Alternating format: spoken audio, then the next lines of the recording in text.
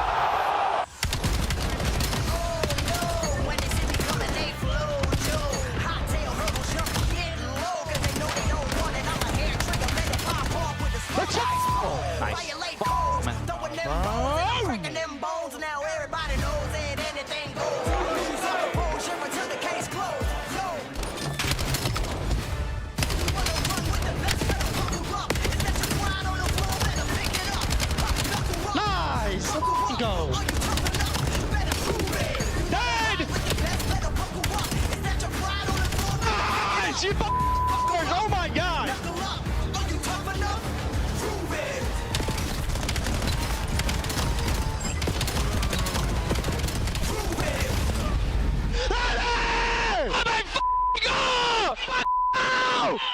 Go, baby!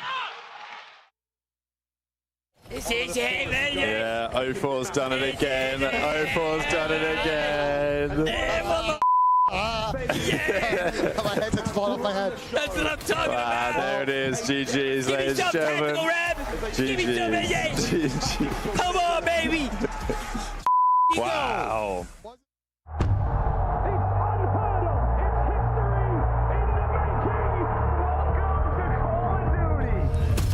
The Belgian master holding the line once again. Oh, maybe there's two, make it all three!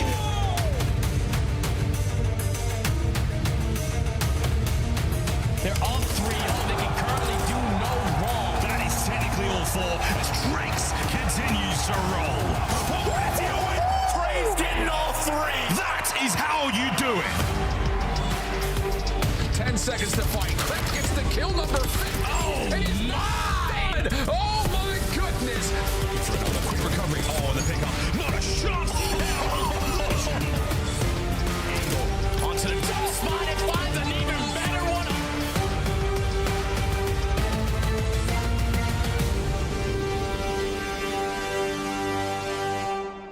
Dad, this one's for you. Welcome in, everybody. It is day 3 of the Optic Texas Major 1 tournament presented by Monster Energy.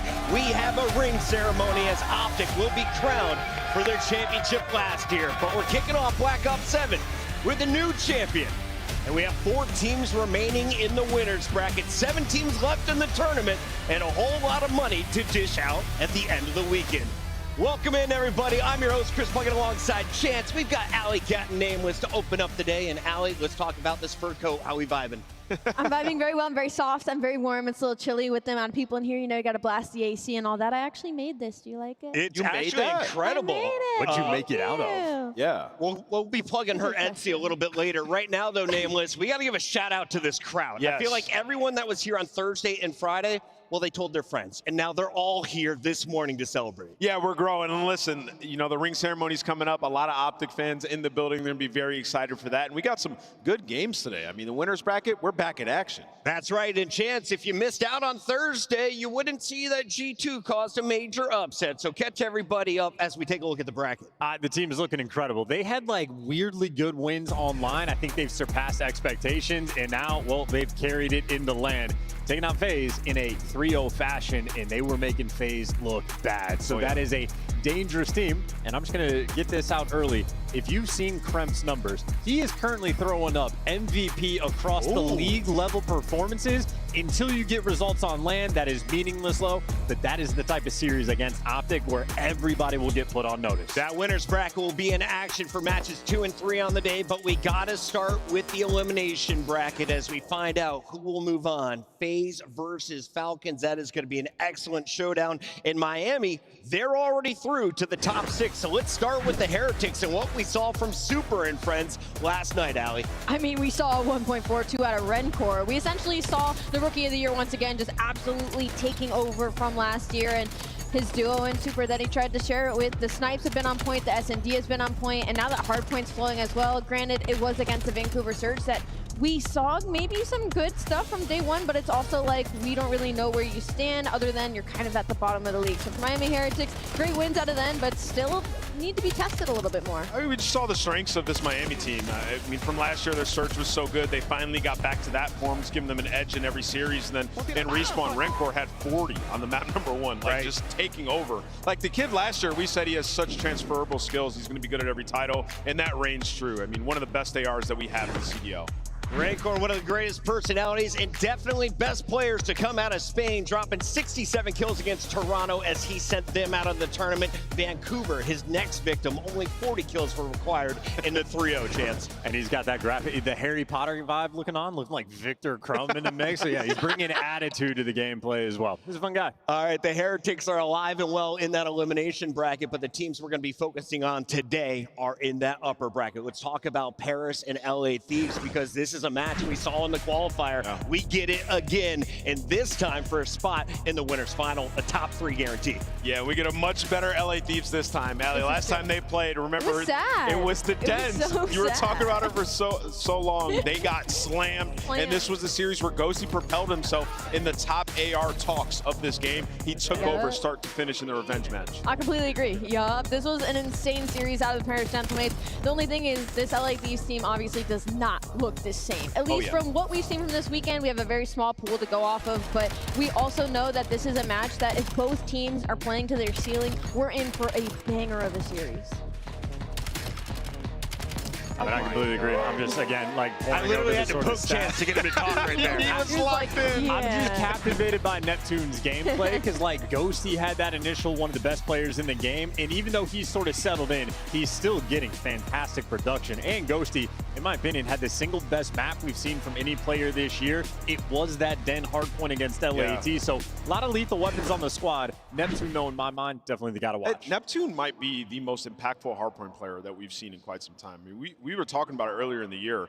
He joins Vancouver last year, unbelievable in hardpoint. Joins this team, everybody's seemingly playing their best version of Call of Duty. That kid has a case to be the best hardpoint player in the game. Neptune, a pro Halo player, came over to Call of Duty, got knocked down to Challengers, now at the peak of his game. On the other side of the bracket, you've got G2 with the rookie in Mamba, who got to celebrate after his win. My subs were just going absolutely insane, and then Caesar just having a day. So, I mean, when them three are firing, my job's easy. I'm super proud. I mean, we put in the work. I mean, everyone kept doubting us, but like I said to you right now, I love proving people wrong, and we love people doubting us. So please keep doubting us. You heard him. He said, keep doubting us, all right? Don't sleep on G2. We're a talented young group of guys. I mean, in the preseason, everyone had us as the worst team, and look what happened. Look what happened, everybody. One more time. on them, but do doubt them, and they will prove you wrong. Mamba and friends causing chaos, and you said Kremp has been a star, but the team on land looks way different from the squad I've seen online. Very clean. Everyone that you want to step up on the squad as well has absolutely kicked it up a notch. And Mamba is like one of those indication players we have in the league. If he's dropping above a 1.0, they win. If he's going negative, that team is losing. As he said in the interview, if his teammates are frying, that makes his job so much easier. So pay attention to his gameplay. Even when he's at the baseline, that means his team is slamming. I was going to say something almost a little bit similar, but framing it with Skies. I mean, he went from a 0.9 in the normal to the normal stage to a 1.20 this weekend. And if you got a guy playing like that, and that's your world champ as well, like, of course, you're going to be playing comfortable. The question now is if they can just keep it up. G2 expectations today. Yeah, I mean, I think G2 is a very solid team, and we've seen it through their last 3 series. Like, they've beaten some of the top teams that we have in the game in a row. And, you know, you guys talk a little bit about Mamba. Like I said, I don't think he had the start to the year he would have liked, but what we've seen is he has a pretty high floor. So if those subs can keep playing like they did yesterday, they have a chance to make a deep run and upset anybody. They're the dark horse of this tournament. Unfortunately, they have to go through the home crowd in Optic, Texas today. Chance, walk me through the schedule as we are gearing up for 5 best-of-5s. I mean, we start out with a banger. Falcons, who had a very tough day one, on the up and up. It is the exact same story for FaZe. Whoever improves more is going to get the dub, a fun little rematch, and then G2 Optic, where G2 have less aura, but they have been the better team. Is this the first time Celium is playing against Simp? Their first matchup, do we have that confirmed? It may be in Black Ops 4 very early on when Sim was on United. That would be the only possible chance. First time this decade, though. Celium on FaZe Black.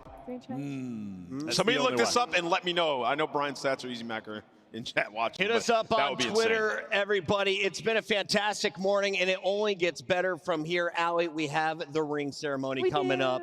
Who are you most excited to see on that stage? Oh, don't say that. I'm excited to see all of them get their rings, obviously. You got to say Mercules, actually. I'm just going to say it. Yeah. Wow. Papa Merc, Mama Merc in the building for this one. Ladies and gentlemen, thank you all for coming out to the Moody Center as we are kicking off the day. The rings are ready. It's time to hand them out on the main stage. Optic are there. And they're spawning there too. Every single player here in Shotzi to seal the deal. Final fight. Shotzi's there. Nasty dives. It's history in the making. Back to back. World champions. Optic Texas. The 2025 Call of Duty World Champions. Back to back. Optic Texas.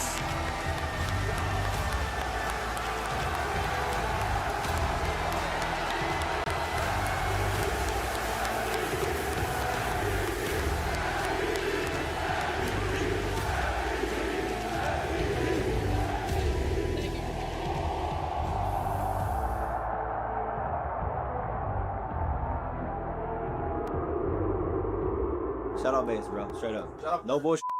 This is none of this is possible without him. No bullshit. That's the end of the season. See you guys next year. There was a certain point in the year, like, I'm telling you, I didn't know what the was going on. I was questioning everything. I don't know if any of us could even believe that it was happening, but we turned it around. And to all the people who stuck it out, I don't know what it took for you to believe in us, but I'm glad you did. You probably had to dig as deep as we did.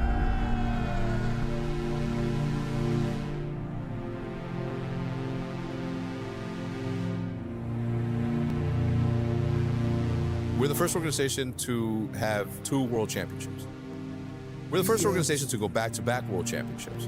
And it feels good to say it, but it's better to just let it be understood.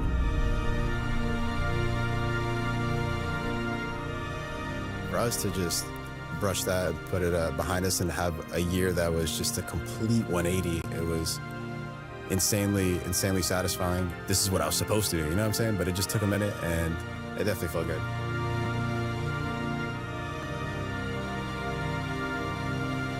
I just wanted to be the best. I mean, I've always wanted to be that. I try showing that. Never take anything for granted.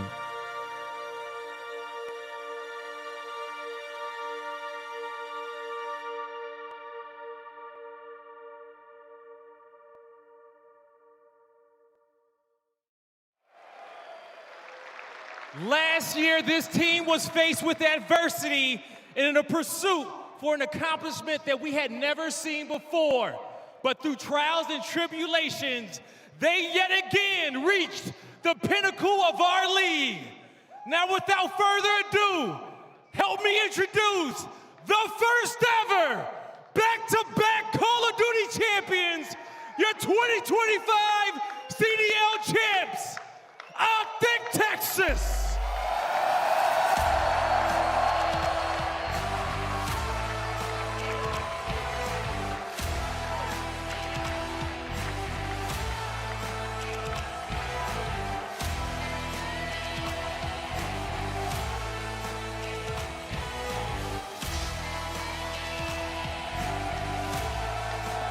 The back-to-back world champions,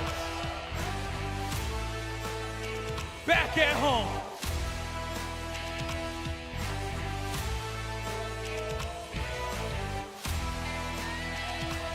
And to present the reins, please welcome the owner and CEO of Optic Gaming, the man, the myth, the legend himself, Hex.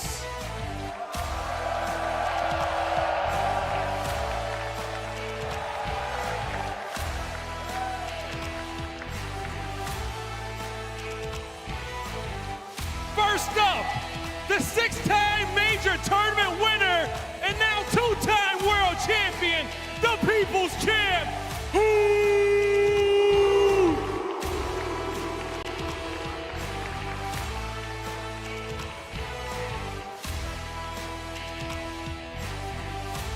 Followed by the 2020 season MVP, the 2024 Champs MVP, the 8-time major tournament winner, the 2020, 2024, and now 2025 Call of Duty champion, Shotzi.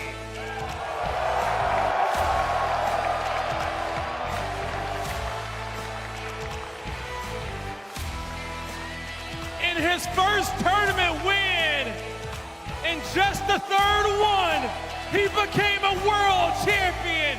Show some love to your 2025 Champs MVP, Mercules!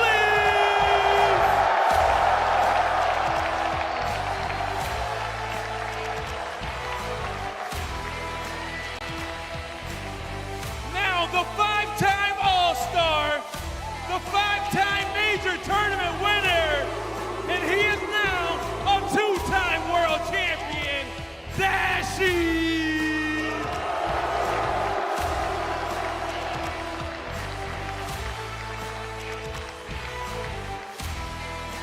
Coming up, it's the man with the plan, the tactician with the tactics, the back-to-back champion, Coach J.B.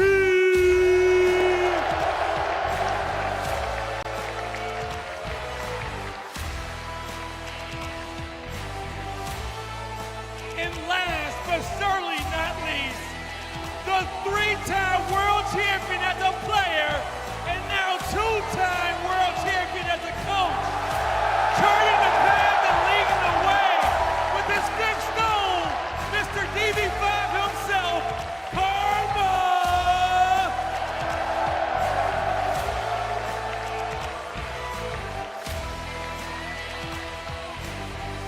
And now in this monument moment as we witness history, everybody in the Moody Coliseum, show some love to the back-to-back world champions, Optic Texas.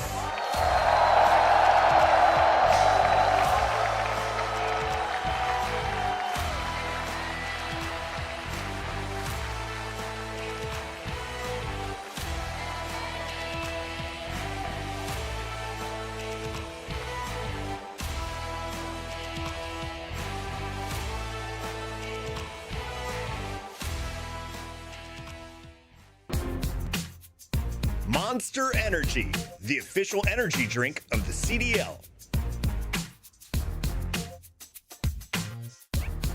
Scuff, official controller of the CDL. Start the season strong with the 2026 Call of Duty League Pack. Grab yourself the CDL operator by scanning the QR code on screen or check it out in the Call of Duty store in-game now.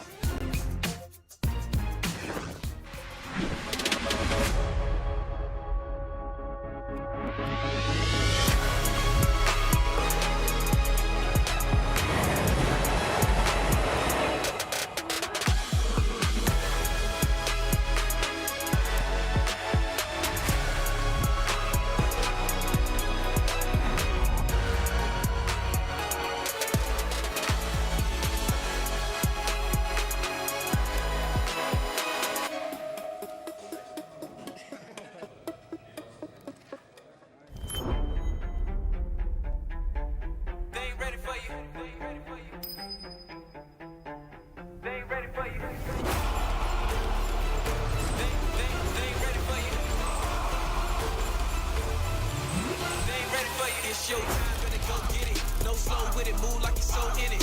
Knock it out the park, yeah, show in it. They ain't think you had the guts, now they know really, man, you better go with it. You ain't playing no games with them. Your homeboy gave up, you ain't changed with him. Do it right, cause you never switch lanes with him. You gotta fight for the goal, just hang with it, hang with it. You're not down, no shame in it. But you gotta raise up with a flame in you. Put your fist in the air, let's push till we down to the victory, yeah. We can picture it, yeah, let's go. They ain't ready for you. They ain't ready for you.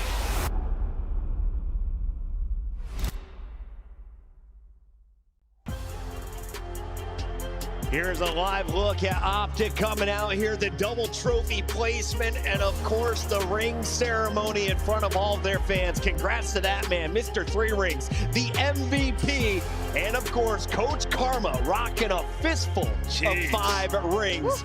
But now fans gearing up for the first match of the day, and the watch parties are up and running. Big shout out to Ben J and the crew up top.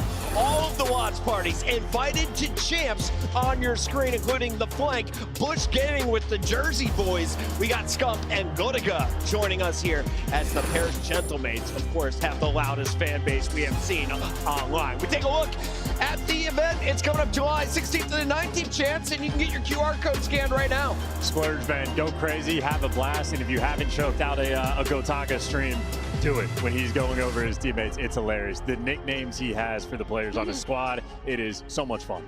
Awesome stuff for everyone here in Texas today. We got 5 matches coming your way, and this first one is a banger. It could be a winner's bracket semifinal, and you are getting it for just top 6. One of them is going out top 8 here. Falcons versus Vegas FaZe. Both of them slipping up early in the tournament, Allie. Yeah, and what's crazy though is when you do go into like the nitty-gritty and the stats, they're really similar across the board. The slang's really similar, where they're struggling, specifically in hardpoint's pretty similar, with a little dip for Riyadh, so we could be in for a really good one. Let's take a look here at Vegas FaZe. They will be hosting the World Championship in July, and they hope to have a top seed. Coming into this one, they had a top 3 seed, but got 3-0'd.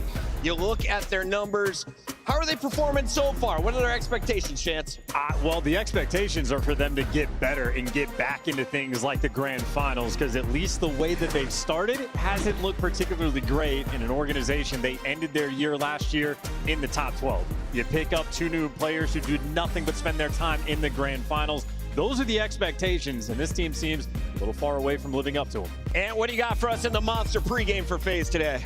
Yeah, I mean, you know, for FaZe, you can see the Monster pregame right there, talking about their search and destroy. I mean, FaZe, they're an excellent team, and you've been seeing them progress throughout the year, and they are a duo trying to find their comfortability. Drazi yesterday has a great performance. Abuza, not so much. 1,000 damage less than the next closest teammate. So you're just striving to get them going at the exact same time in order for this team to hit their peak. And we saw that in the back half of their online performance, but the problems from December have snuck back onto them in terms of hardpoint. On the other side of this matchup, you've got the Falcons and a showdown we haven't seen in a long time. Celium versus Simp.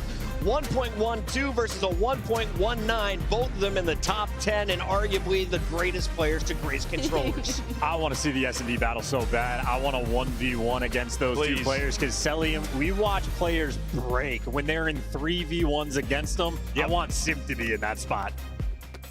Yeah, and you know, Cellium's one of those guys, I said it yesterday when we were in the green room, like when somebody's in a clutch, do they make all the right plays to give themselves the highest percentage chance to win the round? He is the definition of that. He is never out of it at any moment. You can see for the pregame, 6-1 record in last 7 overloads, a lot of those being on exposure, which they're gonna have in this series. So if you're Falcons, you feel very comfortable in terms of the map set coming into this.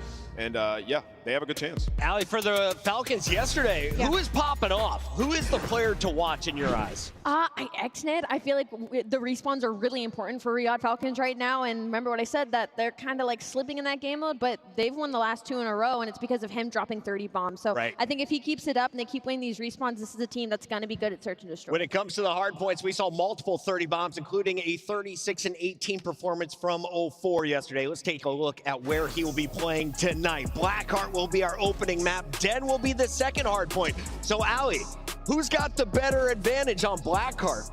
For Blackheart, I mean, it's going to be Riyadh. They have to win this map number 1. They're 2-0 on it, and their map 1s haven't been terrible, a little 50-50, but the reason being is after that, until they get to that exposure, everywhere else is a little rocky. They are 4-0 in that overload, so those are some big opportunities in the respawns for Riyadh. Yeah, Riyadh have the edge across the board in this map set besides the game number 2. I mean, you're looking at it like for FaZe, they're 2-3 on Den and Blackheart hardpoint combined. So yeah, if you're Riyadh, you feel fantastic. You just got to show up and perform. Chance, anything to chime in on for maps 4 and 5? Do we go the distance tonight? We might very well go the distance. I just know the Riyadh Falcons, in my mind, are a mystery box team. You might draw a ray gun. You could draw a ballistic knife. You do not know what you're going to get. Impossible to predict. It could go a 3-0 in either direction. It could be a game 5, round 11. Who the hell knows? And that's why we put a trophy on the line for our Scuff Pick'ems. We each have one. It's your turn to earn one this year. Go ahead and start us off with a win. I feel like I've been terrible this year. I'm leaning towards FaZe. It's a 60-40 in my mind, but I'll take a FaZe 3-2. He's going FaZe 3-2, game 5. Allie. God, this is hard. Riyadh Falcons, I'll lock in first. I'm gonna stick with FaZe. He's going FaZe, Pink. Yeah, I'm gonna go with Riyadh Falcons. I got them taking this one in a stunning upset. First match is ready, and so is Guy Blaze down on the stage. Thank you so much, Chris. And we're blessed with this first match of the day. It's going to be a special one. And we got a lot of special people in the building. And you guys are going to help make today special. Make some noise for yourself, Texas. It's time to get this one kicked off. Sin City is ready to go in the back. So without further ado, get loud for FaZe Vegas. Sam. 04, Traza, and Abuza. We saw yesterday they played through the boos and the cheers, but it just did nothing but fuel the fire.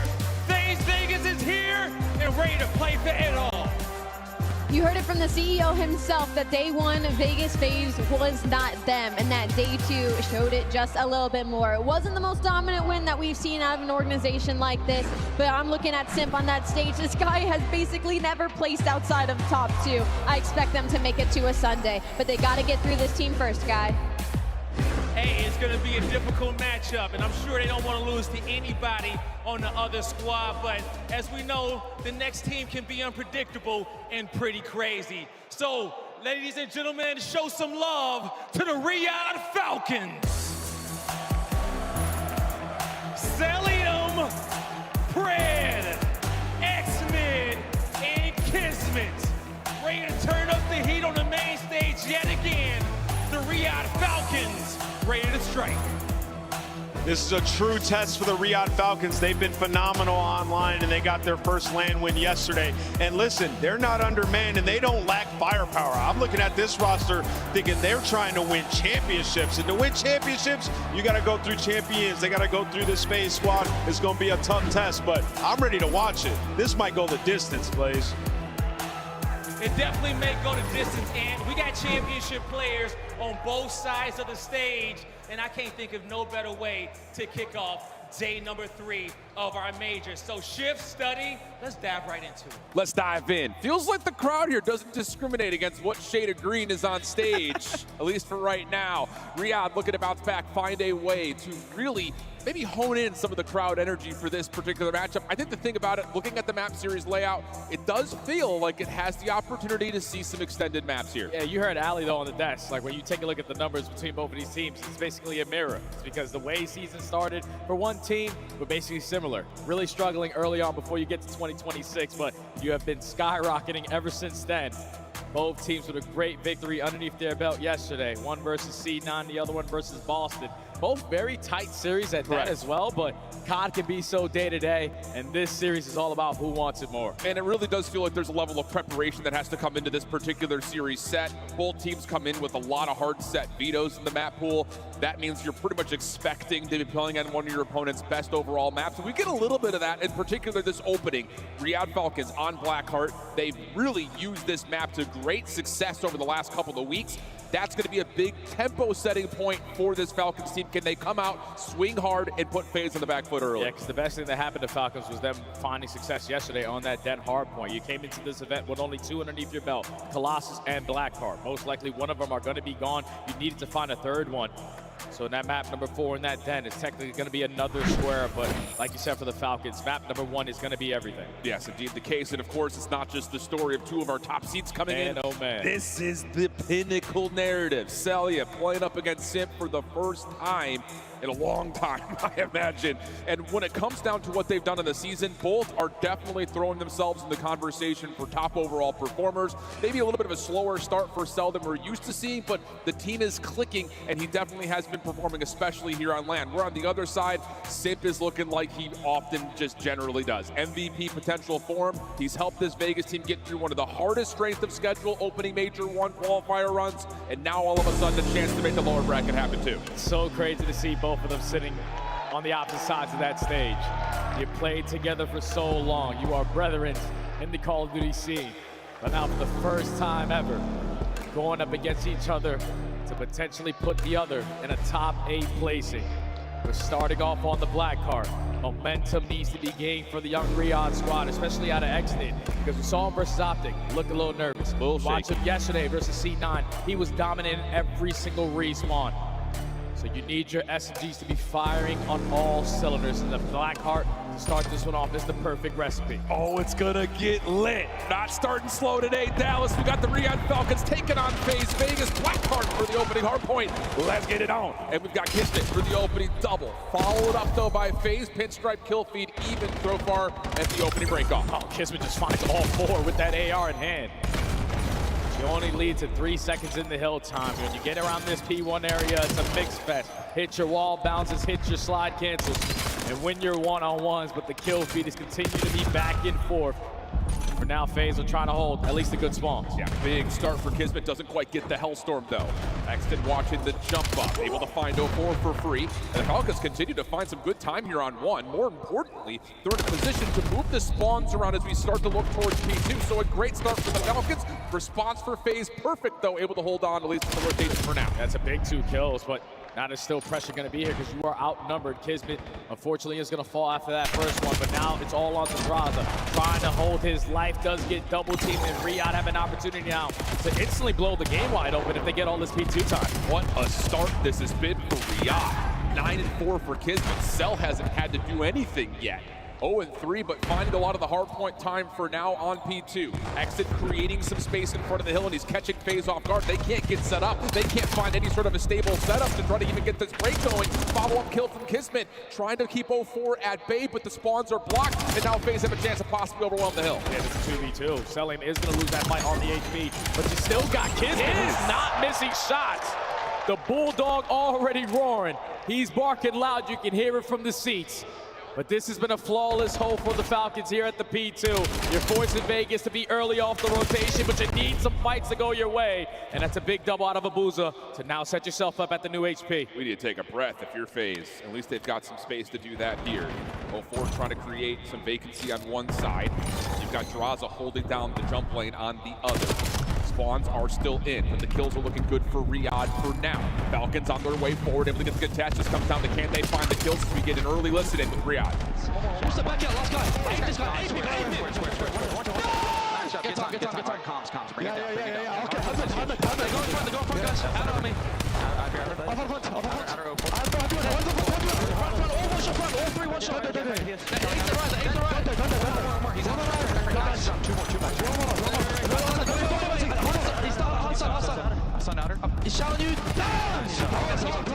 Taking routes. I'm getting out. He's laying down front, guys. I'm getting out. Front. Push. They spawned out, guys. Great, okay. They spawned out, you heard? Yeah, here, HE. Go. They went long, the enemy Dub's cutting us, I think. Nice shot. Stop there! Aim that guy. Dead. Nice. P2, guys, P2. P1 kids. P1 kids. You understand one part, tell me, okay? Alright. They go in front, I think. P1 out short. I need a short. One shot. Okay, very good. I'm gonna get P1. Let's go P1. Deep boys.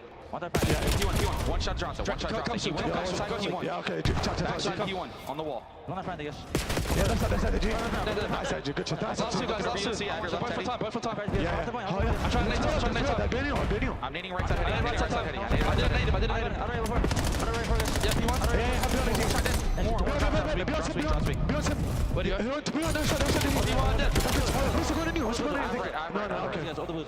I have all long pushed out, guys. Yeah, listen, have those. You have Riyadh looking clean on rotation, making life miserable for FaZe. 0-4, 4-12, but a lot of that because FaZe have had to continually break over and over again. A huge lead early for the Falcons. Yeah, Falcons have every single rotation, and the communication is on point. The experience, you could also hear it, because Exton at a point was just yelling comms, and when you have world champions, job's not done yet. We got to be calm, cool, collected. So Kismet is able to calm him down.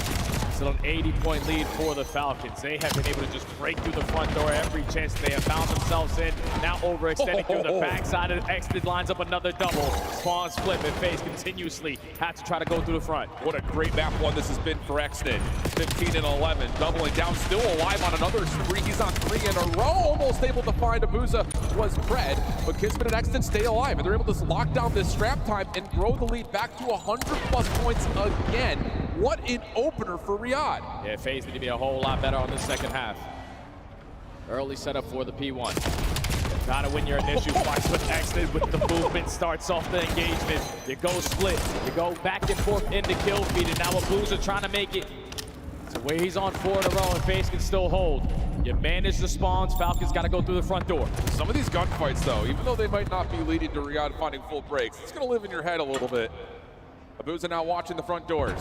Help nearby, waiting to see where exactly this break attempt's going to come from. The AR is able to find the first two. Trying to push it out will be Abuza on 5 in a row, finds himself to 6, getting dangerously close. Now to a Hellstorm, and he wins one more. Just needs an assist or a little bit more hard point time. And that's going to be a huge tool for FaZe trying to come back into this game. Yeah, Falcons haven't been able to cross that 50-yard line. You're just getting mowed down by the AR. You're trying to hit these long routes, and Sip is paying attention to him. And now he's setting up dirty pinches. The pimp is now coming alive. 2 in a row, looking for kill number 3. Gets the info that Exton is in the new HP. Don't worry, team shots are good enough. And now FaZe look a little bit more on point. Yeah, waking up just a touch here. Kismet trying to play the backside corner, up and over. No, not quite. Draza had Simp working with him. So you've got 2 Hellstorms now for FaZe. 145 to 100. FaZe with their first controlling setup so far this map. A chance to bring this game back. Yeah, this is where Falcons need to calm down. Execute a great play, and so far Pred on the back line is able to open up with a double. You just got to trade out Sip, who's on 6, almost finds kill number 7. But Pred single-handedly breaks the spawns and gets the break there for his team. To this final 35. FaZe not willing to give it up, though. Abuza on the pitch. Yep, able to find it. Malfitting. He's going to take down one. Here comes the hit simultaneously from the front. Pred is going to get back to full HP. Can he shut all this down himself? Oh! He lines it all up. A huge collab moment. No, he's on 6 in a row, and it's a Hellstorm earned for the Falcons. Now you got Exton early off the rotation. Already gets behind enemy lines. You're not thinking that there's going to be anyone in this position, and now he's just going to value his life. Such a great heads-up play from a young gun. Knowing that his teammates are all the way across the map, no need to strike. You're up by 70, you're calling in the Hellstorm. Exton, just play for 1 kill. Moving around the back, he's going to be able to find the first, but The Semtex of the Hellstorm connects from Fred onto his teammate. Doesn't make much of a difference though. Booz's already got a response put together, and he's able to take down 2 from the front. So FaZe are able to stabilize, get their spawns up, and they can now put together a pretty far forward setup thanks to the staggered spawns from Riyadh. That's a great moment there for FaZe to have that counter Hellstorm. Especially with Exnet fall into the hands of Fred's Hellstorm. You give yourself a chance to maintain the spawns. Now potentially the rest of this hill time. Only down by 50, but everyone is starting to fire at the same time. 3 go down, and with 20 seconds left, you're gonna start to cross that 50-yard line, potentially flip these spawns, but MC with that 1 kill, gotta slow down. Long route for Simp, the only one around the back. There are still Hellstorms to play with if this goes awry for FaZe, and it very well. Maybe Simp calling it in here off this next spawn. 04 still on a slow one, but at least in a powerful position to keep Riyadh away from the middle of the map. And it looks like Simp is going to call on that Hellstorm now. Spawn action from Fred is surprisingly behind this. Can Simp get the read in time? Doesn't seem like it. So Draza has to try to find the response to Booza. The Zaza duo is able to find that elimination on the pinch and still find success getting into the hill. FaZe are in from the front door, but Falcons still have the spawn. So instantly back into the fight. You're looking for the gunfights to go your way. Exit and Fred already combining for 2. So now a Booza handful again, can only find 1. You lose those battles because you simply outnumbered Falcons hold. Draza trying to find action over towards Ring. 04 just diving on into the mix, able to find the first, but there's no follow-up here from FaZe. Abuza's long-range shots may have reopened the door as Draza's able to hold on to the stairs head. He put the nades that are coming through are landing, and Celium's able to combine with Kismet to clear the field. Over 200 points now go the Falcons. Cut your losses if you are Vegas. Hit that rotation over towards P5. Falcons are just looking for the first kill.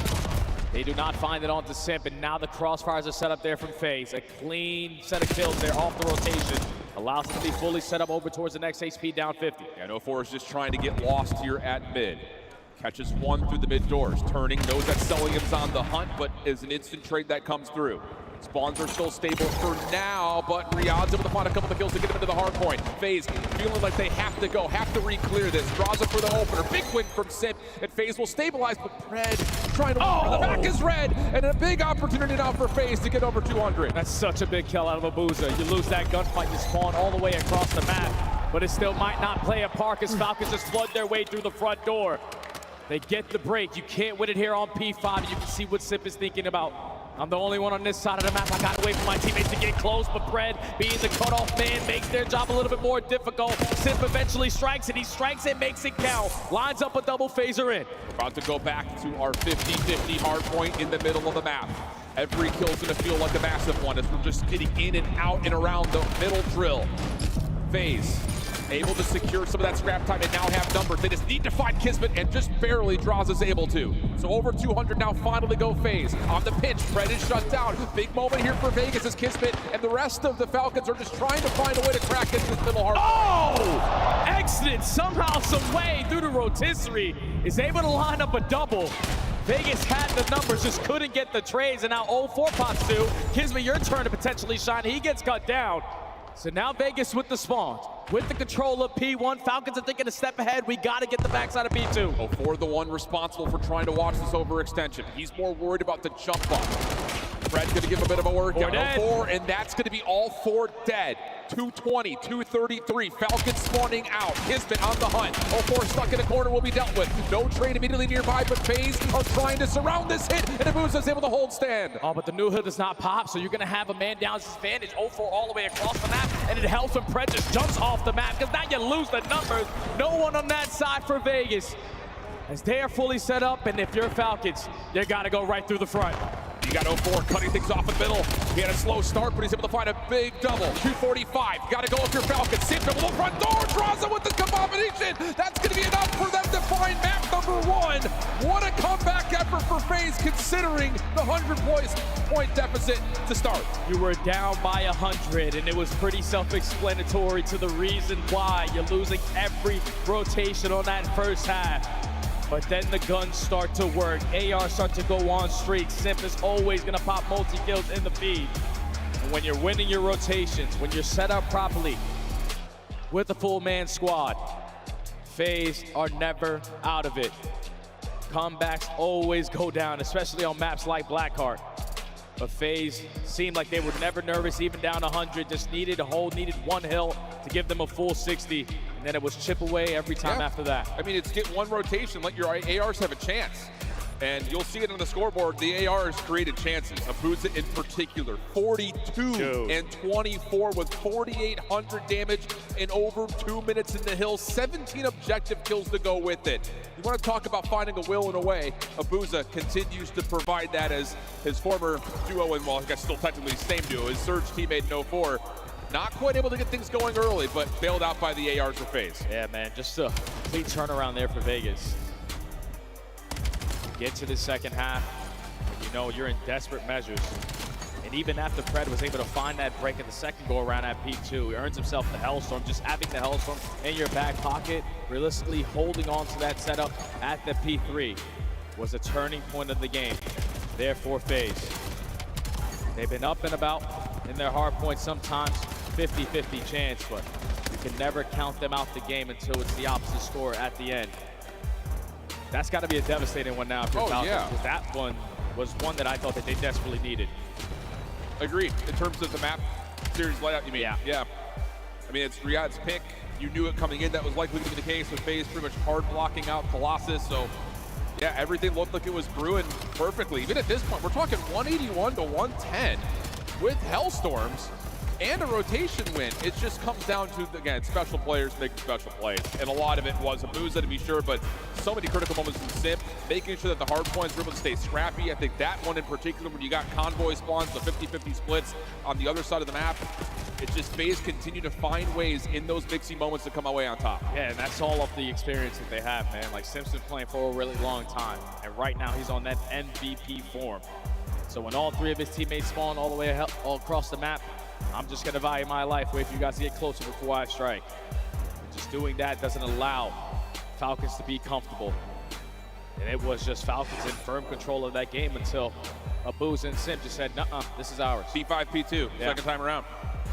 Okay, so that changes the dynamic of this series layout pretty convincingly because Colossus Search and Destroy coming up next has been a pretty routine pick for FaZe. They've looked really good on it. I think in particular, you were really pointing out that first blood conversion percentage for FaZe has been extremely good. So that's gonna be, I think, the big part of this opening conversation now for Colossus is how can Falcons just make sure that at worst, we're getting ourselves into 3v3s if we lose an opening first blood quickly. Yeah, you gotta figure that out very quickly because yesterday versus C9, you squared up on this map and you lost that battle 7-2. Lose the game 6-3. And you're going up against this squad who's a completely different beast in Search and Destroy. It's on paper, FaZe are 11th overall in opening duels. But when they find it, they are first overall in conversion. So if you give them that early first blood, if you give them that man advantage, yeah, you stand a better chance of potentially hitting the lottery because these guys are basically locking those man-ups. There's also the conversation around Abuza and a sniper rifle. That is going to be an issue that Riyad will have to find a way to deal with. So far at Major 1, though, you talk about, again, that Tiny Terror duo being split up. Could Simp kind of carry some of that leftover weight in the first bloods? And he's provided that without question. So, opportunity here for FaZe, you would think, to feel good about their chances of going 2-0 up. But Riyad are fighting. Can they find a way to control the narrative early here as we jump on in with Falcons on defense? Abuza already with the boomstick. Holding down top mid pressure. Waiting for someone to overextend just a little bit. Gonna switch up the angle, more an aggressive approach. And next thing, let's not peek that again. Yeah, but this does win top mid for FaZe if they choose to use it. Counter nades coming through, Abuza backs down. He's gonna take his focus for a moment on the overextension towards B, while the smoke will allow 04 to consider how exactly he wants to play in front of A. And here comes a retake from Riyad over the top. The middle map is prepared for it. First one comes through. Now Riyad trying to make up for it. Selim does find one, but Abuza finds a snipe. Still man advantage for FaZe. Simp has the info. Both players are right in front of me. And look at what it's doing on the minimap. Draza already on the flank. Yeah, but Riyad are pretty aware of this, at least mostly so. Cell has to keep his eyes open towards B. Kismet on the pinch now reveals his position and can't quite finish off Abuza, who turns. Feeling like he's going to give him a literally early check, but Kismet finds the first and now to the 1v2. He's got time. He's in a position as well to spot them on the exit. No one through tunnel, no one at statue. They're playing over towards P2 side, so he's just looking to isolate a gunfight. Oh, he's got Simp dead to rights. Picks up a fresh SMG. Draza on the corner, trying to play off of the bomb site. How does Kismet decide to try this? He tries to go for the defuse, and Draza will not be bamboozled by that. First round goes to FaZe. Yeah, just that plant spot is so difficult. Trying to stick that defuse. So many different angles you can peek check it from. Kismet almost sets the tone early on with the 1v3. Once the first blood goes down, trades go down. You make it a 1v3. You just lose those fights in the middle of the map. FaZe, great opening round. Yeah. Good on both sides of the bomb are FaZe on this map. Over 65% win rate, both offensively and defensively. Objective focus has been largely the name of the game for them there. So for Riyadh, can you find a way to quickly respond and just not fall behind early? Three-man setup for FaZe.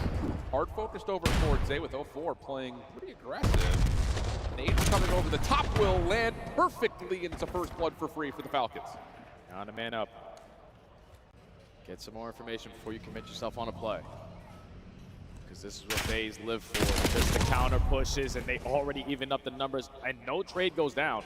Pred's looking for it, but they're all gone. Yeah, and all of a sudden FaZe now looking to see if they can isolate again. Pred catches one. Kismet trying to step in to keep him safe, but he loses that fight. So now to the 2v2.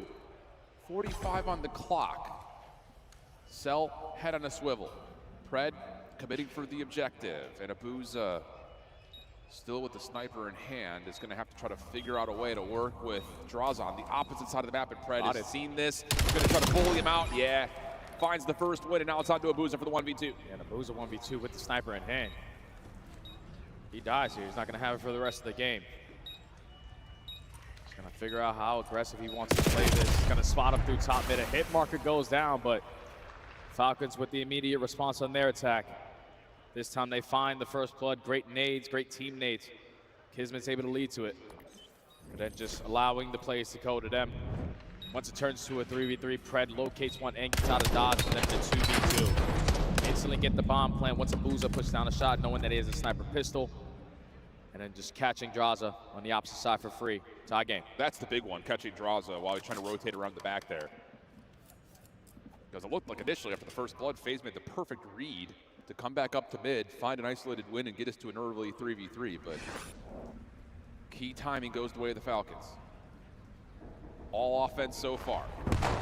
Abuza staying safe as a nade bounces close to him, doesn't tag him, so he's still a bit unknown in terms of playing on this B side of the map, while the rest of Vegas are trying to play for some action at A. Smoke strat, force Falcons to best up their nades. Potentially bait them out, but Pred counter does get spotted, and Abuza this time around is the first blood with the nade. Yeah.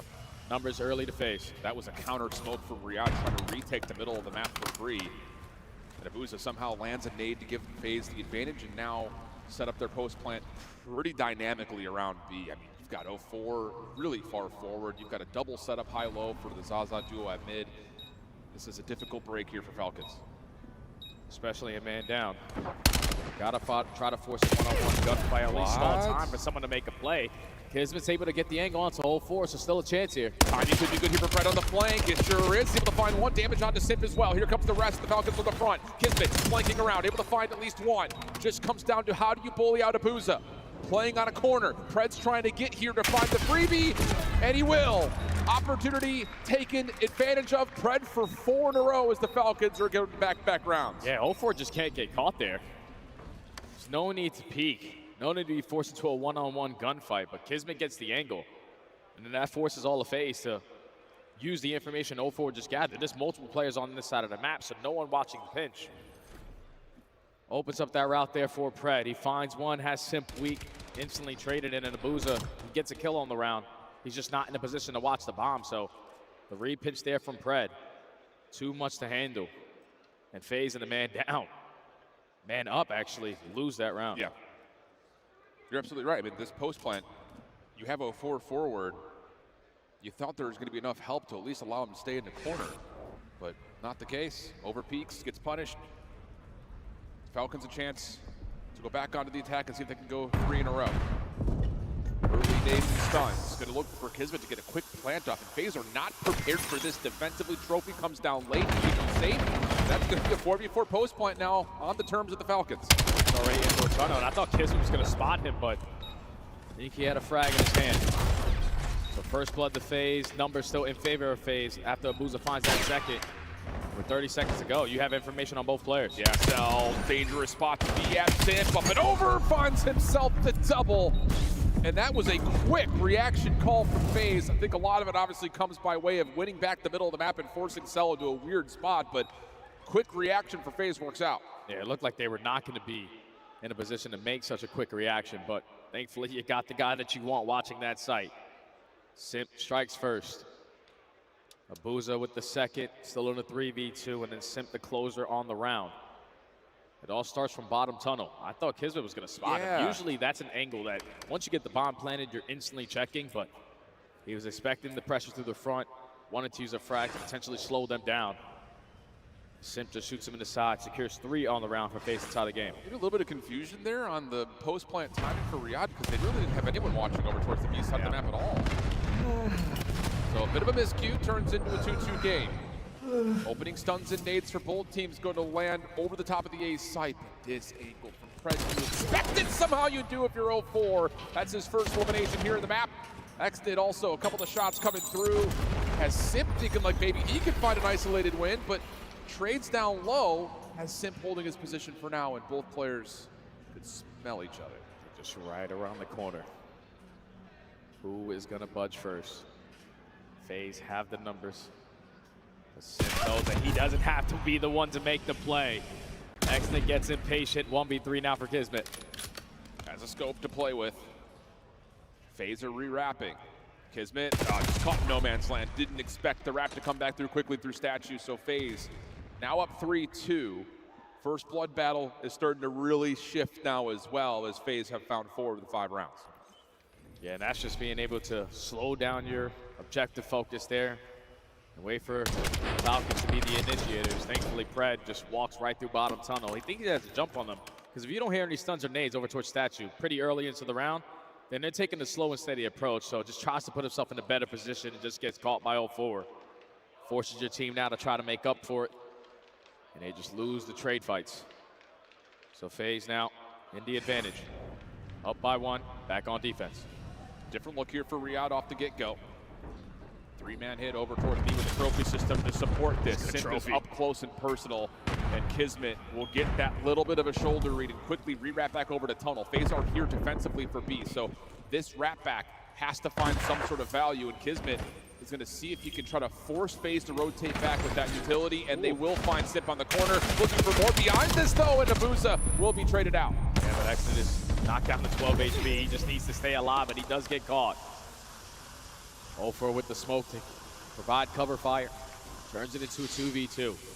And 45 seconds to go. FaZe are getting active. Yeah, they've re-cleared the entire A side of the map. Pred and Cell working together. Pred watching one lane, Cell the other. Bomb collected. No commitment yet for the plan as FaZe are just kind of holding their ground here at mid. And the timing of this may work out for them. 0-4 comes up close and personal, finds his first. Cell's in trouble, and 0-4 is able to win the last battle. And you best believe FaZe are very happy that that was the last 2 guys remaining in that round, because 0-4 and Draza have been putting in so much work in Search to Destroy and S&D Childs. They just have that chemistry. Running around as an army of 2, 0-4 knocked down to half HP. Kelly was just looking to connect 1 shot there. But FaZe now starting to run away with this S&D. Need a response here from Falcons. In particular, you would love to see something that gets them an early numbers advantage. Because so far, their set plays towards finding quick plants hasn't really worked out necessarily. And on the defensive side, they've kind of allowed FaZe to be the aggressors, and it's worked out a lot for them. 2 plants already in the mix for FaZe. Nades for Riyadh over towards the early cut at statue, but none will land. And again, Riyadh going to play a bit passive on both sides. Yeah, and this is frustrating because this is FaZe's go-to strategy. Use your smoke, force them to invest stuns and nades. Try to get the objective down, but there's not a counter smoke on the side of Falcons, so Draza has everyone sitting at half HP. And now you're just waiting for the play to develop. Yeah, and FaZe are just able to hold Riyadh away from the middle of the map on top as well. Draza doing some work. There's the Falcon smoke. But Kismet somehow drops through it. Now you've got numbers for FaZe, and Riyadh have to make a call in terms of what they want to do. Do you try to contest this? I mean, you don't want to play a 3 before a retake, so yeah, looks like they're going to soak a couple of late names and see if they can find a way to hit this. Fred able to find one, but Cell unfortunately takes off his teammate's head, and now we've got a 3v2. Yeah, that was the perfect call there for Falcons. Force it into a 3v3 when that objective is getting planted, but a team kill is not going to help. Now in a man down, you got to try to retake this. Thankfully, you're able, if you're exiting the spot you got in the exit, 2v2. But the bomb gets planted. Cell watching on one angle. Draza trying to keep him at bay. He's waiting for Exnid. There is. And does Draza get a read on this? Timing is going to be everything. Oh, and Exit wins a key 1v1. Down to Abuza for the 1v2. Switching the angle. Has Cell for free. 17 seconds on the clock. Exnid, what can you do? Gets the rewrap, but Abuza wins the gunfight.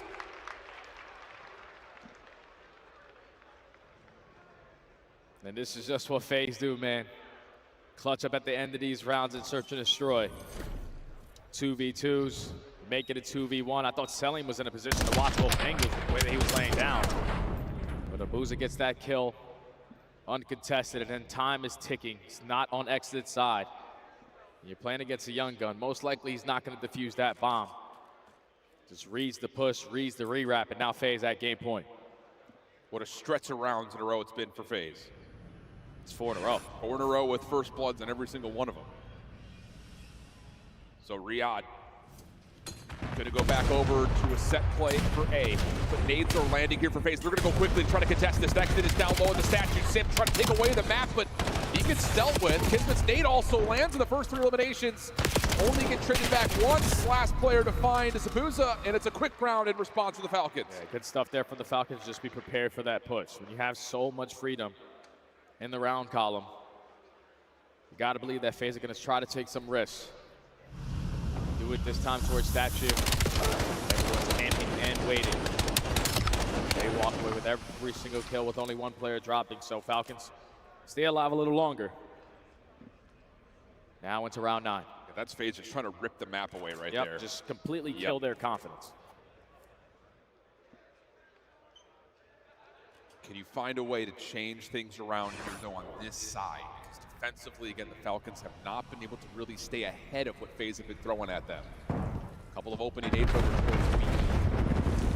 Going to come through for FaZe. It's going to have Riyadh lean in that direction to start. But a quick rewrap back through tunnel, and I think that may have been seen because here come the rest of the Falcons quickly over towards P2. Yeah, Falcons got to be prepared. Do something different this go around. This time you're finding the first blood, so instantly going to change. But Prez potentially could get isolated here. Got to choose this gunfight wisely. Don't fully try to commit and just value your life. He's playing it so well. They don't have an angle on him, and Pred was the extreme bait right there.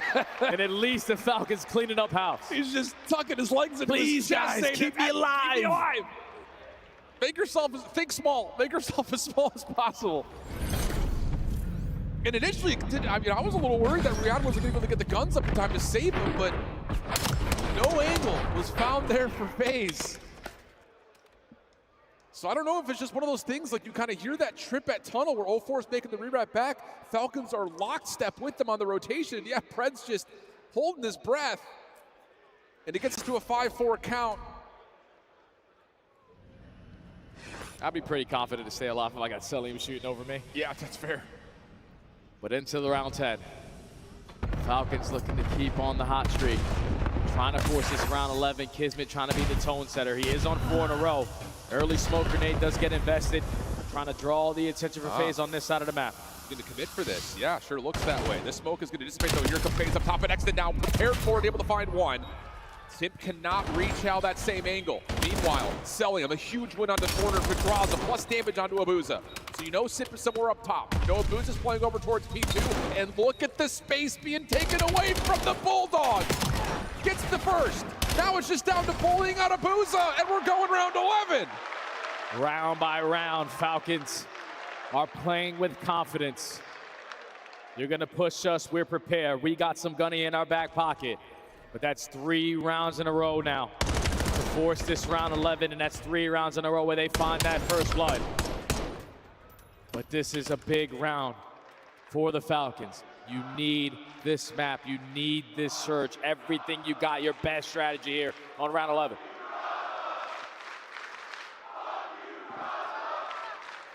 In a way, that's rooting for Riyadh. Man, that's fueling Draza. I know it.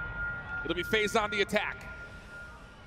5 in a row for Kismet, 4 in a row for Celia. FaZe not calling anything aggressive here. Just a couple of nades and stuns over the top. Very ceremonious in nature. But Riyadh is prepared for something over the top at mid by the look of it. Not going to find any info or contact there, though. It's a feel-out round for both teams. Don't want to make a mistake in this moment. Now FaZe going right back to the go-to strategy. Smoke grenade goes down for 0-4. You're trying to draw Falcons out. There's X-Fit get a read on that sound cue, though. Celium's in some trouble here. Can he get one? No. Draza finds the first blood. Late trophy system going to go down here for FaZe. 0-4 tries to take away the space, but gets dealt with by X-Fit. 3v3 situation. Draza providing coverage as Vegas will get the bomb planted. You just got to hold now. If you are Vegas, you know everyone else is in front of you. Someone put yourself in a position to watch a pinch. Pred is trying to get this post plant to move. Spotted. Muza's seen it. So it's a quick re-wrap back. Simp in the corner, already checking once. Here come the Falcons, they find the first. Now it's just out of cave, they find the Muza. No good help from Draza. They're on it. But they're on it. Exton's gonna try for the defuse. They don't have an angle. Trying to find Dion to get back over to him, but Exton! He's able to hold it! And Riyadh respond with a massive comeback in map 2. Such a crucial moment for the Falcons to just tie the series up. Clayster is roaring. Insane amount of ice here in the game 2 with 4 rounds in a row. You break FaZe's undefeated record here on Colossus. And the balls on Exton to just hop this bomb in this moment. What a play, what a round. Tie series. 2 massive rounds back-to-back from Exton.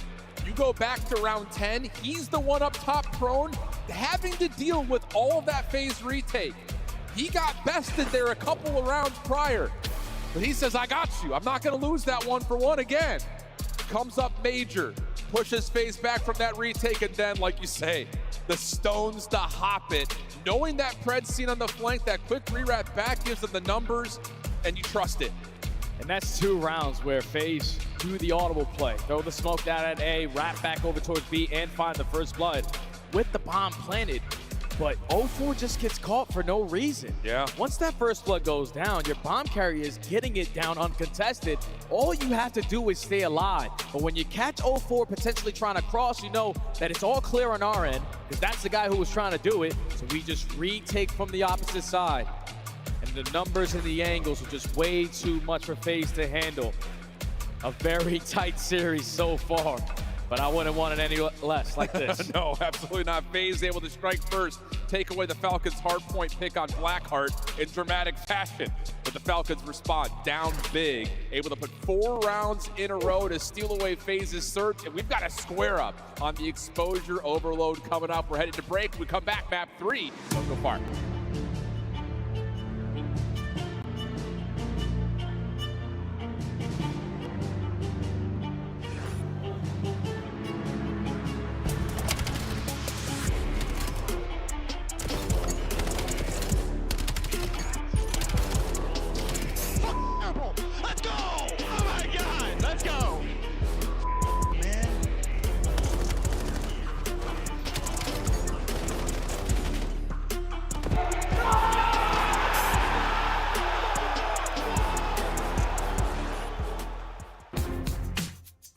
Monster Energy, the official energy drink of the CDL. Scuff, official controller of the CDL. Start the season strong with the 2026 Call of Duty League Pack. Grab yourself the CDL operator by scanning the QR code on screen or check it out in the Call of Duty store in-game now.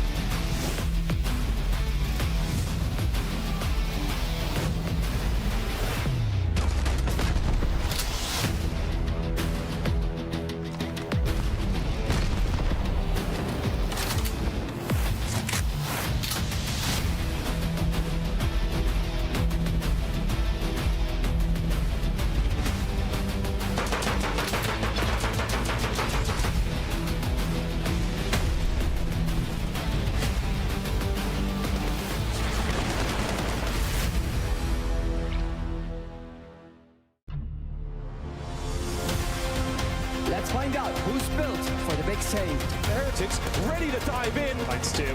Four and Snoopy. Wipes them all. But Hydra with the switch impossible. He's making top room. So damn happy. It's Sykes. Down a bruiser. Dominance on the grandest stage.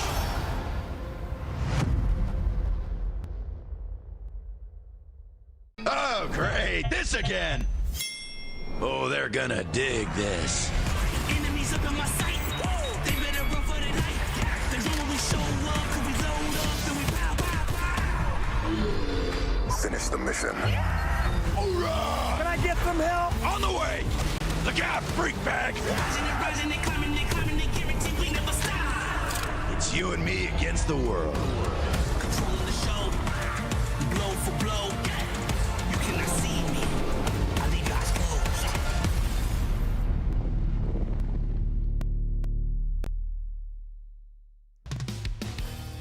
Welcome back to SMU and Dallas here at the Moody Coliseum in our opening match on this very critical Saturday. Two of our top seeds coming into the bracket find themselves trying to stave off elimination. FaZe, huge opener, major comeback, down over 100 points late, are able to find a way to win on Blackheart. But the same response comes out for Riyadh, down 2-5 on FaZe's map pick for the Surge, 4 in a row to win round 11, and we're now looking at an exposure overload. Shift with Study, my guy.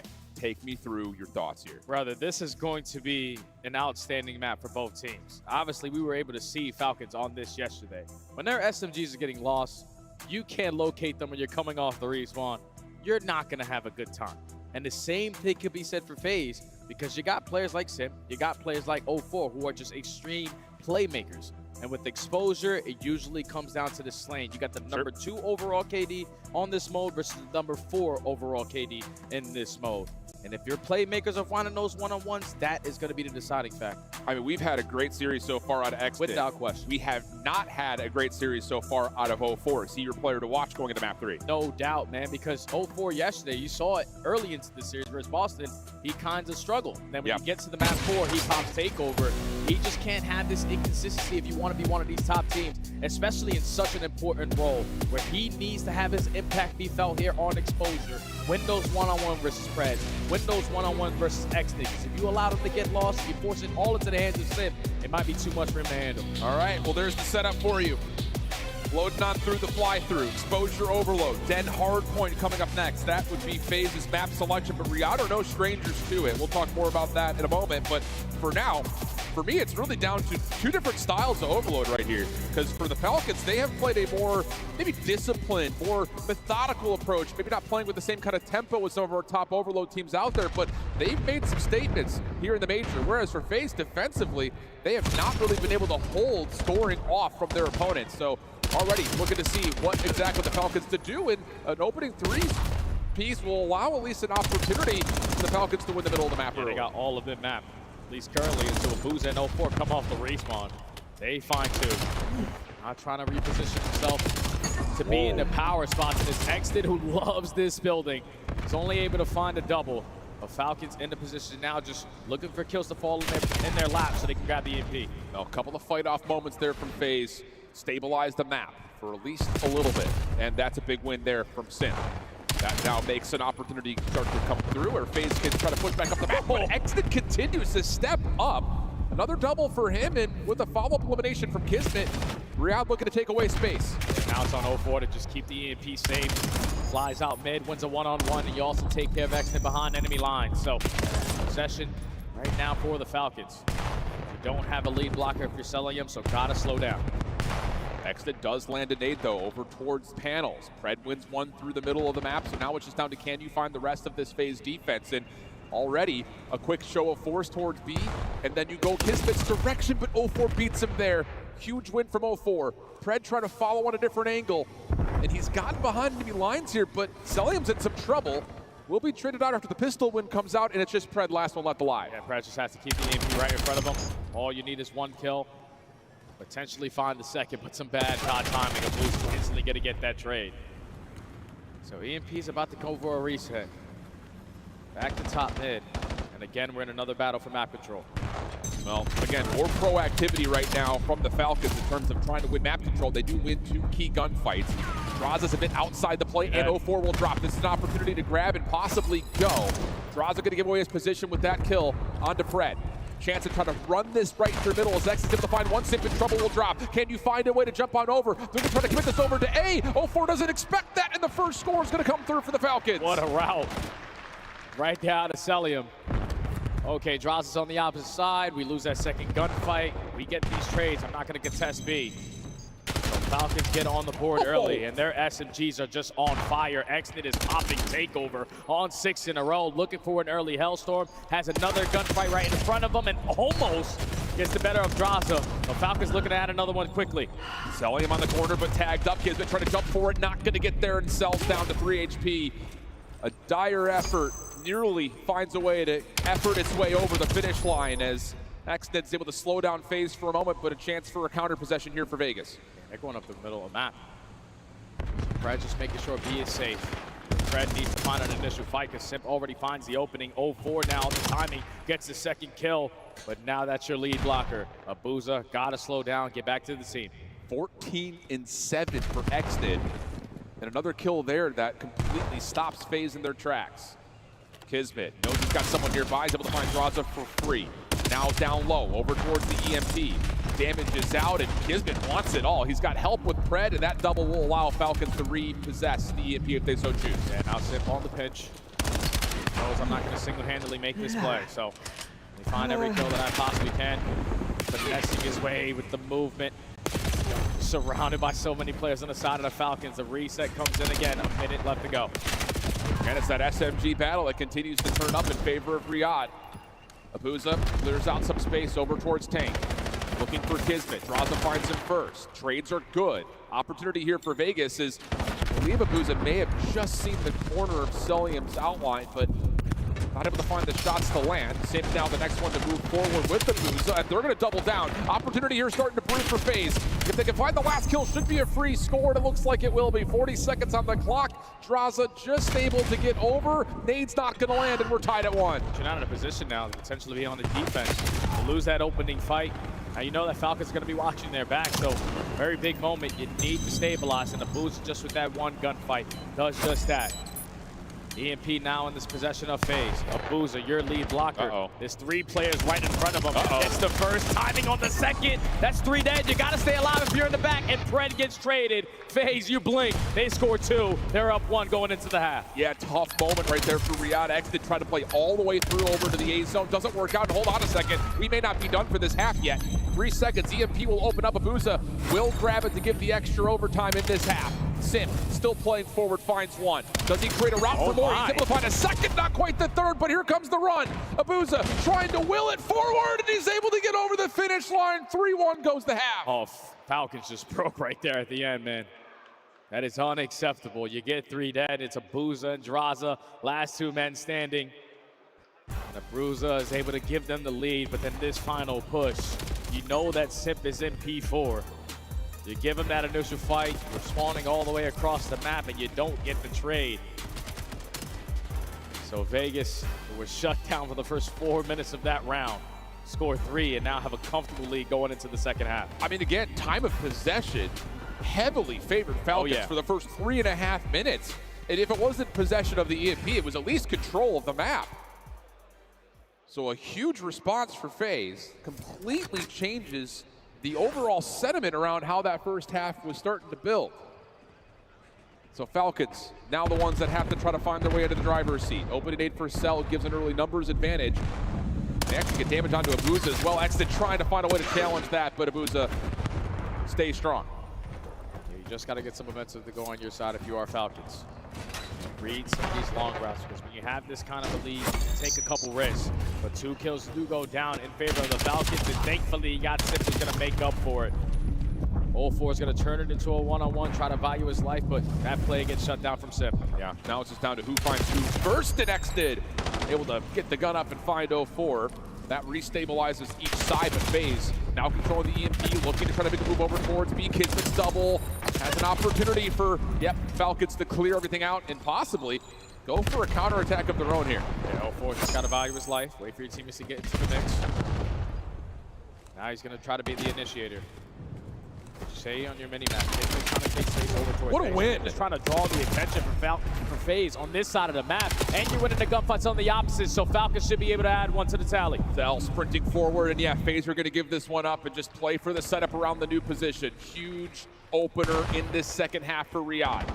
Sim working alongside the rest of the FaZe members to clear out space towards panels, and this isn't looking all that great right now for Riyadh. It's Selim who's trying to slow down the EMP, trying to get back to the play as Kismet, but he might be a little bit too far away from 04. Big gunfight one on the other side for Draza. Shouldn't be a score unless a nade can come over the top. No, and 04 gets it back to a 2-point lead for FaZe. Just a mixed fest of gunfights. FaZe are able to dominate the kill feed, maintain the map control, and instantly have a response to still have a 2-lead advantage. 3 minutes left to go. Reset now over towards low dirt. ARs need to have the angle to watch it, but should not find a success through top mid if you are FaZe. No, Falcons with the map control can recover the EMP. But Abuza just playing a very steady defense on the corner, has a trophy system to keep him safe. Cell's looking for him, he's able to find an elbow. Pulls him off that angle, and now looking to chow in and will win that gunfight. Meanwhile, Exted wins one over towards P4, finds himself a second. What a series right now from Exted. 20 and 18, creates an opportunity here for Falcons to attack. Draza stepping up, finds the first, and there are too many FaZe defenders to commit. Gotta get out now if you're Kismet. Teammates need to maintain top mid, but Sip has the cross, Sip has the cut. Again, he shuts down your push. Now it's a battle for the map control, and it's Exted every time, just lighting up the kill feed. You have the numbers, you gotta go if you're Falcon. And you know that Sim's playing over towards P2 stairs. He's getting bullied out. Semtex trying to keep him safe. 04 stepping up to try to also help out, but Fred finds the win. EMP resets down towards drone. Fred trying to get top ring control. Draza trying to find the battle, but loses track of him. Follow up though over the middle of the map from Abuza. Now has Pred a bit stuck, but he's still able to win a gunfight to keep the play alive. Yeah, Pred has to be the lead blocker. Hope that your teammates can clear out space over at the objective. But you need to be pushing over towards B side because you're allowing FaZe now instantly off a respawn just fill the gaps that they need to potentially hold. And now you've got 2 SMGs here for Riyadh to try to stop the rotation for FaZe. But up top, I was gonna say you've got Abuza watching that corner. Kismet gets stunned, but the kills come through. Pred for 3. 1-point game. Pred on 5 in a row. Could be building towards the Hellstorm as Kismet is putting some pain into the spawns. Yeah, you give him that Hellstorm. You have the best opportunity to tie the game up, but you sniff him out if you're 0-4. Now the last man standing is running the EMP. So all of FaZe gonna be the aggressors. Just gonna take their time, allow him to walk right into their pre-aims. Selim is finessing, brother. Oh. Follow-up is good though from Pred and Exted. Keep the Falcons forward. Can they find a kill on Draza? That clears out the middle of the map. The rest of the spawners for the Falcons can go quickly up through mid. Bold challenge from Pred. He nearly wins.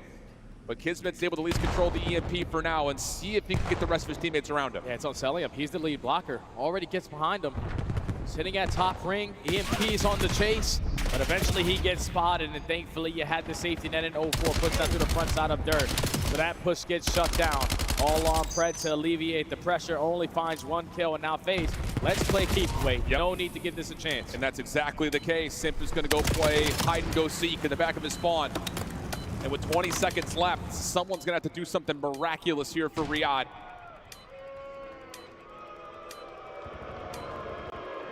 Yeah. Hey, win's a win. 10 seconds left, Cell. Shut down by 04, and FaZe, they're going to find a way to take it, and a lot of it coming off the 3 late scores they had in the first half. A heck of an effort for the Falcons, but FaZe too much control. Yeah, just way too much control in the end of that first half, man. You give them that comfortable lead. They know that they don't have to take as many risks going into the second side. Just need to be setting up that conga line, that defensive line. We are going to hold strong at the goal line. You end the game up by 1. FaZe 2-1 now in the series. It's just Falcons again. All these maps are very close. Yeah. Map number 1, that should have been yours. To come back in the Search and Destroy is phenomenal. And now they're thinking in the back of their minds, like, just 1 minute potentially is going to cost us here in this tournament on that first half. But FaZe take care of business. Now have the advantage. Taking a look over the stat lines. Really, honestly, you kind of looked at Draza. I mean, it really has been the AR show for FaZe this series. 25 from Draza, 21 of them non-traded. Pretty even dispersion of damage across the board. But I have to say, I mean, even though it's a loss in that map for the Falcons, Exton's having a career series right now. I mean, he has been playing lights out, and that's great news for Riyadh, who are going to need him going into map 4. Yeah, he's not afraid of the chow. He's roaring with confidence. He's winning gunfights all around the map. Just needs someone to be alongside him. Right now, FaZe just keep on picking him apart, especially on that second half. He really can get things going. Now backs against the wall for our Falcons. Going into a den hard point, this is the map that they tried to add all throughout stage 1. You find success here at the major. It was either exposure or den. But the result yesterday versus C9 gave you the confidence to throw it in here. Vegas also played it yesterday too, and there's a lot more dominance. So if you're Falcons, you need to make sure we're winning rotations, because we saw it on map 1. You started losing them on the second half. That's when Vegas started to come back in, because you couldn't find breaks. Yeah, I think it was 7 straight rotation wins for FaZe. It's what we got the word from our stats guy Easy back there on Blackheart to allow them to make that comeback happen. So yeah, again, you can get a lead, you can feel like everything's going your way, but this FaZe team is never down and out. They're going to know what they need to do on the macro level, how to play good fundamental Call of Duty to give themselves a chance. And when you've got players like Abuza who do what he did, that's obviously going to create a route for you to get back into any deficit, let alone an early one that Falcons are able to find on Blackheart. So a lot of importance now into controlling how this map forms. I think in particular we're looking over to P2, that's the easy one, but I would say even more so for FaZe, that 3 to 4 rotation has been deadly for them. And if you're Falcons, you need to make sure you're keeping your eye on that back half of the time at P3 to know if we're dictating, yes, we're playing for exit time, or no, we're going to chalk it and try to rotate early to 4. Yeah, because FaZe seems to be unbreakable at that P4, especially when Sit gets pushed up in towards Broken with a clean 4 dead, just spawning all the way on the backside of P2. You just don't really have a lot of opportunities to set up a break there, and that's the money hill for FaZe. So Falcons need to be able to beat them to the punch, and I'm looking at one guy here. Just one guy. On a map like that, you're thinking, all right, you're most likely going to go with an AR, and you're goddamn right I am. Celium needs to be here. Yeah. You need to show why you're running the best ARs in the game on a map like this where it needs to be felt. Yeah, I hear you on that one. I think especially considering Abuza and Draws' performance in map 1 is what allowed FaZe to get back into the mix in the first place. We went 42, I think, total kills for Abuza. Unbelievable considering how the map was going, where he didn't really have much space to work with until finally his team was able to rotate successfully. But 4,800 damage, a 1.75 KD, and again, he had over 2 minutes of hill time. So that's the big news there, is that this AR duo for FaZe was able to help them stay in and eventually make the full comeback on Blackheart. Yeah, Booza was unbelievable in that map 1, because he single-handedly started to go on streaks, earns himself a Hellstorm, puts up the most damage and almost the most hill time. And that Hellstorm play was truly the defining moment of that game, number 1, just to be ready for that counter and hold for the P3. So the ARs are on point for FaZe. Backs against the wall for Riyadh. Going into a map that you just added to the pool. You need this to force the game, number 5. You need everyone to be firing on all cylinders. But the most important, we need to be FaZe to the punch to try to force this next map. Keep in mind during that listening with Riyadh, Exton's passion, we know what we're going to get, but we have to stay calm. We have to play good COD even if we find ourselves up 100 points, because nothing is a guarantee against this FaZe team. And here we go, map number 4, must-win situation for Riyadh. Loser is out. And FaZe will kick us off with first blood, and already working on a little bit of a route from 04. It's pressure. Early map control in favor of FaZe, and now you're going to overwhelm the last guy on the hard point. So for this time here at P1, great shots there from Sim, not able to finish the kill. Falcons know where everyone from FaZe are going to be set up, so 30 seconds to go. Oh, Kizer gets off the regen, finds another. So now you've got to finish from Exton, but it gets shut down before he can get into the play. Chance for FaZe to respond. Shots from Celium, gonna land. Is that a stick? It may have been, but kill comes through regardless. 04 up top in the hole in the wall, able to find another. So an opportunity here for FaZe to flip the map around with only 10 seconds left in the hill, and they will. What is it? It's like 04, all right, first 2 respawns, I'm not him, but we get to that map 4, I'm gonna take care of it. Starts off 3-0, leads to his teammates hooking up a lot of time, and now Sip almost pops all 4 off the rotation. But that's job well done, because FaZe now have the spawns and they're soaking up this time. That's what you were talking about. When Simp is able to get into space where he has to finesse, he's going to create that space. Abuza gets another open round to Kismet. Long route from Pred going to work out as Exit tries to cut back through the couch. That should move the spawns around, and it does. Now you just got to find the timing on this 2-2 hit. 04 trying to hold off Garage, not fully going to work. Leaves Draza trying to hold from the front of the hill. He's got Simpto with him. Pred's double allows an opportunity for the Falcons to overwhelm, and they're going to push out Draza. Nowhere to go. Big break from Riyad. A great play from Pred to just take the long route. Now you blink, he's on 5 in a row. Potentially a chance at an early Hellstorm. He's a world champion. He's not willing to go away uncontested. Make it 7. Hellstorm in the back pocket. Abuza, you're still chowing. I'm not going to be afraid of the chow. Looking for kill number 8. Thankfully, 04 saves him. But a great response there for Falcons to get an early break. Now only going to be down 13 going over towards New, but you're losing those rotation fights. Yeah, Sim's able to find one, trying to cut off the reinforcements and so forth, but he drops quickly. So Cell gets back to full health. Nade over towards Dojo. Wow, heck of a play from Cell. Trades himself out for the 1v2. Kismet keeps the mid-pitch relatively safe. Has a comm to 04, who wins his opener, but nothing more as Kismet's nade does land, and Riyad a chance to get us back to level terms. Yeah, now FaZe got to go right through Dojo. You're ready for this push if you are Falcons. Stuns and nades will be felt because there's no trophy systems yet, but Fred is making sure all of mid-map is safe. Now you got the numbers. Just funnel your way through the front side and play these trades. And it's Falcons' last man standing. Final 25 seconds. FaZe, no, we're going into a P4, so we want to maintain this side of the map, but not willing to give them this whole time for free. 04, able to find one, just dancing across the hill. Fred, big 1v1, but can't win it versus Sid, who finds 2. Stun out, Cell, just barely able to put together his former teammate. And Riyad will attempt to put pressure on rotations by streaking through mid, leaving Cell to finesse for as long as he can over the old time. And him and Abuza, or him and Draza, partner, dancing, and again, the former AR duo find themselves over the top, and now you've got an opportunity with 4 dead for Riyad to control tempo at 4. That's an instant break there from Riyad, overwhelming them with pressure for the spawns. And now you got Exton trying to be the lead blocker. He does get cut down. So on Kismet, with the AR in hand to create an extra layer, he gets caught, and everyone from the front door from FaZe find every single kill. Now Exton on the back foot needs to value his life. He gets stiffed now, and now FaZe have a chance to take the lead. A little bit too easy from the front. Exton thought he had finished his first kill, tried to transfer to the second, not the case. Abuza, how is he still alive and kicking? Riyad able to at least get set up towards the front door, but there's only 15 seconds of scrap time here. It looks like FaZe are more interested of trying to control top window and making the play over to 1. Contested time, though, is decent time for Riyad, and Kismet will get the last couple of seconds if he wins his last gunfight. Simp in the corner, pistol out for both players, and Kismet snaps, finds 3 in a row. And we're going to have an 11-point game heading over to P1 where Riyad are there first. Yeah, Falcons have all the control of the map. They do lose that initial fight. You know Kismet is coming off hold. Just got to sniff out where he went, and he's not able to find a kill. So that's 3 dead on the first attempt there for Vegas.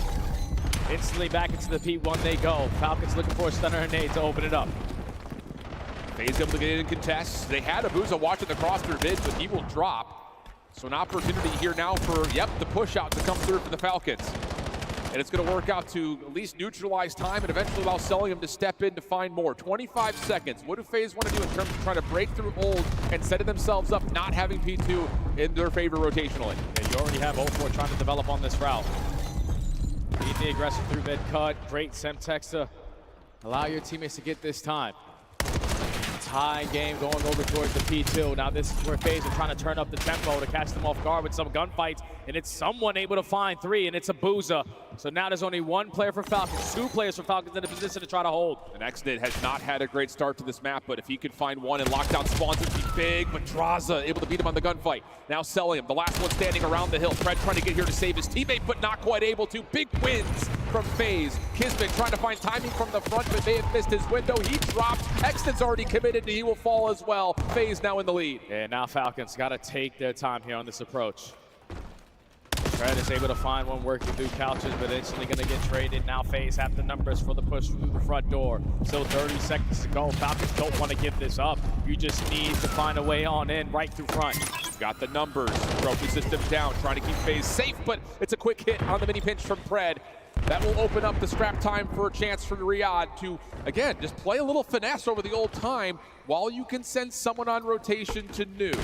It's Kismet. First one and only one here. Draza trying to push him out. Kismet wins the first, still alive. Oh. Kismet gets another. Abuza can only do so much from this angle. He's about to get pinched up from behind. That's Celium for the kill, and Riyadh have full control around P3. That's 2 times now where Falcons, off the gunfights, off the rotation, have found every single one of them and are able to now to set up here at the P3. 5 in a row for Exnid. His job, cut down mid-map. He's looking for one more kill for the L-Storm, and he's able to find it. So Falcons now in the driver's seat. You can play some of these angles. Celium lines up a double. And now for everybody else on FaZe, you are banking on the guy that just spawned out. Draza to make the play. That's just not something you're going to read if you're Riyadh. So now it's about trying to find a way to decide, are we going to invest on the scrap time? Are we going to try to play for new? And that last gunfight may make the decision for them. Already on rotation, it looks like it's Kismet, and yes, it is. Does he find timing to get this win around the back? No, I believe that's Simp who finds the kill, plus another elimination at mid. FaZe a chance to set themselves up for 4. Yeah, it might be a situation where Falcons have to invest one of these Hellstorms. You got 2 in the back pocket and both of your SMGs. Pred now knows it's potentially a one-on-one on a time. He loses the fight. Sip and 0-4. The SMGs on the side of FaZe starting to pop takeover, and this is the moment. Look at what Sip's doing. Just creating so much space. He's gonna let one person potentially behind him, but just Falcons are nowhere close now. And you've got one player in a position to go around the back and block, spawns over towards the desk. And you get a connection from the Hellstorm. Now it's just down to finding the final member. Looks like it's Abuza down low. Nice shots from Exnid, who's really turned things up here in this second rotation. Couple of stray shots come over from behind, but Exnid's more focused on the front. Kills are good, as Riyadh are gonna hold for now. Draza and Abuza trying to work together on the outside of the rooftops. That will land. Celium trying to cut them off. He's able to find an opener, and that will lead to Riyadh still holding spawns and still finding time. Okay, this is their final 10. Now going into the third set. FaZe looking to set up around that mid-map area. It's Simp and 0-4 combining for 3 in the feed, we think. Gotta use another Hellstorm. Kills for FaZe working out decently to zone off the exits. Look at this quick route in the mix. Cell gets the read, finds the win. And now it's a 20-point game for Riyadh. They completely get forward. And it forces FaZe to have to fight this on multiple layers. You gotta hit an angle. Hit a route and go for it through mid-cut, looking for the opening. He's able to find it. Now you just got to get this guy out of the time, and it's Celium. A very difficult kill to find it, but the Semtex still gives you a chance at holding it down. Exit now creating the space and only find the first kill, but all that space still leads to your team in time. Oh, and you've got a freebie there for Pred. Shuts down Simp, trying to make this way across, but can't find the third. So spawns will still stay stable towards P2 for now for FaZe, but they need to win the gunfights, and Kismet just gets shut down. Exit, huge moment here, but can't win against Draza. So you're gonna get FaZe to stabilize, down 40 points, but an opportunity to get it all back on P2. And no need now for FaZe to have any more worries about any Hellstorms. Falcons have invested both at the P4 and the P1. Now need to get a break again at the P2 through the front door. One player working on the bench, and Exnid wins it. So now the spawns are secured for Falcons.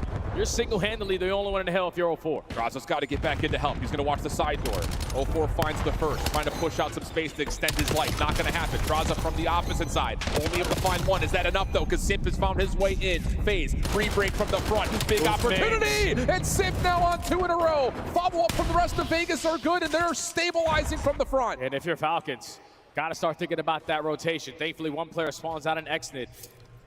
Over towards Dojo. Know that he's going to have a one-on-one. Ross is just trying to play sneaky. Exnid is able to win it, and this is one to Money Hill every single time for Falcons in this game. They breach the 200-point mark. They can close it out here at P3. Scattered spawns, though, right now for FaZe. Every individual gunfight's going to feel like a big one. Abuza found on the long flank. That starts to discern where exactly each team is going to spawn at. Pred on the close corner.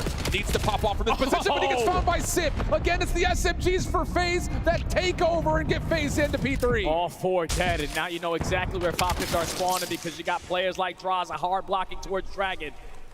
Potentially another comeback, just like they did in map number 1. But Falcons this time aren't going to put all their eggs in a basket. You Has Celium trying to hit on this route. They're finding kills through the map. Now you got the numbers for the break. Big cut on the way in. Draws a stuck at hit. Finds himself the first for the pistol. He doesn't have any ammunition left at the AR. Trying to help out over the top is 04. But the time is good right now for the Falcons. FaZe still spawning over towards the P4 side. But you cannot allow all this time to go for free. And they're setting up for maybe one more finesse exit. Just going to chalk this up now. If you die here, you have a chance of potentially spawning all the way across the map. That is Celium able to locate 2 in the feed.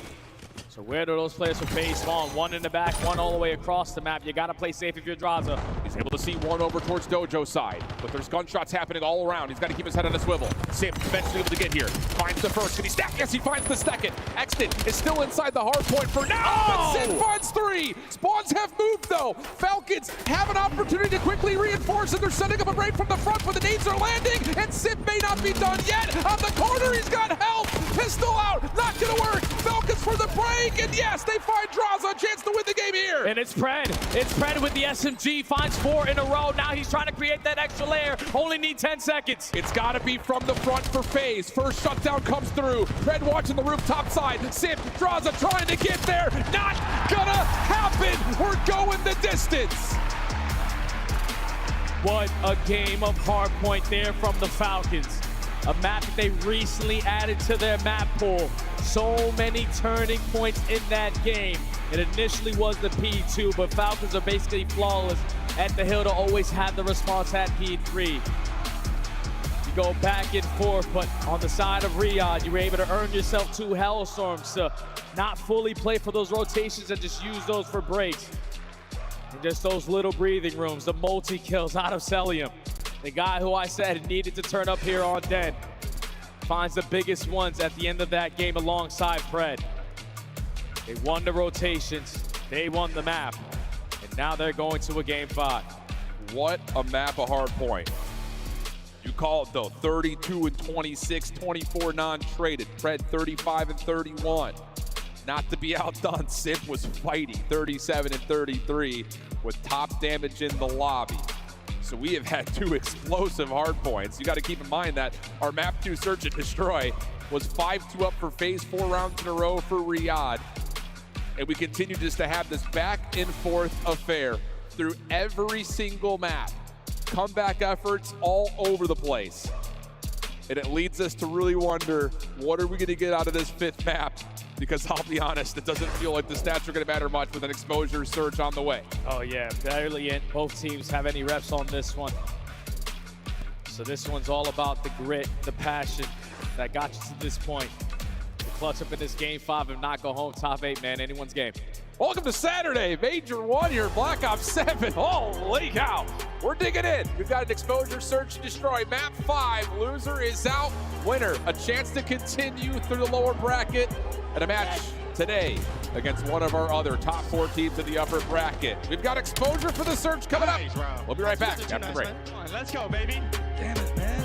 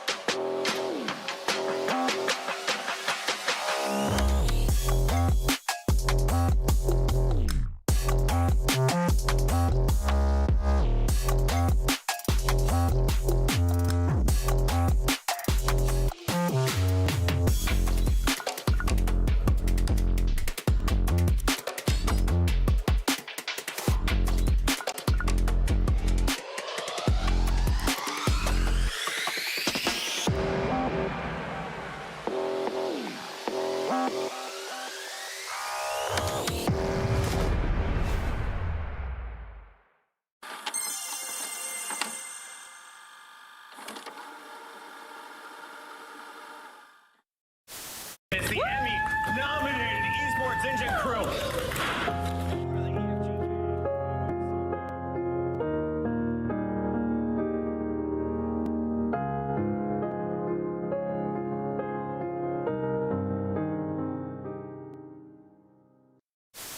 Do you agree with Smokes not being in respawn? I do personally, yeah. You do personally? I do too. I think it would make the viewing experience worse. What did I just see on my screen? Who was that guy? Did you see that? No. Who the fuck was that guy? I don't know. Welcome to the citizens over there on YouTube. There was some random guy, like, see how they have the quad box? Like, there was some random guy just like in the all 4 boxes, and he looked like he was going crazy. Yeah. Yeah. 3. Wait, he's top 3. Who are you looking for? Oh my God. It's one. It's good. No, you're good. You're good. Just run him on the way out. Bro, I'm like, yo, he's going front edge. He has to. No, he's going top 3. This is the funniest. Hey, we won. That's all that matters. Yeah, we won. Good. But like, Can you walk us through what kind of y'all situation? Yeah, what's the setup you got going? Apartment? So we have a kind of like a penthouse apartment and a whole bunch of setups in here. Do you guys all live together in this penthouse? Who's cooking? Who's whipping up the meals after a win? So Brian gets the penthouse. We're all staying at a different apartment. Okay. Still pretty nice, not quite a penthouse, but you know, we spend every day here. It's Brian Saints living in a penthouse? Call of Duty can make dreams come true, children. You heard it here first. All right. As Karma finds another 2-piece. Here's the overdrive. Popped. Is he just trying to back him up? Make it all the plays. It's Grim 6.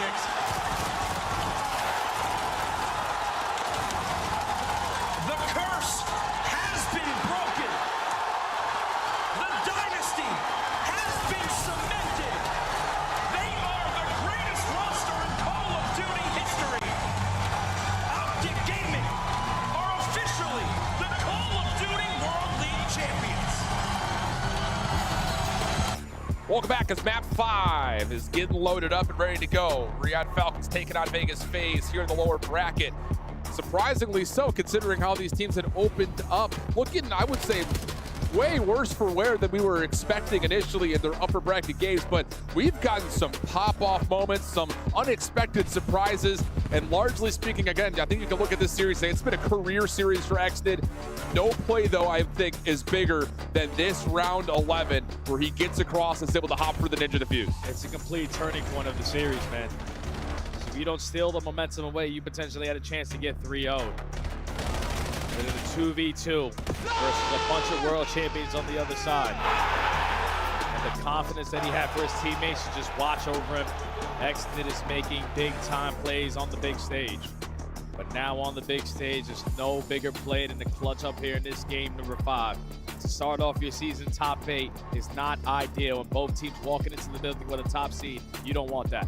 And this map in particular is all about the playbook for both of these two teams. Not a lot of reps for Riyadh. They've only played it twice. They've split the difference, 1-1. For FaZe, have not played it yet competitively in the CDL. So a lot of questions that we're going to figure out what exactly is the style they're trying to pull. Are they going to do something kind of like Optic does with the Booza scope? Take him just on a one-dimensional angle, not try to over-chow anything too crazy early, control the dictated space that you can create. Or is it going to be something more like what Paris likes to do? Get your SMGs up and forward, try to take away space aggressively. We're going to find out here pretty quickly. Lock on in, friends. Map number 5 on the way. Both teams 2-0 in this position. Yet to lose in the clutch moments.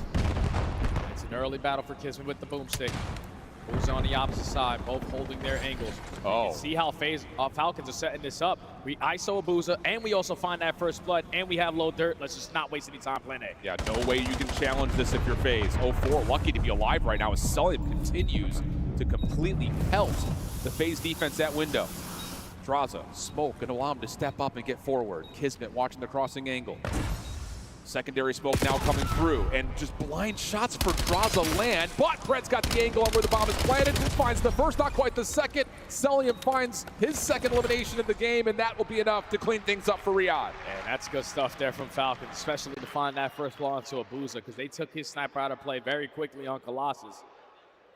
And it's already 1 to his name. You take mid-map control, force FaZe to now make the adjustments. You couldn't go through dirt because no Kismet had a sniper. Yeah. And once that bomb gets planted, it's just way too many angles for you to check. Smoke grenades try to assist you, but Falcons were prepared for the post plant. And it was kind of hard to tell on Abuza's X-ray. Was it an AR or was it a sniper rifle? Doesn't make much of a difference though, because Cell has already asserted dominance on that battle from top ring to top window. Abuza what do you got for us? Nades over the top coming through. Looks like he does have the AR again, possibly here. As Simp going to work with the rest of FaZe on this corner. They get a stun. That's going to allow some space to be taken, but Simp is your bomb carrier, so he's got to be really disciplined about how much he wants to do. Shy's mission to do it all, though. Gets first blood, get the objective planted. It's also taking so much space away. Smoke going to get invested from 04. Trying to draw out Falcons to spot them on the peak. See one through top window, info on the second towards bottom. Simp's just waiting for his moment to strike. Yeah, 04 is just playing a little bit of bait here. So he slides across and that allows Simp to chow Pred down low. Response though from Kismet jumping out the window.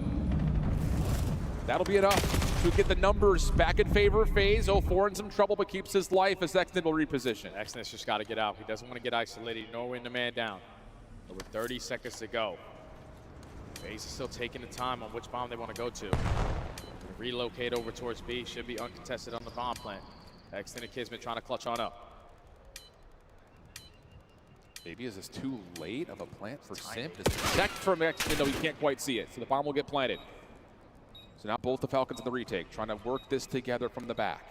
04 in one close corner. Nice shots from Extend, finds Simp over the top. Kismet finds another down to the 1v1. Pistols out for both players. And Exit gave Abuza a hell of an effort, but not quite able to find the win. Yeah, that teamwork right there from Falcons is on full display. I'm going to slide on in, win my one-on-one. You got my back. You put yourself in a 2v1, but Abuza in the right position. That player's weak. Exit almost gets the better run with the pistol, but Abuza, ice in his veins. Ties the game. It's a really interesting offensive setup, though, for FaZe. We need to keep that one in the back of our minds. The fact that you're putting both ARs up in position to watch that top window, and then you're late hitting SMGs up to A with that opening look with the smoke. No information gathered at all for FaZe down towards dirt. So we'll see if they decide to do that again next time they're on the approach offensively. For Falcons, if you're selling him, why not? You just dominated from top range. Go ahead and stay here. And a stun lands onto 04 down low. Trying to cook up the nade to see if they can find the first blood, plus a couple of shots come through, but Black Jacket will keep 04 safe. And it's another fail out round. Don't want to get caught making mistakes, and Pred's just trying to use that smoke as a decoy. They can potentially have the advantage here at the B side, but Simp, the island player, is able to find a kill. Can he find a second? Because he's still going to have pressure on him. He doesn't, but 3v3. Kismet trying to get away in will. FaZe not going to force the red dot chase. We reset, 45 on the clock. And FaZe are going to trust Abuza's position to hard watch this A site, and the rest of the FaZe duo will just sit up and wait for B. Yeah, you just got to hope that Falcons don't take this low dirt route, because whenever you want to get this objective planted at A, you usually want low dirt. So Abuza in a good spot, but he might get sniffed out. Oh, what a win. Does by Kismet. And Kids can now play top window. Damage out, but traded by Draza. Oh, and the crossing angle is held by 04. 15 seconds on the clock, just down to Cell for the 1v2. And FaZe are saying, no chance Cell has the bomb. We'll get out of Dodge. Set ourselves up to just check it at 5 seconds and confirm the round, and that's exactly what will happen. Cell, no chance to find 04. And I thought once Abuza got caught there, the Falcons stood a pretty good chance at clutching them on around. It's just going from that bottom low dirt area to the A site on the jump up. ARs are watching those angles and rip you apart. FaZe would not throw away the man-up advantage. 2 rounds in a row. Successful this time on the defense. And now we're going to figure out what exactly do FaZe want to do offensively. Again, Simp with the bomb, able to get forward at mid thanks to nades and stuns from his ARs. Similar setup here in terms of the rollout for FaZe. Almost the exact same rollout, in fact, but Simp does get tagged. The trophy system doesn't keep him safe for long enough, so a little bit delayed on the information gain over towards the backside of boxes. And FaZe will bail out for mid and take their focus elsewhere. Show early presence through the middle of the map. Try to force Falcons to keep thinking that you're going on that side. Now stuns and nades over the top. Exnid is aware. The pressure's going to be over towards this B-bomb site. And they're uncontested, so you can get this down for free. Well, Exnid does take a long-range gunfight over to one. Try to able to finish off and stay alive. 04 down low. Trying to pop up to finish the kill with Simp, but he gets pushed aside. Abuza, angle. That's good. Opportunity to exit if FaZe want to, but keep your eye on Kismet, the pivot man playing behind the play. Yeah, he's just not going to force a one-on-one gunfight. If you wrap back, you're going to walk right into my pre-aim with 30 seconds to go. He's in the perfect position to make something happen, but you're trying to isolate this guy on the bottom side of the building now. Oh, the patience is a virtue, and Kismet never gives up his angle, shuts down the chase. And Riyadh keep us tied, now at 2. Yeah, I just don't understand how Vegas are set up there once that bomb is starting to get planted, because there's no way Pred should be able to preak over the balcony, get a kill, and get away with his life. You have him weak. That's the communication on the side of FaZe, so Sim tries to get that trade, but it's the bait and switch out of Pred and Celium to give them the early numbers advantage, to stand strong on defense and tie the game. First blood's even, 2-2 apiece. Oh, no, I don't know about that. You know it fused that young man. A chant as old as time. Riyadh looking to get them set up for this play up top at mid. Cell and exit. Maybe team shots towards top window, but Draza's not going to peek. He's just watching the cross for Booz at 04. Finds a long-range gunfight down through the boxes lane for first blood. That's all the timing play. 04 is quite familiar with timings, especially in search and destroy. Gets the first blood and gets out of dodge. Now Falcons looking to make up for it. Potentially want to get this A bomb plant down, but your bomb carrier is the guy at dirt. You have to need to switch the position there. Create something out of nothing here. And Pred, oof, not quite able to capitalize on timing. Exit will drop. That's not your bomb down. Cell. Pred trying to work together, and 04 almost wins the round himself. Raza looking for the quick trade. Cell hanging onto a nade, doesn't land, and the follow-up help is there. Comfortable round for FaZe after the first blood from 04. Oh yeah, it's as soon as that first blood goes down, it's an easy setup there for FaZe. Just hold down the middle of the map. So you had no information early on from Falcons at that B site. Didn't want to wrap back through connector. Essentially someone sitting on tank. So you go for the push through. And FaZe are ready and waiting. Throwing their shoulders, not committing on one-on-one gunfights. Now have a one-round lead. One that easily shuts down the Falcons trying to play forward at mid, and that could change the dynamic of what they want to do offensively from here on out. So we'll put a pin in that and talk about that in the next attack for Riyadh, while FaZe, again, same setup with the trophy system doesn't get down in time, so nades for the Falcons work out. Abuza will drop. Now you put a lot of pressure onto this man. 04's going to have to make a play, and he very well made. He finds the perfect timing on the exit. The B site's wide open. It's got an extra AR to play with now. That's a situation where Exit can't afford to get caught. You found the first blood. All you're doing is playing for the information, but now you give FaZe a chance. Bomb being planted. Everyone from the Falcons looking to retake quickly. They've got numbers at this reapproach. 04 smokes himself to a bit of safety. Sim trying to watch underneath it. Here comes the timing. 04 somehow wins one, Sim another, and he's able to find the final on top of that. A desperate smoke gives 04 just a little bit of space and time, and his first allows Sim to rewrap the play and find the last two. Just when the chaos is starting to brew, Sim is not afraid to be the playmaker. 04 gives himself some cover fire, like you said, with the smoke, but it's Mr. Simp the Pimp. Gets the objective down, spawns back up, closes out with the final two. Because that's just a round you can't afford to lose at this moment if you are Riyadh, and XNet cannot get caught there. But I understand it. He's just looking for a shoulder to see if there's any aggression after that first blood comes through. You just don't expect that FaZe are already there, but that's just, again, good initiation from Simp, understanding the situation after the first blood comes out.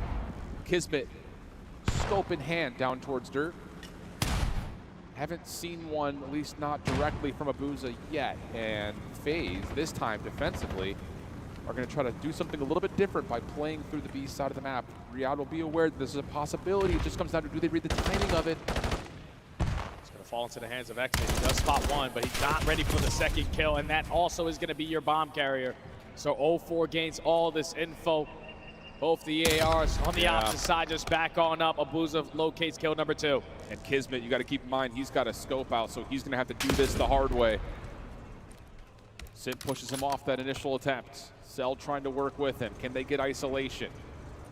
Oh, it's just so tough. They know the bomb's down, FaZe. And as Cell will drop, so will Kismet. 5-2.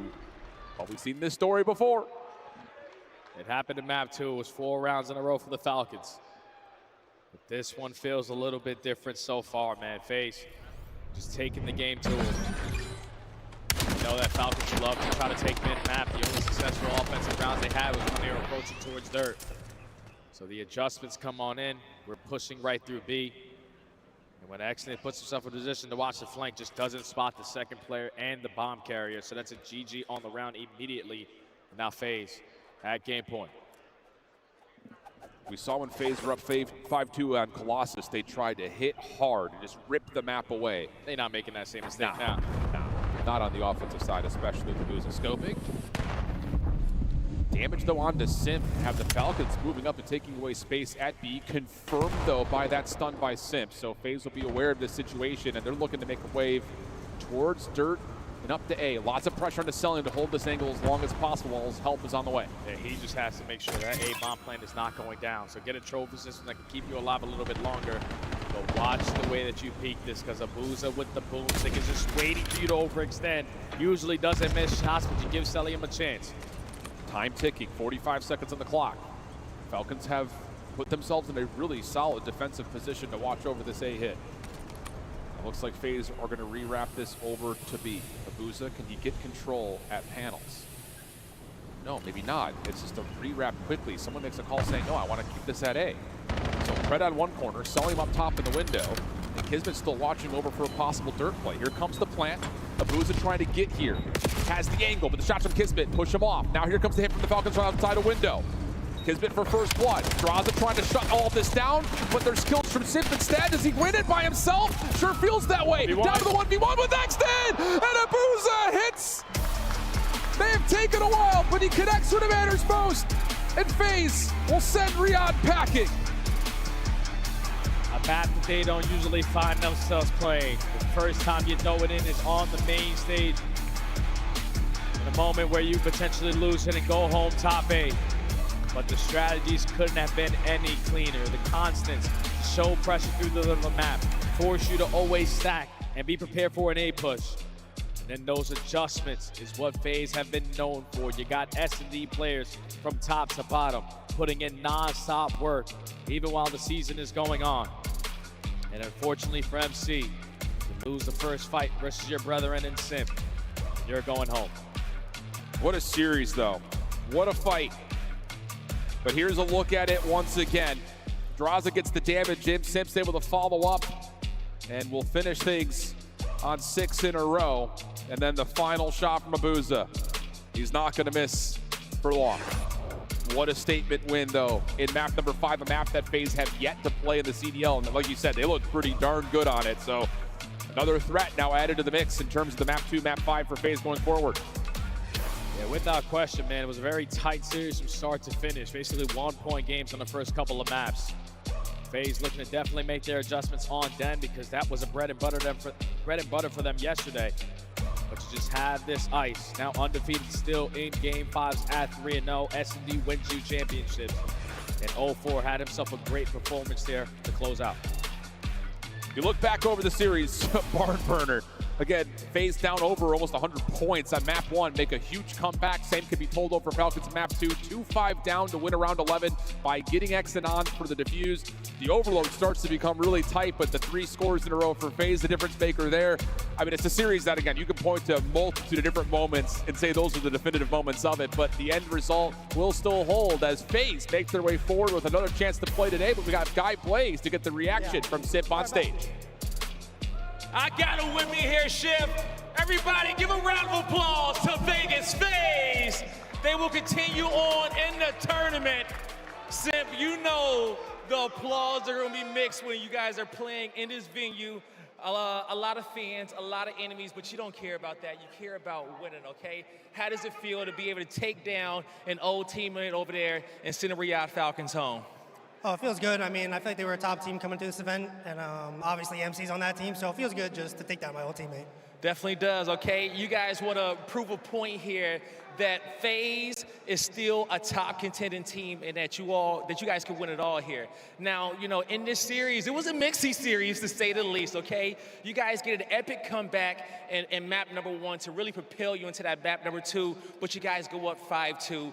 What happened there for that comeback to come through for the Falcons? Was it you guys scamming? Was it them playing very good from your perspective? I mean, it's a little bit of both. I mean, up being 5-2, that's definitely a lot of scamming going on if you're losing that, because usually one round in like 4, 5. But obviously they played a couple good rounds. But I think we should have clutched that out. Definitely should have, And so now you go there and you go into the overload as well, up 3-1 at the half. Were you guys surprised being up 3-1 in the way you were? Would it be in back and forth to start? No, I mean, I'm confident in our overload. I feel like Den can just get a little mixy sometimes with how people play it, but I feel like we played that exposure pretty good.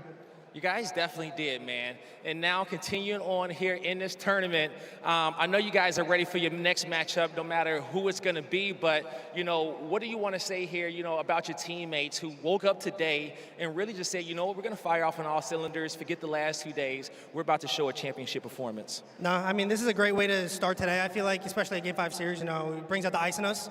And, I mean, we did choke the game too, but then we did clutch up the map 1. We were down by like 100 or so. So I feel like, it's give or take both sides, but I think this is good for our confidence going forward, and I mean, we're going to win this shit. Hey, you heard it here from Simp, man. They're going to win this shit. Best of luck to you, man, with the rest of the tournament. One more time, everybody, show some love to FaZe Vegas. Congratulations to FaZe Vegas and Chance. Just as I predicted, a Game 5 Vegas win. Heck yeah. Absolutely. Yeah. Not easy reads, though. Some of the most difficult reads of all time. You never know what's going to happen. It's a mystery box series. It's a hard point that got tossed. It's an S&D that got tossed, but a dub is a dub, and FaZe looked good. Now, Ant and I went with Riyadh. We thought the Falcons could have done it, but I wasn't feeling as confident at the end of map 1. Let's take a look at the end of this series, though, because it was an incredible comeback in the first search and destroy. We thought it might be possible, and then it wasn't, Ant. Yeah, I mean, we get to this Game 5, and I actually thought Riyadh did a lot of great things. I mean, a couple rounds, they had one where they wrapped all the way over with an advantage. You see Kismet, a little bit of an over Chow, puts them in a tough situation. They end up losing this.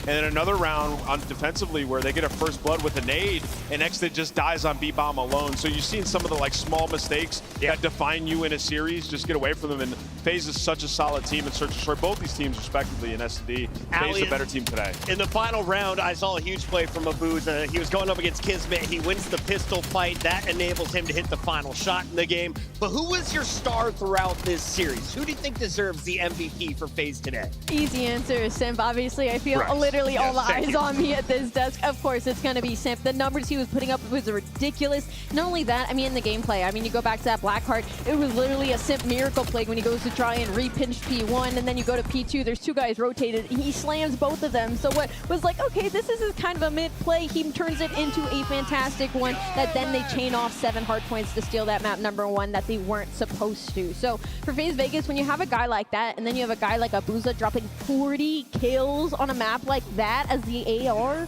yeah, they're going to win some series. Incredible stuff. Great stuff from Mr. Simp. And of course, we already showed you the scuff play of the game. So let's show you the bracket because FaZe says they are going to win this shit. Is it possible? You look at the road ahead of them. They will wait to see who drops down between Paris Gentlemates and LA Thieves. And then, of course, they'll have to take on the winner of Heretics or Optic G2. Nameless, is it possible? Oh, it's entirely possible. I mean, we've seen FaZe, beat some of the top teams in the game. It's always been a gritty series, and for this FaZe team, they can do anything when you got a guy like Simp. Chance, before we go to break, you got to showcase your octopus. The Heretics fans hooking it up. Big shout out to Christopher and all the fans who came out to Texas. Thank you for the gifts, my guy. 3D printed gifts here for our crew. Chance, go ahead. You can have it. That's yours. Oh, thank you. Yeah. I appreciate that. That's yours. I didn't listen to anything you just said. Good. Sorry. I'm just happy to keep it. We're going to break. When we come back, we're going to that winner's bracket battle. You don't want to miss it. Lock in and find out who goes into the top 3.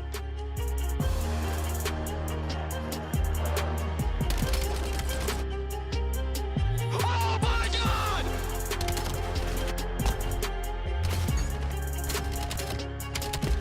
Nice, bro. Come on.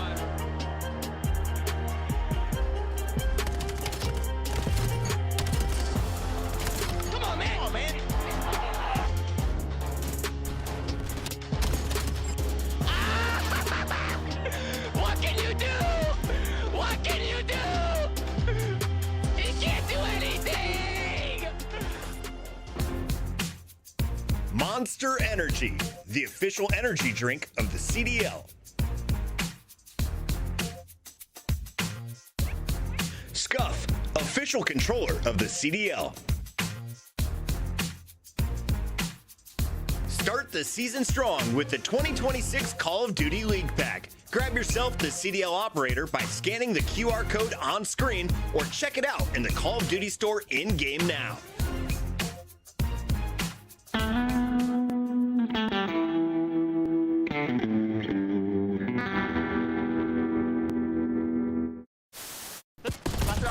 Two of them. Say something, Marcos, nice. Yo, maybe finching mid. Could be out of it, me. Could be outer, boys. Could be checkers. Probably just hitting checkers. Nice. Yes. Wow. Come on, boys. I literally shot you. Applause, man. Scrap follows up with another one. It's all going to be on to Brezzy now to make the play, and he can't do it. This is dominant from Ultra. Scrap just stood up, celebrated, took off his headset. You got another round, bud. He's locked. Yeah. He said, my bad.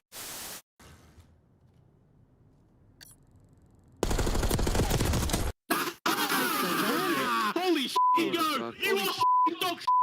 Your dog! Oh my fucking Leave him on the right somewhere for sure. So he's calling mine is. Back right. Office and outer, last guy outer. Last guy. Bomb, one shot. Yeah, my bad, bro. He's absolutely on me. He's running. He's running. I feel like Chris. I grabbed him. Yeah, you took me again, bro. He's weak to an 8 though. I don't see the game again. He's outer tower. What's the top light? Slide. Mid. Zero dead. Astral this time. No. Yeah, what the hell ain't going with me? In cubby. I'm shot. Stay up, bro. Man. Nice, man. Stay down. Just lay it. Live. I can help. I can hold the front. You're good. Stay down. Stay down now. Already front. Let's get time. Bust up that. Absolute front. London. Nice. Boys, holy that P5 was so me neither. That P5 was no. Oh.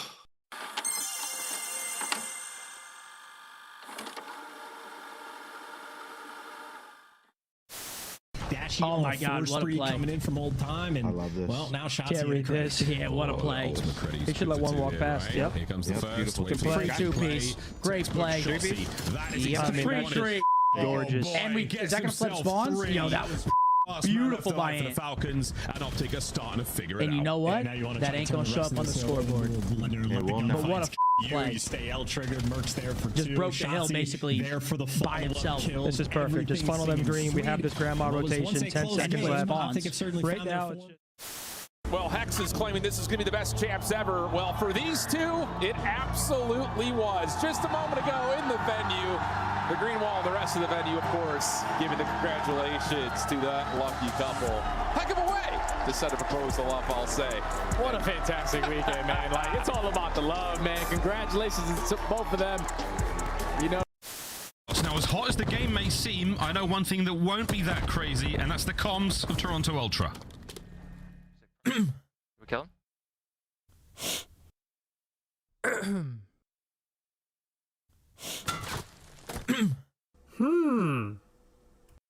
Calm as ever, Toronto Ultra. Now to the other side of the stage. Nice, I have 8. Don't guarantee that kill. Oh my God! Let's go. They got one tick on B. You suck, dude! Let's get it, bro. We gotta win this now. Oh my gosh, Sunplay? Nice. Let's go! Come on, Benjay! Come on, Benjay! Oh, man. You just overextended kill me. We just need. There needs to be a trade there. Won the uncle, man. Won the uncle. Challenge that. How are you losing that? Oh my God! No fundamentals out of the full pro squad. GG, brother.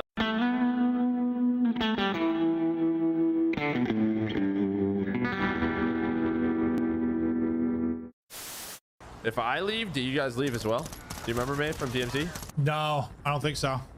Oh, if you're the leader though, I don't know. Oh, I just got clotheslined by the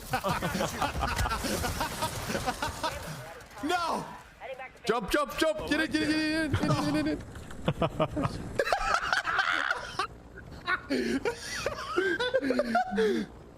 I'll be honest, that didn't cross my mind. I was trying to send it in, boys. Queremos además que P-Cool tiene unas palabras especiales que dedicar. ¿Qué les quieres decir a la audiencia en el día de hoy? I just want to say I lived 2 great years in the league. I love all of you, even the Greenwell fans, you know. Love all of you. We make COD so much special. It's so nice to have it aquí en España. Vamos a todos, hola a las familias.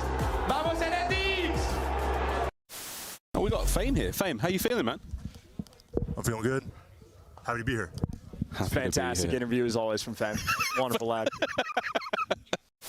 Router, ayúdame. Yo estoy muerto, para izquierda.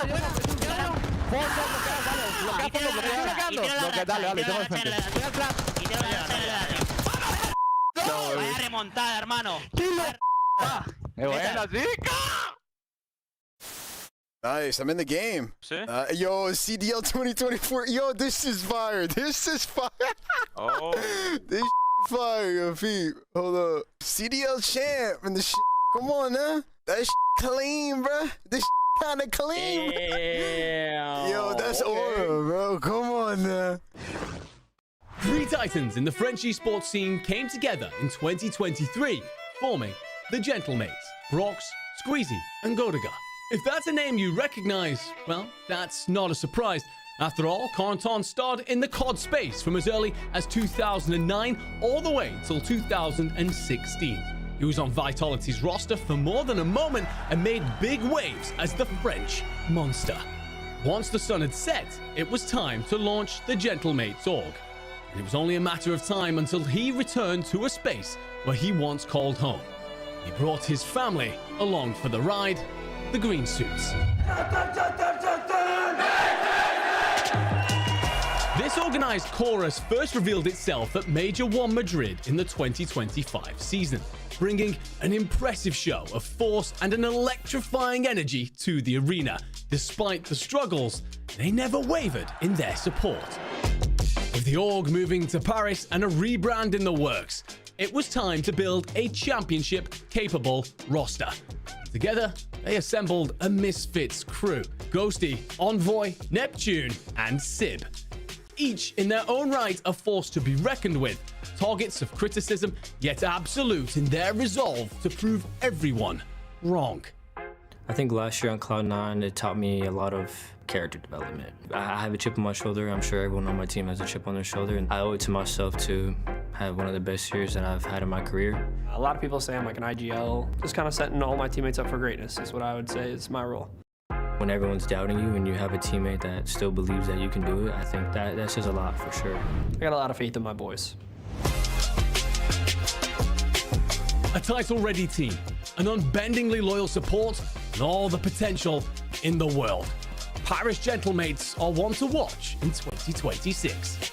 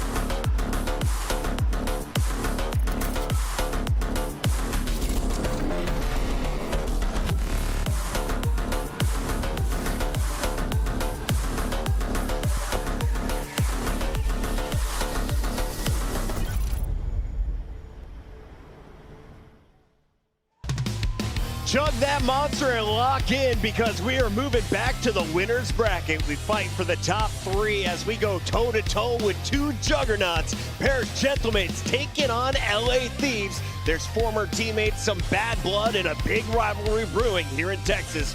Welcome back, everybody. It's Chris Puckett at the desk alongside Rosalie and Nameless, and we welcome I Hold Shift, our special guest. Shift, great cast there. What did you see from FaZe in that last match, and what do you hope to see in this one? Man, I'll tell you, I think FaZe are really starting to find their form that we saw them online, especially in the last couple of weeks. But I would say this series, I would put as pretty much a coin flip. I know that Thieves are coming in with a little bit of a weaker online split than Paris, but they looked really good in their opening round one. I would say they were one of the more impressive teams from that opening bout. Let's take a look at our squads first. The squad from LA. They go by the name of the Thieves, and they're coming in with a 5 seed. This was a bit surprising knowing the roster and how much it cost. Allie, what have they shown you, though, here on land? The sub-duo has shown up what we expected when we saw BZ and Hydra's name on paper, right? You got a 1.25 out of BZ and a 1.4 out of Hydra. These are championship numbers, so that's going to be big for LA Thieves. The biggest thing right now is their S&D, their defense is fantastic. Their overload, very solid. Problem is, it's going to be in that hard point. They can't win a map 1. They are bottom 2 in the league when it comes to those map 1s, so they're not setting themselves up for success early, which is surprising considering the talent on this team. Yeah, and I'd also say, you know, this is a star-studded roster, but there's a lot of holes in their game currently. They've been working to become the best version of themselves, but you talked about the search. Like, all 6 of their S&D map wins have been on either Den or Scar, so they have to make some strides there in this series because, in particular, you got people on the other team that can match every player on your roster, and you see right now, Neptune has been unbelievable in this game, but you saw Hydra had an electric performance in his first series. Man, I can't decide who is more impactful on a roster. Who would you rather have a Shift if you had to choose between those two? I can't pick just one. I think if you're a Thieves fan, though, you're happy to see Hydra in his takeover mode because he maybe was not exactly living up to the same fueled performances that we saw from last year online, but that opening series versus Carolina, he was absolutely 100% the Hydra we want to see.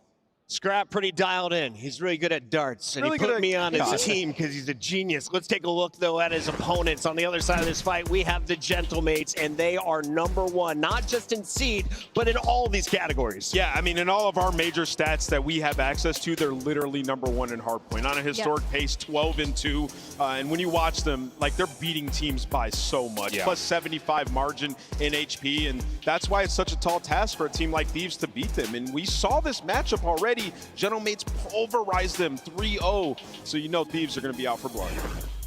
And then on top of that, like when it comes to Gentlemates, they're kind of the opposite. So they've really strong in the hard point. The search and destroy is where they're really going to struggle. Their attack just hasn't been great. Worst in the league in their post plant right now. That means they're getting the bomb down, and the setup after that is not good. It's getting picked apart. And this is a LA Thieves team as the best defense in the game. So the search and destroy is going to be really important for Gentlemates in this one. But as you can read in the pregame, how to start to the series 7-1, like I said. And they beat LA Thieves already, a Major 1 qualifier. So this is already a matchup that they're comfortable with. And on the flip side of that, Thieves are 2-6 in map 1s, and we know with momentum what you can do in this game. Yeah, I also have to say, though, like the only thing not showing up on this slab here is the overload, which has been, I would say, a little one-dimensional for Paris. They don't play Scar at all, and I will say their exposure has been good, but it just like since the turn from December to January, they've shown that they've slowed down quite a bit. They're not really finding the same kind of quick scoring success that they had in December, and that could be a vulnerability for them. They needed another map. I mean, they were so frustrated by the park the bus strat, and you saw them vocalizing it on social media. Well,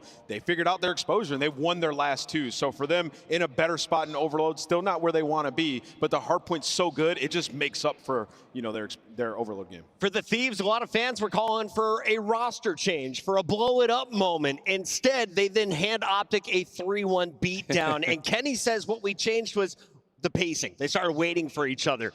Can you wait for each other against the pace of Paris Gentlemates? Oh, man, it's going to be tough, right? Like, keeping pace with these guys, that's the #1 question. But I think you get that version of Hydra and Abizi that you saw in that series, then it's going to be fireworks. I mean, what a treat. Like, these are 2 teams that we expect to make multiple finals throughout this year. Yeah. We're going to see it in winners round 2. And I will say, like, this series look back from when they played in December is not representative where both the teams are right now. I think in particular, I'm looking at 2 specific head-to-head matchups. Can Hydra do what he did like he did versus Carolina? Where on the other side, knowing that Thieves are going to be playing a heavy AR setup with a BZ flexing, Civ is always going to chow you in a head-to-head AR battle. So I think it is Hydra and Civ, the 2 players to watch in this series.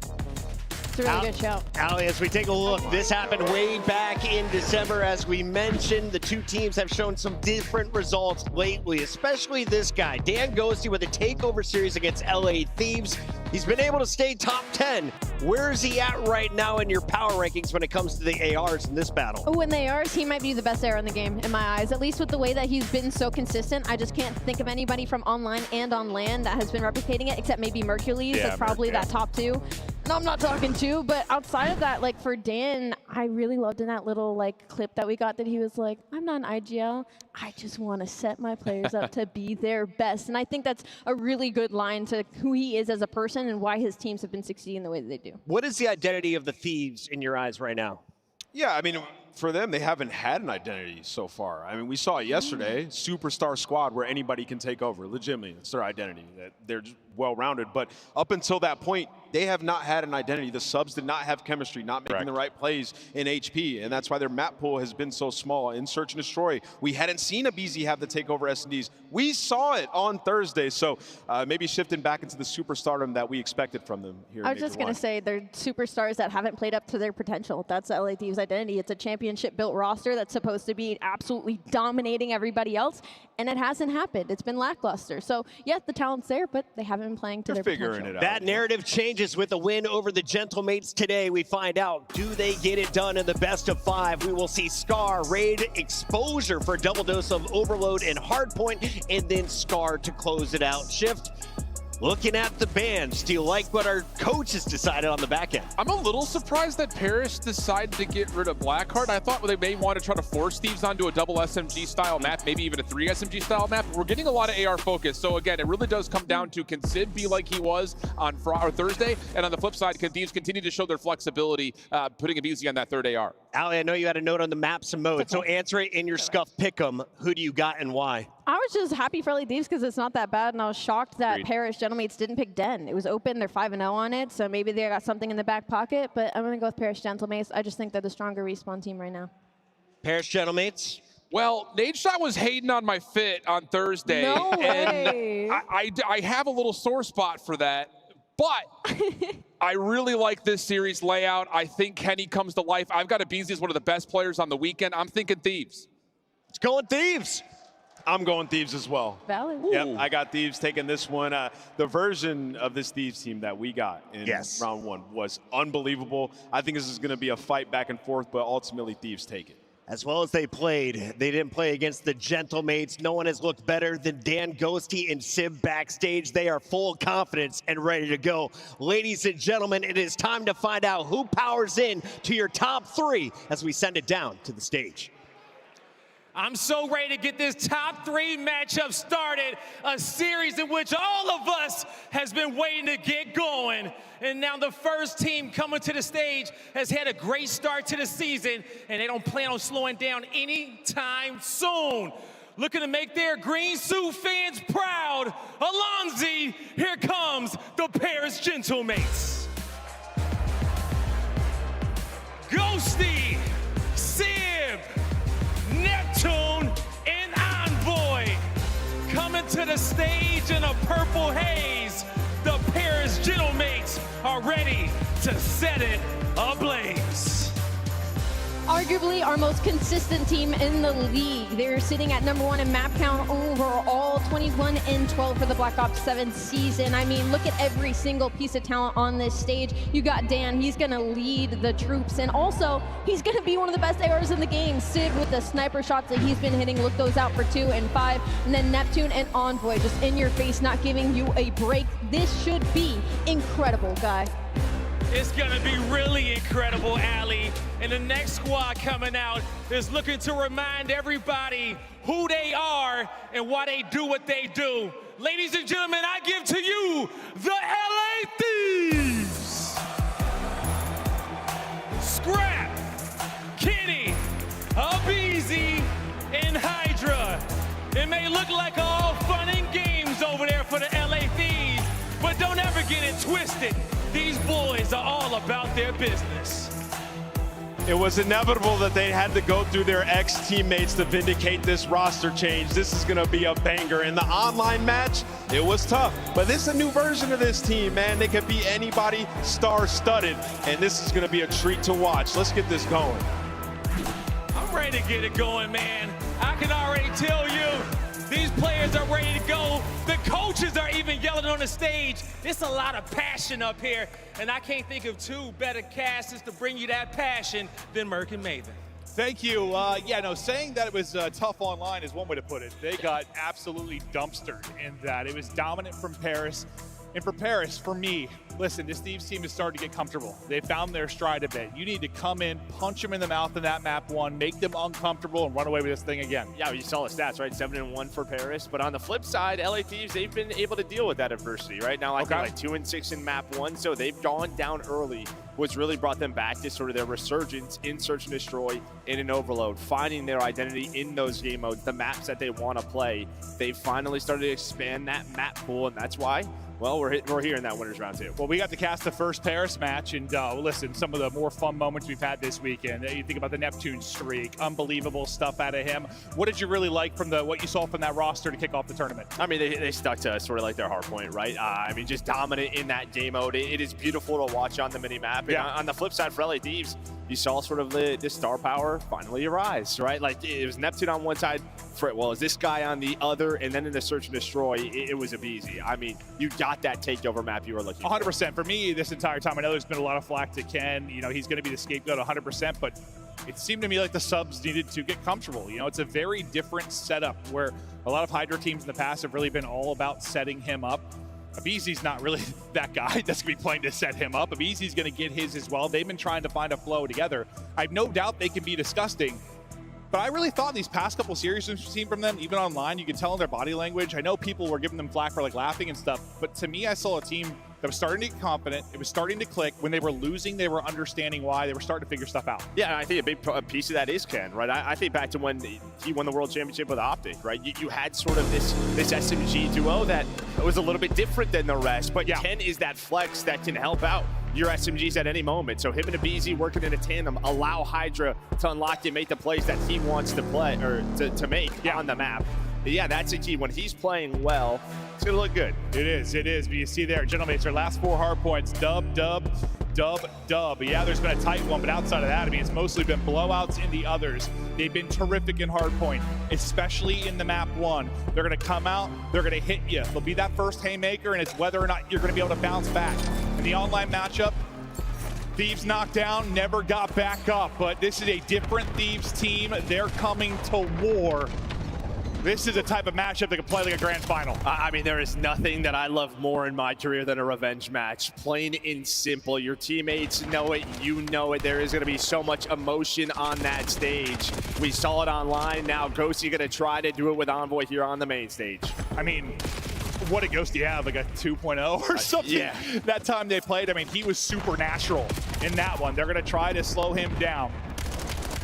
Hydra, a little 3 spree to kick it off. Time going to Thieves. They'll be Team A in this, so this will be the pick for Thieves to start things off. So is Paris, how good they are on map ones. If they can steal this one, it puts them in a very good situation being Team B. Yeah, we talked a lot about sort of like the SMG duo for LA Thieves getting more comfortable, but in a lot of these maps, you're going to see 3 to 4 M15s, right? You have a Scar, you have an Exposure hardpoint, Exposure Overload, and well, Abizi, we saw him a lot early on running this weapon. So a map that they want to play, a play style that they want to play, can they capitalize? We'll see if they'll be able to do just that. They had the Roto over to 2, but now spawning out as the picks are going to come in for Paris. Trap tucked in the corner. He's going to get red. Everybody's going to fall, and that is just too easy for Paris. What a beautiful pinch and break. Well, I mean, that's just it. We talked about sort of beautiful hardpoint on the minimap, and that was another example of it. You had a couple of picks, but then you go all the way around. If you were Sib, just pick them apart. A great break there at P2. And the first match we casted for Paris, I mean, Sib, when he needed to take over, he was able to do that. You got a slow start for some players. He erupted. Everyone, it felt like, had their special moments. This is a full team. And Thieves have to match that. Do they have the superstar slaying power to do it? Absolutely, but Gentlemates have been doing it a whole hell of a lot more consistently, at least out the gate this year. Yeah, well, that break leads to about around a 30-point lead as we head over towards the P3. You had Neptune on 4 in a row. Envoy's got a ton of time, so we'll see. Fiat's any more kills on top of this. No, not gonna happen. So probably no Hellstorm for him, but here we go. Thieves now, it is their turn at this P3. A big P3 now. Not down massively, but want to turn the tide. You had early setup at 2, and it was a quick break for Paris. Don't want to allow that to happen again. The pressure is here, and the picks are here, and it's the same exact thing, just steamrolled off the point. Hydra to be taking her out, but with the timing of it, it's picked up. Nice gunfight win. That is going to turn some heads, so this could be an immediate break back in for Thieves. It looks like that'll be the case. Yeah, you needed that from Hydra, right? He's able to find that multi-kill and yet a turn, but Envoy is hit, Envoy is hit! All 3 brings out the pistol. Ghosty with 4 in the feed, and there you go. Another break for Paris in your setup for this P4. Just disgusting there out of Envoy. 3 and 10 start for Ken. He's going to need to get it going. You probably feel okay. You're only down 30, I guess, considering the slow start out of him and Scrap at 6 and 10. So your ARs on an AR-heavy map are getting beat up a bit, but you're still in this game. Now over to the P4, 1 spawning out deep for Paris. You'll have numbers here for a second, or actually it'll just be a race to get back to give you numbers from both players that spawned out. The gunfights go the way of Thieves. They'll have the setup, good positioning there, good wins, and now try to enjoy some of this time. But the spawn's not out too far for Paris. They're going to reinforce this quickly. They got to deal with this first wave. That has been the problem. They had setup at P2. They lost it right away. Setup at P3, lost it right away. Abizi, he's on 5 in a row, but there's immediate pressure. Close spawns, why this is a money hill. Envoy, though, going all the way around, should be able to block it, so parallels are in. But so far, Thieves have hung on, only down 11. Staying in the fight. This one looks like it's going to be a battle, but a nice sequence there, a nice movement from Ghosty. They still take it, and they'll look to rack up this final 20 seconds or so. We'll focus back out to mid-map. Maybe Scrap's starting to heat up. They're going to need that on a map like this. Scrap can take over on any map and mode. One of the best players we've ever seen at the AR position. Just so much talent. We'll see what he's capable of here. But next one is up in position. Again, it's Thieves. One's going to spawn with them. One's going to be tracking back. The player tracking back is going to get caught. That'll be Hydra. That'll get shut down. So pressure to the other 3 now around the point. It seems they're up to the task. Yeah, you see, right, as soon as that hill spawns, he has to back up. They're taking those long routes, but Abizi pulling out to drop it. He's on 3 in a row. So really, heating up is Abizi. But again, if you are Paris, you have just made this not easy for LA Thieves. Every single time it feels like they're getting to a comfortable setup, a multi-kill is coming into play. It's just immediate pressure on the hill. As much as I talked about making Thieves uncomfortable, like coming out and winning the map, but it's just been in general too. Like, they have been more comfortable on the map. Make them uncomfortable. Play with a pace they can't match. Don't let them get into their setups and get comfortable. And yeah, I think Paris have done that very, very well so far. Yeah, absolutely. Yeah, because you have had your initial setups at 3 of those 4 hills. So, and now you're going to lead as we're going to head back towards B1. Let's get into our second set. 30 points, about the biggest margin we've seen. That's growing up to 40. We'll see how much Paris can push it out here, but in the early going, it'll be Thieves inside the point. They're going to lose 2 players early, though. Kenny's struggles continue early on. He's going to look to turn it around. Too many people are going to swarm this and clear it out of the point. Dude, Paris take control. Again, you spread the map. You're taking the long routes. You have sort of like these 2-on-2s, and you're winning them, and then you are just sort of, pinching the hill. But LA Thieves are going to respond with 3 of their own. Just a beautiful break early from Paris again. But now Thieves are here. We'll get back in. Neptune, lovely double, 18 and 12 out of him. Seems like every time you get a good sequence just in the kill volume department for Thieves, it is answered almost instantly for Paris. Ghosty is trying to stay up with 26 HP inside the point. Inside mark, it'll be Envoy that's looking to cover him. 10 seconds remaining on Old. We'll look at the fights that'll now go down in next. A big double for Kenny, maybe a moment to propel him forward. He's gonna drop, but they are in position. But the guys that have been breaking over and over again and keeping this a mess and keeping the lead has been Paris. I want to hear the comms from Gentlemates. Take your time, take your time. Inner SWAT, guys, inner SWAT. Inner SWAT, I don't see him. Inner SWAT got me. Where's he going? He went still inner SWAT, he's reloading inner SWAT, so there, hit once, scrap. Take your time, guys. Big nice, nice, good shit. I need another time, need it on hill. One's gonna be our top R. Yep, make sure we pinch. Shouldering R. One shot, Kenny. No, only one there right now. He's so inner gens. And then P1 F that. Fire weak. He's going mid-cut. Yeah, he went mid-cut to new. Alright, yo, slow the game now. No, play old right here. Yeah, I do. He's already on new. I don't want Kenny to hit once. Here, I'm playing new. I'm just... Inner dark for me, inner dark. Low right time and inner SWAT right now. Alright, inner SWAT, old top grannies. Inner SWAT, old top grannies, okay? Yeah, one's on ticket and one's just definitely just sitting plane or something. He's on me new. On me new hit once. Inner SWAT. Nice job. Still on He's on new Hydra. Nice. Nice shit. On new Hydra. Last new Hydra. Last time mid. They're spawning. Yo, I'm pitching gate. I'm pitching gate. They spawn here, Trev. Alright, give me a second. Gate. One shot. Playing a BZU and Kenny gate. Mostly frustrations for Paris, and it's a great stretch from Thieves. We'll see if they can go back-to-back hard points. Let's hear the comms now from Thieves. Stunning it. I didn't play. Playing Dante, so Dante one shot. Take out time. Absolute time. Stay down, Ernie. Stay alive. One mid. P1, make it a One time. I'm laying up time. I'm going in. I'm nading, give me time. They're challenge. Make cut. Hold. Wait for that. I have your help. They're running. Nice. One more point, I think. Oh, no, dead. Alright, they're hitting. I'm looking old. Old and Nice, one's closing, I think. Close up. I'm spawned up, taking them. Missing 1P2. Next. One shot net. Back bow. He's bow. Nice job. That's fine. Play to it. We're good. Plant him mid. That's all. Keep your arm. Play back, Riff. I'll wait for you. Top blue. That. Nice. Army dead. Hit once.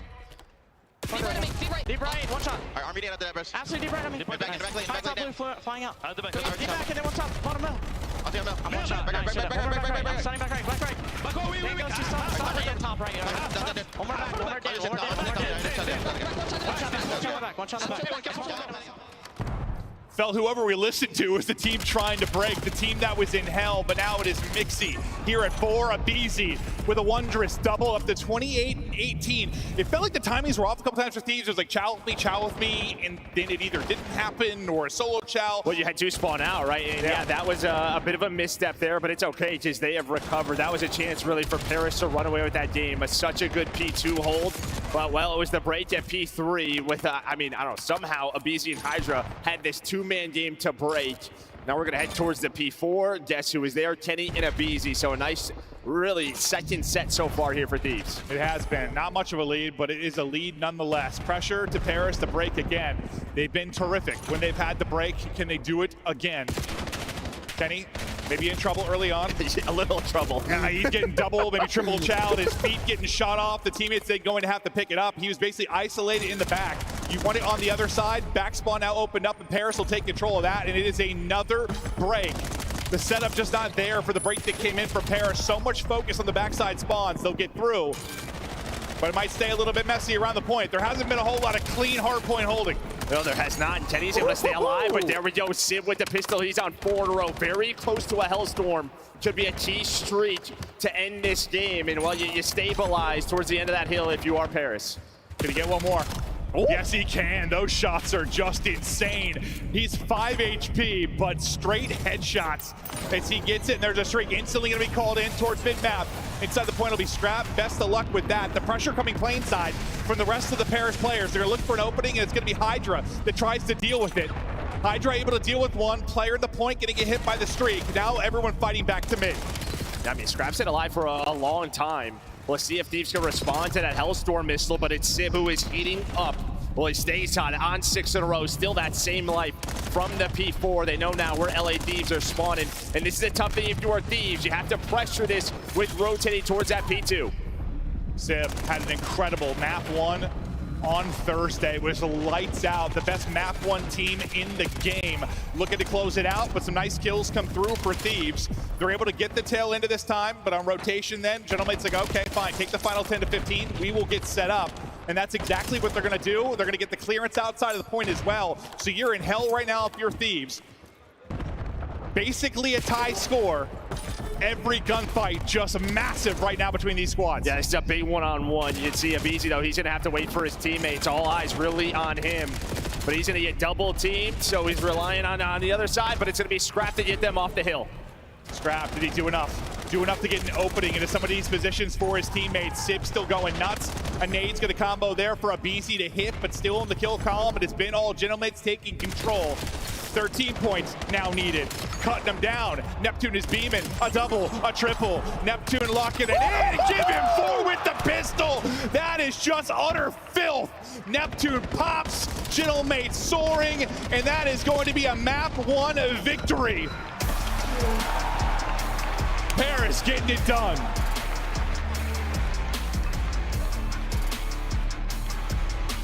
Well, that is just very reminiscent of the scar we have seen the last couple of weeks in the league.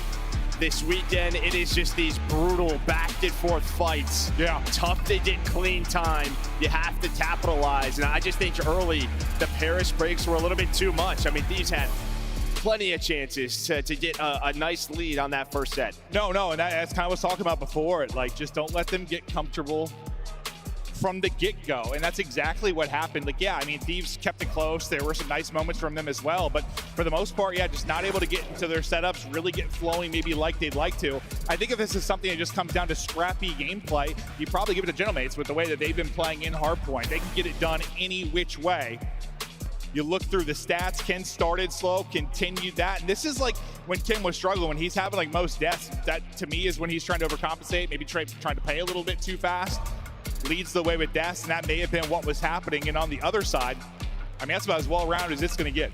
Yeah, I mean, no doubt. Nobody negative. Everybody, you know, right around positive, even if you are Envoy. So, yeah, just a great team effort there from Paris. Fantastic team effort. They will get the win.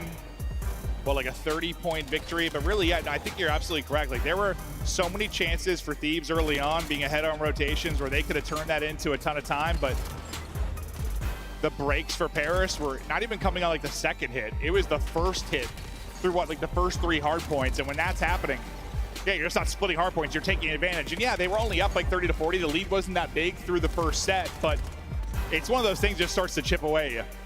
Yeah, and then early on, or right towards that, with that last P1. I mean, P1 on this map, it is a hill where you can actually earn a ton of time. It is tough to find angles to deal with the player soaking it. And I mean, you just have middle, but you have the Hellstorm, sort of messes with the setup again for LA Thieves. So Paris do a great job to close that game out.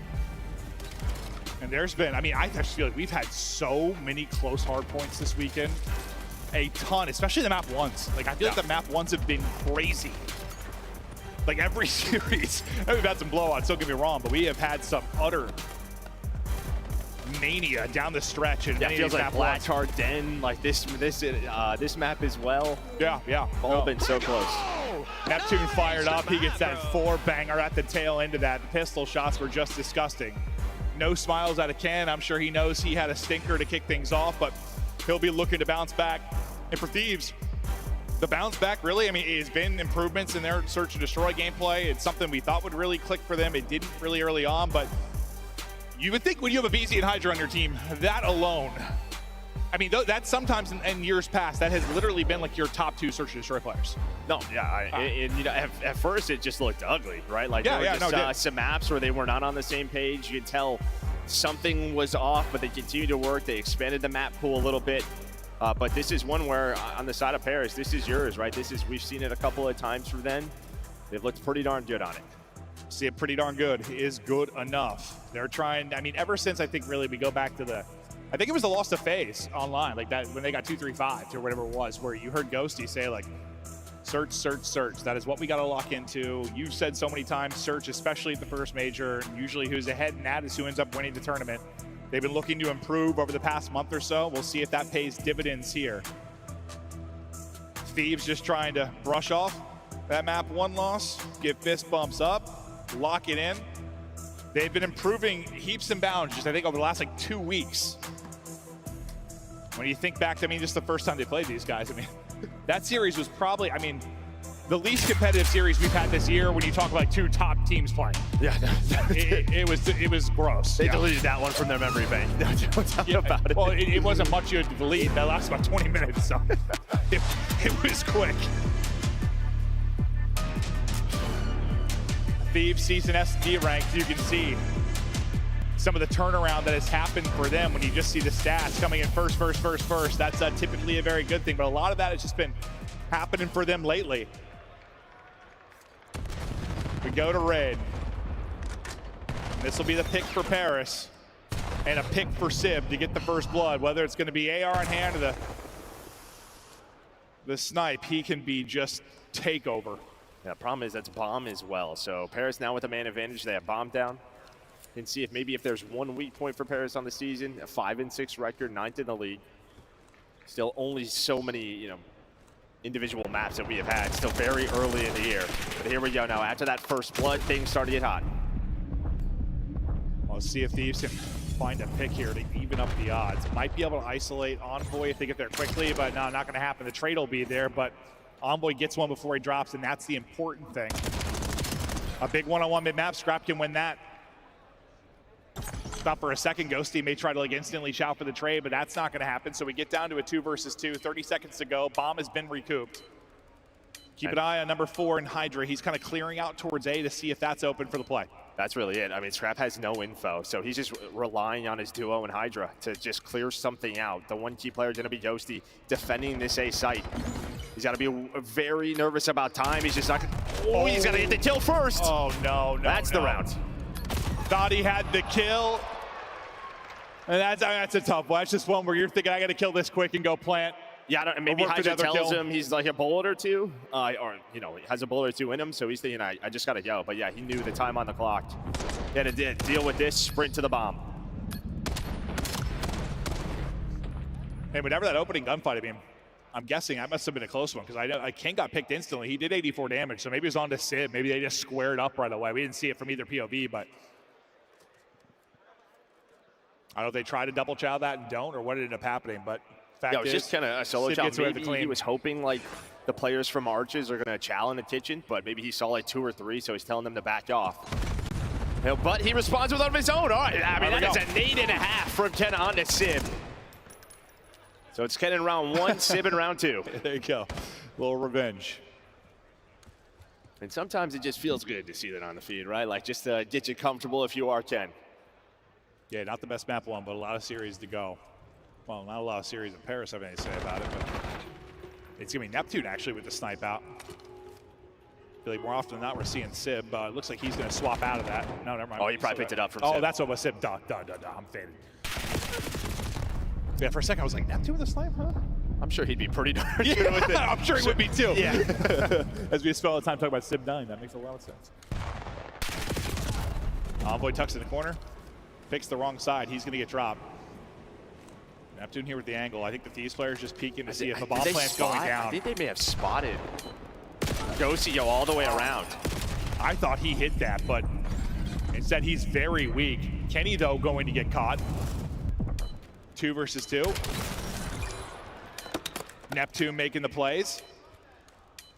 He Scrap spotted him. He's just like, if I can stop this plant. Gets him off it. He's right back on it. The chow comes in and they win it. If Scrap gets that clean, just maybe gets done. And this is one of those rounds we were kind of talking about, right? Where it just feels like Thieves are a little bit lost. You have the 3 versus 2. You have pressure on the Neptune up top. And Hydra never chows him. He just prones low, right? He just kind of gets shot in the back. I thought he was going to immediately chow him. That doesn't happen. Allows him to reset, and then all of a sudden Scrap's left in a 1 versus 2. Yeah, they had him 20 HP. I'm not sure what happened there. Yeah, maybe they were just worried he was going to jump out front. I don't know, but these were the kind of rounds that were happening to them online. It just, after that situation, yeah, with Scrap, like, it looked kind of funny just to see how Hydra ended up dying. Whatever the read was not correct. Ghosty, 4-0. Neptune, 4-0. Sib, it's his turn again, and then it's Scrap. Flick after flick. The sniper's impact being felt. Big win from Hydra. Yeah, and then just right up the gut. Again, just this tandem. Hydra and Kenny running through to give them the man advantage, but they had man advantage last round. And well, it was picks like this that potentially lose them the round. And then I think it was Ken that dropped like in the last one. Like, you just have numbers. You can't have somebody getting isolated like that. I thought for a second Scrap that was going to work out perfectly. Actually, he was going to catch the knife play, but not able to do it. Now in Hydra and Ken. Try and get this done. Still 47 seconds to work with. They're right between both players. Hydra able to get one. Neptune. We'll see if he can clutch up. Yet to drop. Trying to stay perfect. First gunfight, they chest bump, and I say that should be an instant trade. They get it done. Thieves need it around desperately, and they'll get one there. Yeah, still a scary one. Still a lot of timings on the is. map. Yeah, a lot of timings on the map, and well, those timings were going the way of Paris, but that time they just split them again right through kitchen, able to find the first. I mean, there was a chance if Neptune is already back laundry, sort of turned the corner, he might get 2 freebies, but it didn't work out that way. Ken was able to play his life behind the tree. Then they worked that bomb plant. They stopped the bleeding. Honestly, with how BZ's been like a hero for them, especially just this weekend. The fact that he's 0-3 with only 60 damage currently, he has not been involved really in this search yet. So you got to imagine a player like a BZ, he's going to get going at some point. We'll see when that comes, but I'm sure Paris pretty happy. He hasn't really been a threat at all. Will Sid get caught? Those shots are insane. The fact he gets one before he drops in the wall bang from Ghosty, just beautiful. Hydra goes to push it out, but not before he's able to back away. So lovely job there from Ghosty. I think similar to what happened in round 1 happened again. Like his teammates are up middle. He's thinking, I don't know, they're not going to take the gunfight, but he ends up dropping Scrap though. Left in a 1 versus 3, turns it into a 1v2. It just has a timing thing off with them, comms thing off. Like it feels like something. They only have 1 rep on this map, so 0-1 right now for Thieves on the year. Well, Scrap has had a couple opportunities to clutch. See, maybe this is the one he's able to pull off. A little more time to work with. Clearing, and that's just a tough one. Pretty good shots right onto his forehead with the rock cover. Good job by Ghosty getting to it. A big play from Ghosty, really kind of a zig to get the wall bang, to get away with his life. That was the one that gave them numbers.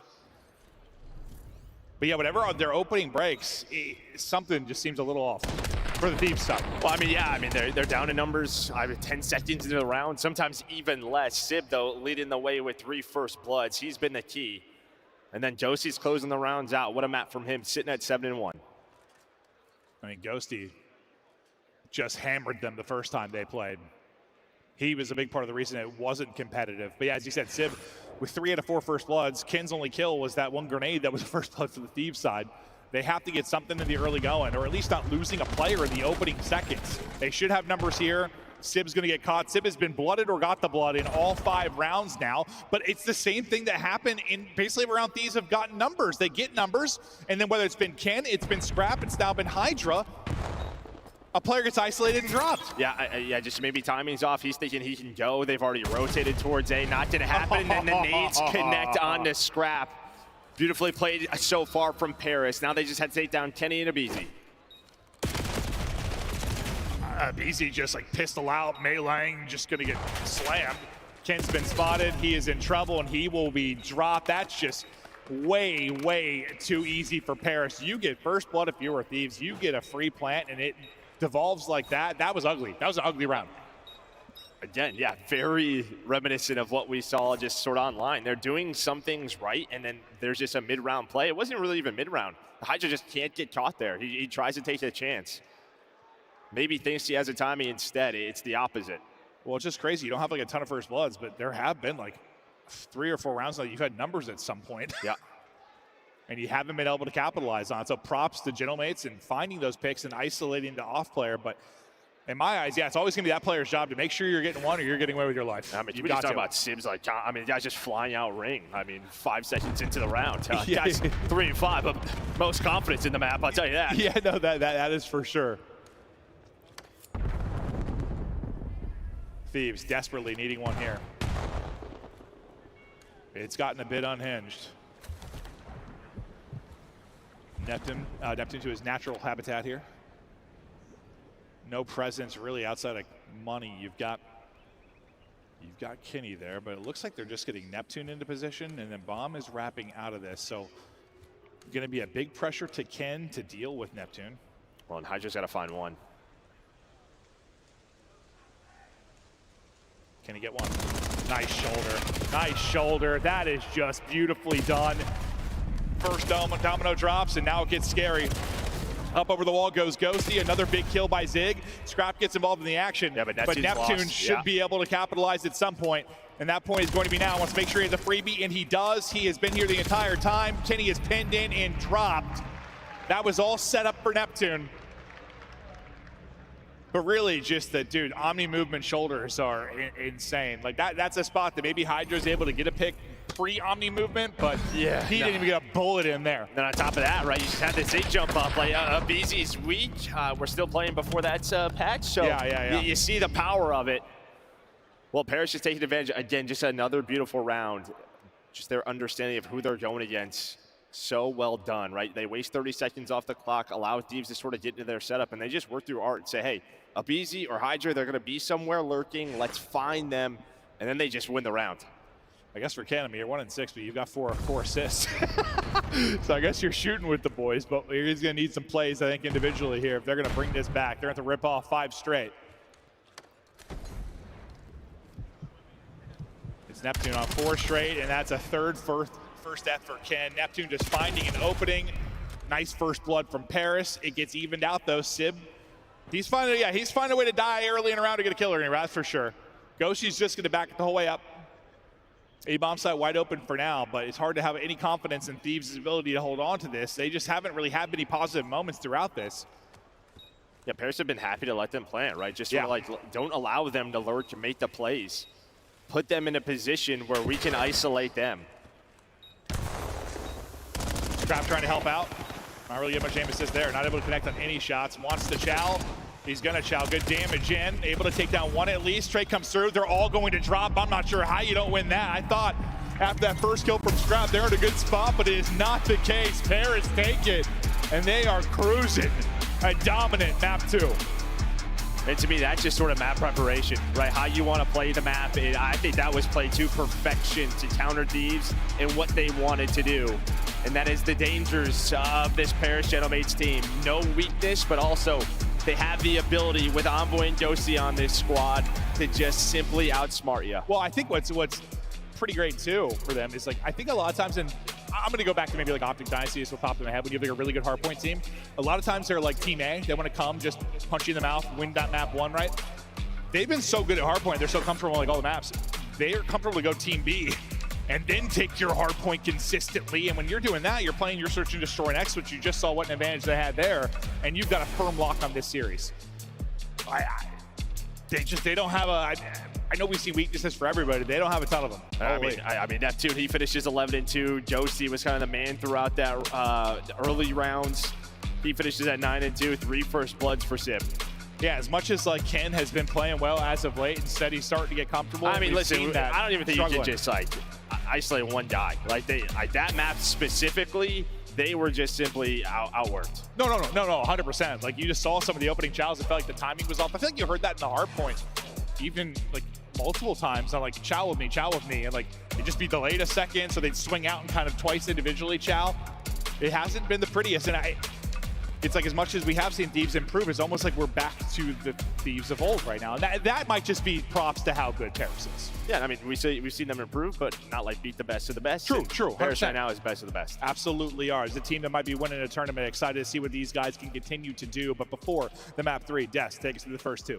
That was some slappage in Search and Destroy. Yeah. Paris Gentlemates making a statement after a close hard point. Allie, I want to start with you. Yeah. Who is shining the brightest today? Well, it was Sib, and then it was like Sib and Neptune, and now it's Neptune. I mean, a 7 spree going 11-2. He was the nail in the coffin in that map number 1. Again, like we talk about this guy all the time because he is such a huge presence on the map. And can we talk about the fact that Neptune has not got off the stage? This guy is so locked in after going 11-2. Oh, he's 1,200 damage. Yeah. He's killing bots. Yes, I mean, he's shooting bots. He's getting ready, locked and loaded. Like, Neptune is that guy, man. And, you know, you look at that map number 1, he ices it at the very end. And, you know, it's kind of desperation mode if you're Thieves. Scraps popping off, and Neptune goes, no. Sit your ass down. Pops a 4-piece with the pistol at the end. The kid's a dog in every way. Yeah, Coach, go ahead. Tell him to take off his headset so he can enjoy these highlights. Let's take a look at Neptune, Ghosty, and the rest of Paris Gentlemates dishing out the damage in game number 2, Ship. Yeah, I feel like a lot of it is just they're capitalizing on a lot of mistakes from Thieves, man. Like, LA had a couple of decent positions in low number situations that they're in good spots, but then there's just an extra peak. Or in this particular round, we're kind of stuck, like almost scared to chow out bedroom together, and it ends up being punished. So it's just a couple of really weird timings, but I think more so just a couple of mistakes where Thieves are not feeling comfortable with the ground that they're given, and they're getting punished for it. That too, and also I was just kind of like they're overextending a little bit. This is LA Thieves teams who is like number 1 in getting first bloods. On the flip side, Paris Gentlemates have been struggling in that category. They're bottom 3 in the league when it comes to getting that first pick, and you're kind of just handing it to them for free. Yeah, round 4 and 5 were egregious. I haven't been able to use that word in quite some time, but they were terrible. I mean, it's a desperation play mid. You see Thieves send a couple through. Sip shuts that down. Then we get to the round 5 where they get a blood at ring. They're in a great situation. Hydra dies bedroom. Hello. Yeah. And from that point, you're down 4-1. You're just throwing stuff at a wall and hoping it sticks. Get the triple stack over towards ring. Gave up basketball. Neptune's like, I got bomb. You know what? Screw it. I'll just go basketball, and I'll shoot you in the back when you try to get towards bomb. So yes, Gentlemates are playing great, playing phenomenal with a little help from the extra imposter and Thieves. Yeah, and Neptune's having another one of those career series where you look at him and say, what can't he do? I mean, he's doing it with both the SMG and the AR, of course, and the hardpoint, but you're also seeing how dynamic this Mates as a D can be, because he can pull out an extra sub or an extra AR and change the tempo in the blink of an eye. It's time for your Scuff play of the game as we look back at map number 1. It's just one guy we wanted to highlight. He goes by the name of Neptune. Travis is taking over after getting multiple silvers with Vancouver. He has moved over to Paris. He's in the hunt for gold, and he's playing like he deserves it. And this was a game-winning play. I mean, this is another P2 that Paris Gentlemates just, they had the spawns for, they had the setup, they had the early rotation, and just when they think they're about to get the break, Neptune, I mean, this guy is shooting so straight. He finds 4 of them by himself, essentially, and that just, I mean, that kind of just put the nail in the coffin. LA Thieves, they had nothing to work with. It's plays like that that make players great. And that was a decent performance from Thieves on that map. I mean, you get triple 30s from the dogs. I'll be honest, I know Clint Joe talked a little bit about it. Kenny got Hadouken on map 1. Like, he has to play better. 2037 is not going to cut it, especially lost by 17. First in 5 different categories, Neptune is leading the way, and we'll find out, can they close this series 3-0? Casters, let's get into Overload. Can close it out 3-0, but the series does get pretty good for Thieves in the back half of it. There's some very solid maps for them. It's also very good maps for Paris, but is the potential there to go 5? Sure. It's just hard to believe in that right now with how the series looks so far. Yeah, they don't seem all the way on the same page, Thieves, but I think that's just props to Paris and what they're doing on the map, confusing them. I mean, this is pretty much exactly what I said Paris should do. Just make Thieves uncomfortable, and they've done a really good job of that. Yeah, but I mean, listen, exposure overload, this is where you found some success if you are LA Thieves, 2-0 on the year, but it's been kind of your go-to for Paris. They've played it 4 times. They split it right down the middle. If you can get it to a game 4, the problem for them, I mean, Paris might be the best exposure hardpoint team in the game by a long shot, but that is where you have found some recent success if you are LA Thieves. Well, we'll look at 2 of the powerhouse ARs. Scrap not having the series he would like to. And it feels like in this title, he hasn't exactly found his footing. I mean, as far as being that lock, just no matter what, winning or losing, it felt like that guy's numbers were insane. That hasn't necessarily been the case with this particular title yet. Yeah, his damage numbers are always still up there, though. That's true. But like the KD isn't, but, you know, we don't show damage. Like, we show it, but... Yeah. Well, that's why I try to... We don't show far. it as much usually, or like talk about mid-commentary. So like we had like the data view here for us, so I could bring it up like, when you really notice someone's popping off in that department. Because the kills don't always tell the full story. That's for sure. But yeah, it's definitely a bit of a revenge match here for Ghosty and Envoy. On Thieves last year, they found a lot of success. You win 2 major tournaments, you get to another final. In many ways, surprised to see the changes happen. I think it just boils down to who was available. You have somebody like a Beezy that you can get, and they felt like they had to do it, but... And it is a long year. I mean, if we learned anything last year, Major 1, you know, it's great and all. Early in the year is great. A major win's a major win, but it doesn't necessarily translate to who's the best at the end of the year. Thieves trying to get dialed back in. Real quiet right now on that side. They gotta get fired up. They gotta get some passion flowing here for this map 3. Now we'll just see how their that teamwork is looking on Overload.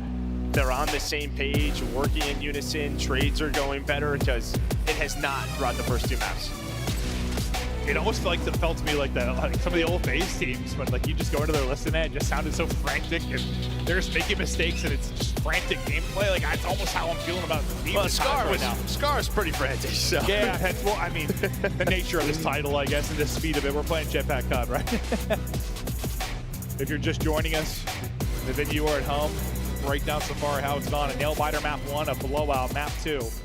Both to go to Paris. They look to close it out here in 3, and the online qualifier they matched up. It was a quick 3-0 for Paris, looking to replicate that. Can Scrap and the boys get firing? Scrap gets 2 within the blink of an eye. It's going to be immediate pressure right now. I think Ghosty gets that one. It's going to shut down any kind of push, but still going to be a threat. Getting forward will be Hydra. He's got to try and find something, not able to do it, so Scrap backs out for now. Kenny's like, try to get forward with me. I got one, but he's not able to do it. You at least still retain control, but for Paris, you slow it down for a moment here. And that's a key, right? They're finding that first kill onto Hydra. Well, and now they are not. Okay. That is going to be a 3 dead. As Hydra right off spawn, him and Abizi were able to find 3. This is what you wanted to see. And well, right after those first 2 maps, LA Thieves saying we are not out of this yet. Yeah, I mean, if Thieves come in here and lose, it's winner's bracket. They have a chance to bounce back. I want to see the Thieves team. We've been seeing a bit as of late. Like when we cast one of these, we were really excited for this series because these 2 teams have been playing really well. You expect a great matchup. We haven't really gotten that yet, but there's still a chance for it. We're not done yet. Thieves pressure, still here looking for a score. They're going to lose 1 at mid-map. They're going to lose their forward man, Abizi, as well. Really, the only person left is going to be EMP carrier, so Hydra's going to try and just dance. The dancing will stop there. Yeah, just try to get out, push it towards their side. And really what the story has been throughout this weekend for Overload is just sort of these back and forth battles, but then when one team gets going, a spawn trap comes in, just rallying them together, putting 2 or 3 up in a minute. See if that happens in this first half. Yeah, no, it hasn't really been about the individual scores. It's been about the rallies, 110%. Hydra really the last up from this position, trying to get whatever he can. Already pushed up will be Neptune, will swing right to his POV. He needs to get kills or at least be a distraction. Doesn't get kills, that's a great stun over the top. Lets Abizi get 2, good defensive clearance, and yeah, your tax, your nade, so important towards the goal line. And well, just that first kill, right? We saw the importance on the Hydra early on from Paris. The same thing there on to Neptune. Abizi with a massive 2. Hydra behind enemy lines. It's going to be a 3 dead. Neptune the last one alive, but he gets the important double onto Abizi to stop the EMP. And this is just one of those frustrating moments for Hydra probably. He's been hunting on the other side of it. He's still finding kills. Yeah, he's playing a different game. They are trying to hunt him down in a 1-on-3. The fact that you've been able to get control of the actual EMP and now be a threat to score, this is insane from Gentlemates. Really just the double from Neptune in mid-map that ends up being huge. Threat to score. Opportunity here. Not able to get across. We pause the brakes here for a second.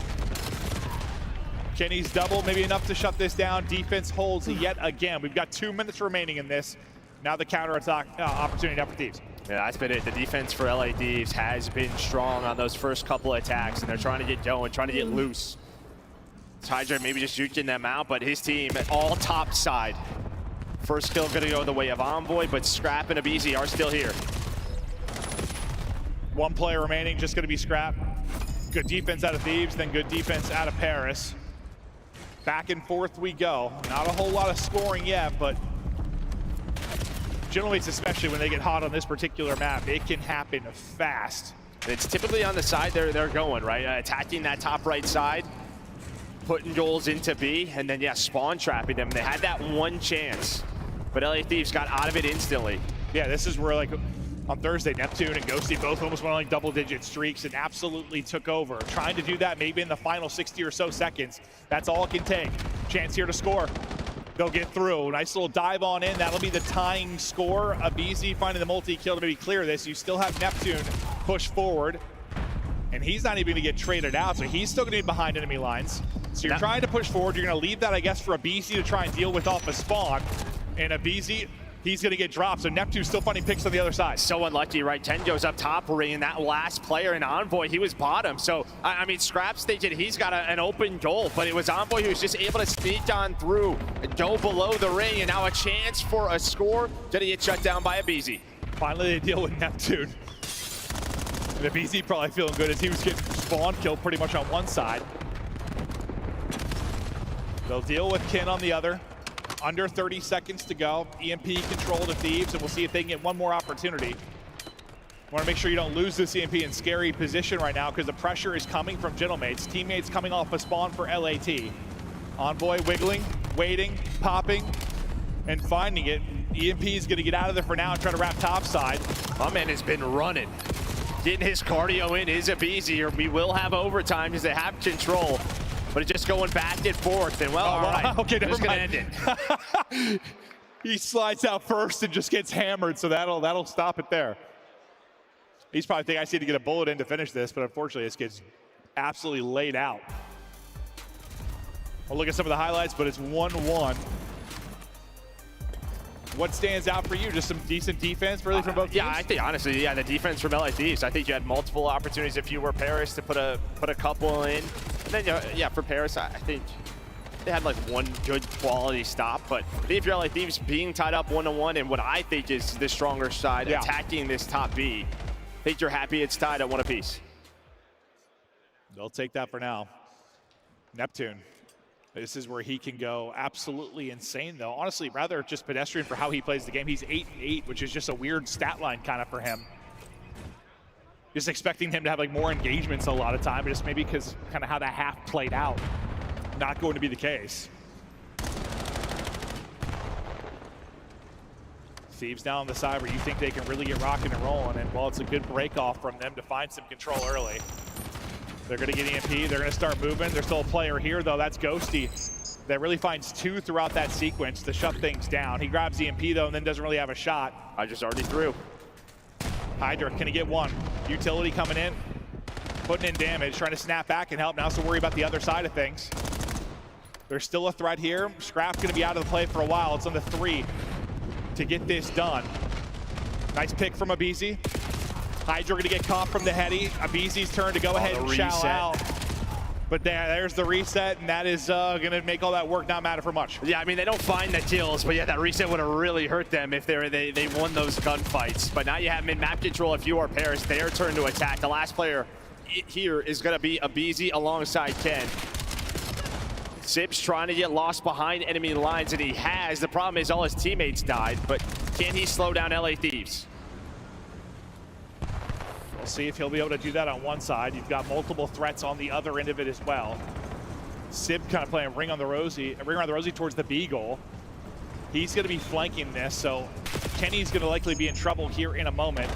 See if he can get any kills before he gets traded out. He's at least able to find one now. Sib's position given up. I thought pretty quality shots onto Scrap ring, but Scrap, who started slow at 9-15, able to connect on the headshots there. And this is kind of similar to the first half. We got 2 minutes gone. It's a low-scoring affair. This feels like an early scar. You can see what both teams are really prioritizing, right? It's getting pushed up into their enemy base, just trying to get lost, putting the pressure on them when they come off a spawn, but both teams are doing a good enough job to find those players, not let them make those extra plays. And well, for LA Thieves now, it's to find Envoy. Before he can do something, they do just that. So here we go, a chance. Everyone off a spawn for Paris. Your best opportunity. Unfortunately, you take EMP directly to Neptune. Neptune's just going to go. That is a big kill from Scrap. If he just gets across the gap there and you don't have an angle, that might have just been an instant pick and go. Are you a little bit shocked that that just ends up being the case? Did someone not call a name? Or? Yeah, I mean, I don't know. Yeah, maybe you're just thinking they all spawn like B-side or all the way back middle. But yeah, they try to maybe trick them and go towards bottom A. Instead, now they have to play more defense. And Ken, he's able to find two, but Envoy is here. Envoy on 5 in a row. Paris Gentleman's up 1. That is a frustrating moment for Thieves and a brilliant one for Paris. 2-1 game, 2 minutes to play, but Thieves go from 4 dead and pretty good control to suddenly you're getting capped on 30 seconds later. They've got to answer, and they've got to answer soon. Time against them, pressure building. Otherwise, they've got a date with the losers bracket, and they'll have to continue their fight later today. Envoy's streak finally comes to an end. I don't believe any crews earned for him. EMP topside, some key fights going down. Thieves got to be clutch. Utility good behind Hydra. Trying to swing out and Zhao, but Sib still just tucked in a pocket here. His teammates looking over him as well. Yeah, I mean, all pressure is on LA Thieves, right? So Paris, they're just playing slow, playing for map control. You have to take that first chow. And now Ghosty, if they want to, they can play a little keep away. Nice trade on to Kenny, pistol in hand, but Abizi's got a knife. Knife maybe stronger than pistol in that type of range. Just over a minute to play. Clutch time here. Scrap can't get the touch. 2 are going to be dead for Gentlemen. They go away. This is a scoring chance. They got a chance here. 2 are going to spawn up A, though. I thought maybe they'd spawn out B side based on where the teammates were, but you're going to have 2 people here to deal with it. Those 2 that pushed out going to be dead.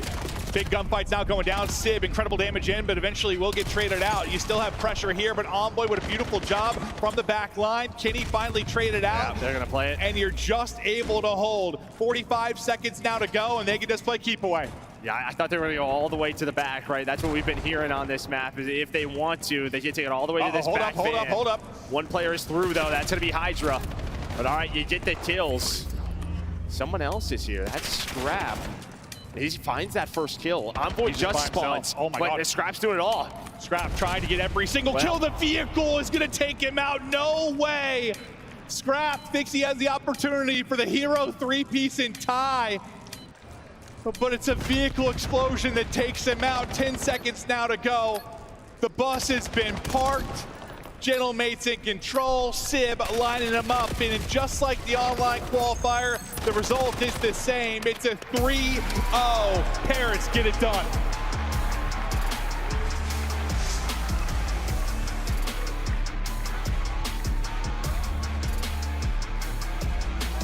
Cool, calm, and collected. They knew they were doing that today. These boys are locked in a step ahead of LA Thieves today. A much better map 3 from Thieves, but even then, you kind of saw, similar to the discussions, right? You have the forehead, where are you going with this? Just some misplays, not on the same page. No, it's a 3-0. At least, I mean, the map 1 very competitive, the map 3 very competitive. It was just a search that was really, really ugly. But yeah, I have to watch that sequence back. When they had forehead, they had mid-map control, and it just ended up being the first player off spawn is like chest bumping your DMP carry. Everything falls apart from there. That's what leads to the score, like the go-ahead score. Just an awkward sequence. I'm not sure if they were trying to fake him out, got too cute with it, or if there was a miscomm on the Thieves side, but two very tight respawns. Yeah, and then that leads to the counter, and then you have 2 minutes to try to score, and you do get maybe one opportunity where you have mid-map control, 3 or 4 dead, but it was Envoy sort of multi-kill, then he's got the EMP, and he just runs away. And that nade, dude, like I thought for a second, I was like, no way Scrap does this. Like his teammates are at Narn, spawning in, trying to get back to him. He killed 2. I'm like, he's gonna have a one-on-one to win, like tie this game. But the nade blows up the vehicle. He's ripped out of it. Envoy clutches up and had some big streaks throughout that as well. Thieves, I mean, far more competitive than the last time they played. That is for sure, but not good enough to look like they're going to be winning the tournament this weekend. Still got a chance to talk about things. Still have some Call of Duty to play today and maybe tomorrow. Yeah, I just think overall, in general, like you're still seeing sort of these mistakes in crunch time for Thieves, right? Just not all on the same page of how you want to play specific situations and versus the best to bite you in the ass. No, it is, and you just think with that like coaching staff with this particular roster, that's where I think they shouldn't be making mistakes. You've got a lot of smart, talented players, but maybe just a step away. I think this roster can do it, absolutely, but not doing it right now. Just simply not good enough. Paris were probably the favorite coming in. Paris continuing to look so good. Pick, yeah. Who's going to slow them down? I mean, you still got the world champs, right? Back to back. You got the home crowd, so we'll see. We'll see what happens in that next matchup. Envoy clutching up late, making the big plays, getting a little bit of sweet revenge. We've got him on stage with Blaze. He definitely loves that revenge. Everybody show some love to the Paris Gentlemates. They stay perfect in this tournament for now. Envoy, what a big win, man. I know you guys feel good being able to replicate that same victory online, on land against this team who was trying to take y'all down. Now, an easy 3-0. I think the map 3 and map 2 were kind of self-explanatory, but the map 1, for you guys to really start taking away this series, it was pretty much like tied 200-200. What was the winning point for you guys in that map, the winning rotation or the winning kill for you guys to say, you know what, we got this map 1 locked in? Yeah, map 1 we knew was going to be close. Scar is kind of a map where you just square up on, a lot of gunfights, and for us, it was rotating to P2. I think if our P2s are good, then we're going to win the map, so we ended on the P2 with a good rotation and just got the dub. Got the dub indeed. And then from there, you go into a search and destroy where Neptune is playing out of his mind, okay? Looking like the god of the seas. We see him popping out of a swimming pool, popping 2 pieces. And then you guys, leave the stage, but he stays locked into the stage. When you see that type of focus out of your sub-duo, how does that make you feel? I mean, it makes me feel great. I mean, Trav took over map 2, and, whatever he wants to do, he gets to do. So if he wants to stay up here, so be it. And, yeah, we turned up map 3 to get the win. There you go. Now, going into y'all next series, it'll be the winner of G2 versus Optic. Who you think may take that matchup? Any upsets in that one? I'm definitely taking Optic. I think G2 got a good win versus FaZe, but I think Optic's the clear-cut favorite here. All right. Now, lastly, I know Gotega and the green suits are going wild in the watch party cheering you on. What do you want to say to all your fans across the world? Yeah, to the fans of Paris, fans here, thank you guys so much. Gotage's up there streaming, I think, so shout out Gotega, shout out the green suits, and we'll see you guys tomorrow.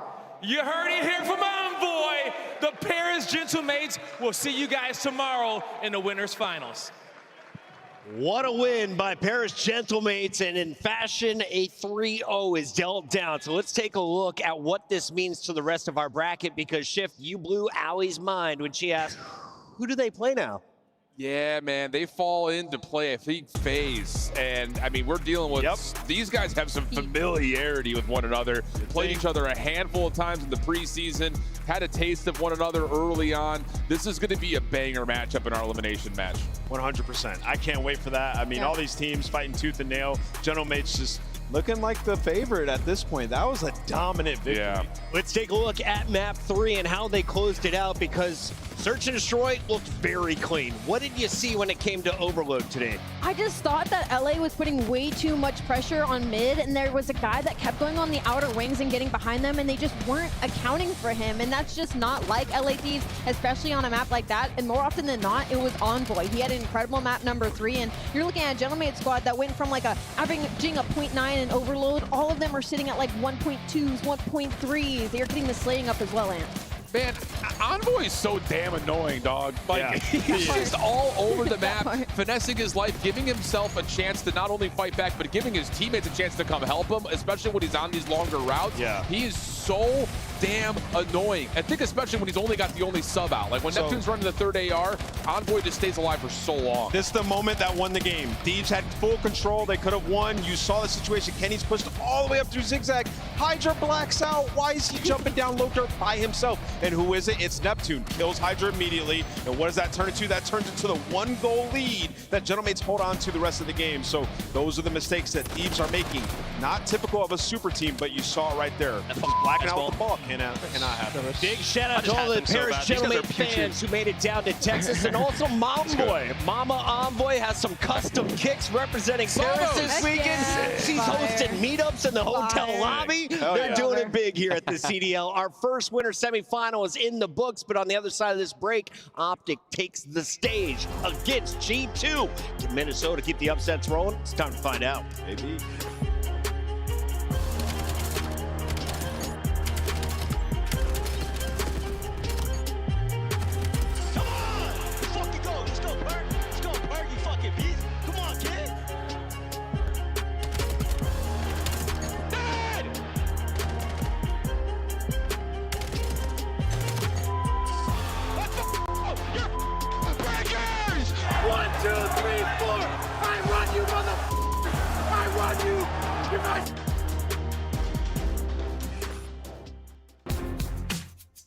Monster Energy, the official energy drink of the CDL. Scuff, official controller of the CDL.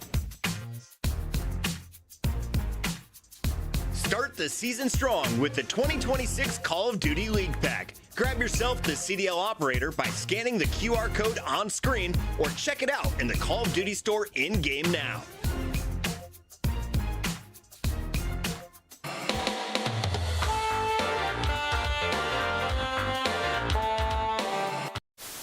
But now Kiz is in a great spot to find a first blood.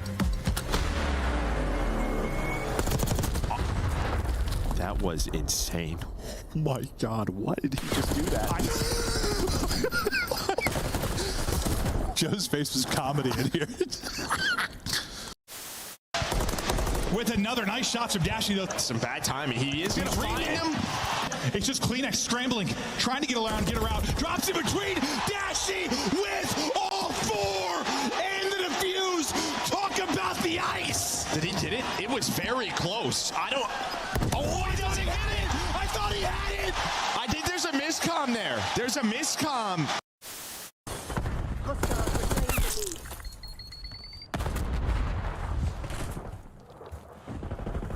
No, spin controller. Oh, yeah. Low motor strain preset. Oh, yeah. Oh, yeah. Like Oh, give me all the headshots. Exactly.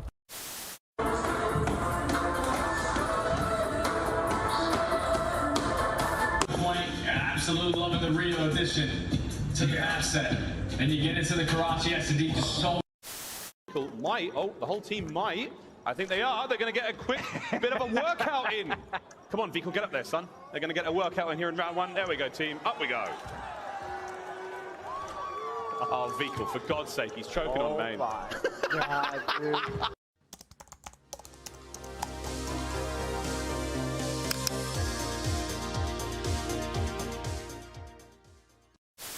Been magnificent. Miami take the lead. They're trying to close it out.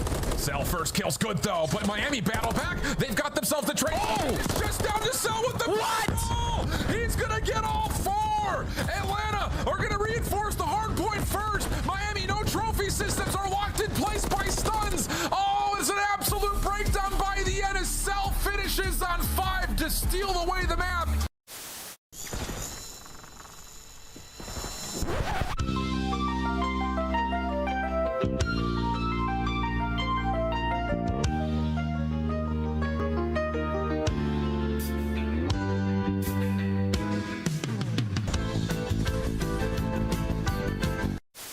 That's the problem. You gave them all the time in the world, and now Ultra have set themselves up perfectly for the barbershop hardpoint.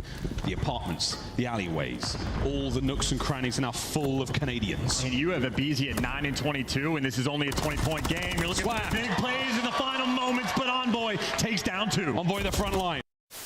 Cracked. Don't play with this guy, bro. Wait, that's me! Chat, I'm in the bottom right, that's me! I'm pretty sure if you have the ball to work with. No, I'm on the broadcast! Chat, that was me! No way! That's what he wants to do! Okay, bro. That's me! Okay, that's how the series ends. Okay. Oh my god! Nice, good shit. I have it. Dead. Nice! Dead. Let's go, guys! Let's go! Let's go, Bruce!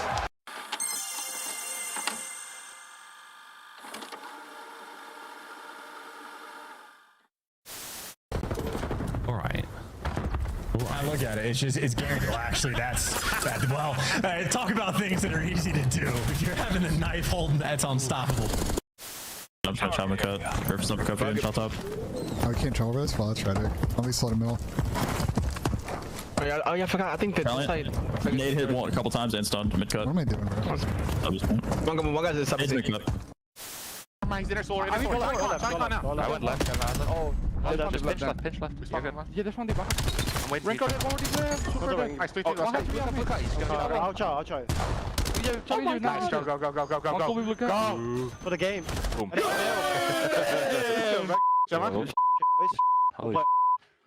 What exposure. 8-0. Billy, lie. But what the hell? What the hell is that? Wait, that guy's bowling. Wait, he's watching bowling. Look. You see, he's watching bowling. Yeah, what the fuck? I gotta throw, bro. Wait, is he trolling? Wait, is he trolling? He has to be trolling. Wait, is he trolling? He's gotta be trolling, right? Wait, he's gotta be trolling, right? That's not right. That's an Easter egg from the CDL. Man, Wixels is just gonna have to slide in with ARs. Oh, nice little deep shoulder coming through. Oh! Wow! No way! He gets the one through the drop, and then all.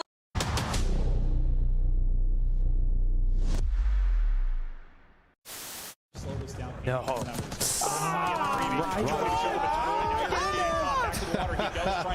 Oh my God! Here it comes. Out this map. Get out of there. Come on, Ant. Where you at, Ant? Too late. Yeah, now Ant activates. Oh, I love it. Just over 20 seconds to go. Where you at, Ant? Activates behind him. They isolate him. Yeah, get him. Get on shot.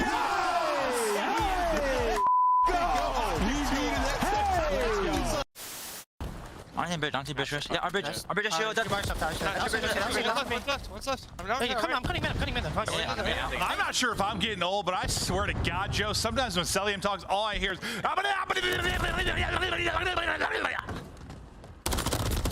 Yeah. In Call of Duty, stars are made while pursuing greatness. They channel legendary performances through the sound of a ticking clock, a high-stakes situation, or an unfavorable scoreboard. One such star is Mason Mercules Ramsey.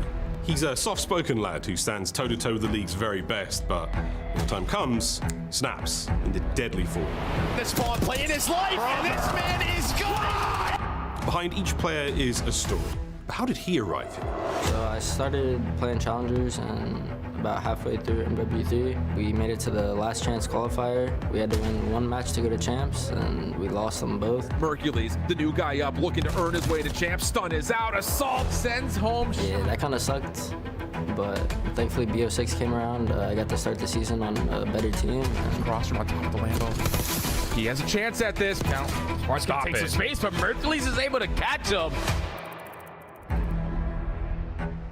I'm not sure if we're really bringing this up just yet, but I think Beans is going to be involved, which is a beansless meal here at the major. Is it officially no beans? I think it's The circumstances were definitely unexpected going into the Toronto major, but Merc is a slayer, right? He's been getting crazy gas, Chris. Like, he's been going off in challengers, so he's just got to come in and find those kills. just made the best out of it. Initial gunfights, but the young gun. Ultra. Plus the shots on the cross. Remember the name. It's Mercules. No, storylines like that write themselves, so it's easier for us to sort of follow. But when that kid went on there, and obviously like the amount of people talking about him, immediately had him on my radar and sort of kept my eye open. After a crazy series of events, the rookie finds himself on the roster of Optic Texas, and it is there that his newfound legacy would be cemented. It's history in the making! Back-to-back world champions! He understands the game really well. He kind of just does him, honestly. Usually when they're new, like, they have like a little ego, but for him, for whatever reason, like, he just trusts us, and I mean, this kid is a generational talent. From a competition standpoint, his future is bright. From everything else, the ceiling is, who knows?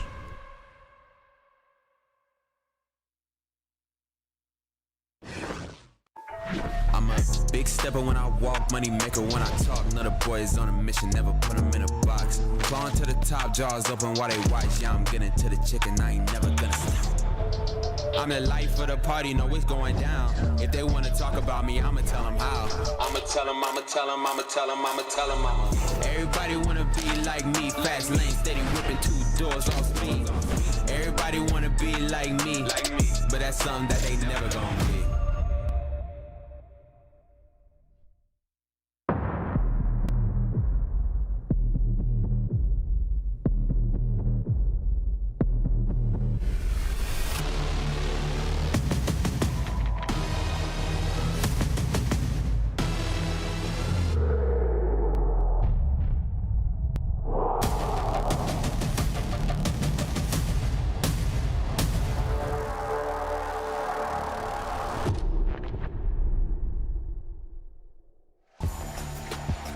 Earlier this morning, we dished out 4 more rings as Optic claimed their 2025 trophies in front of the home crowd. Maven, an excellent moment for Mr. 3 Rings and the rest of the crew, including that guy, the MVP.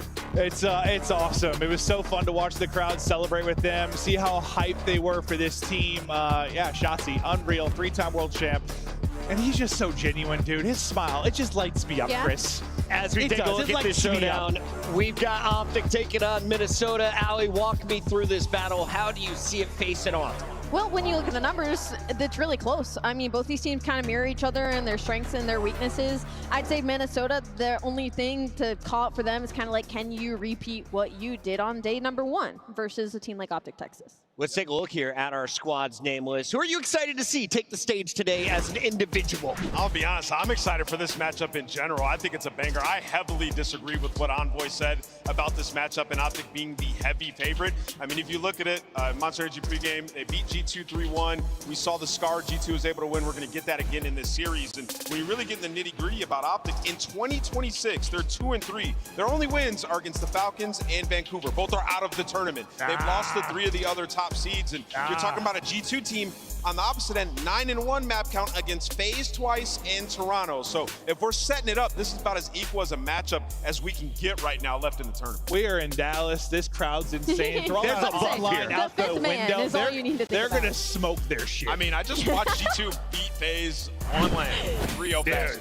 Y'all are sleeping. You beat FaZe. Everybody's sleeping. Bro, FaZe get booed every time they play. Guys, That's not what's going to happen with Optic. Crep has 1-1-1 angel number. They're going to win. There's definitely a possibility Optic turn up with the crowd. But if we're talking about this G2 team, they've been gritty. They've been so much better.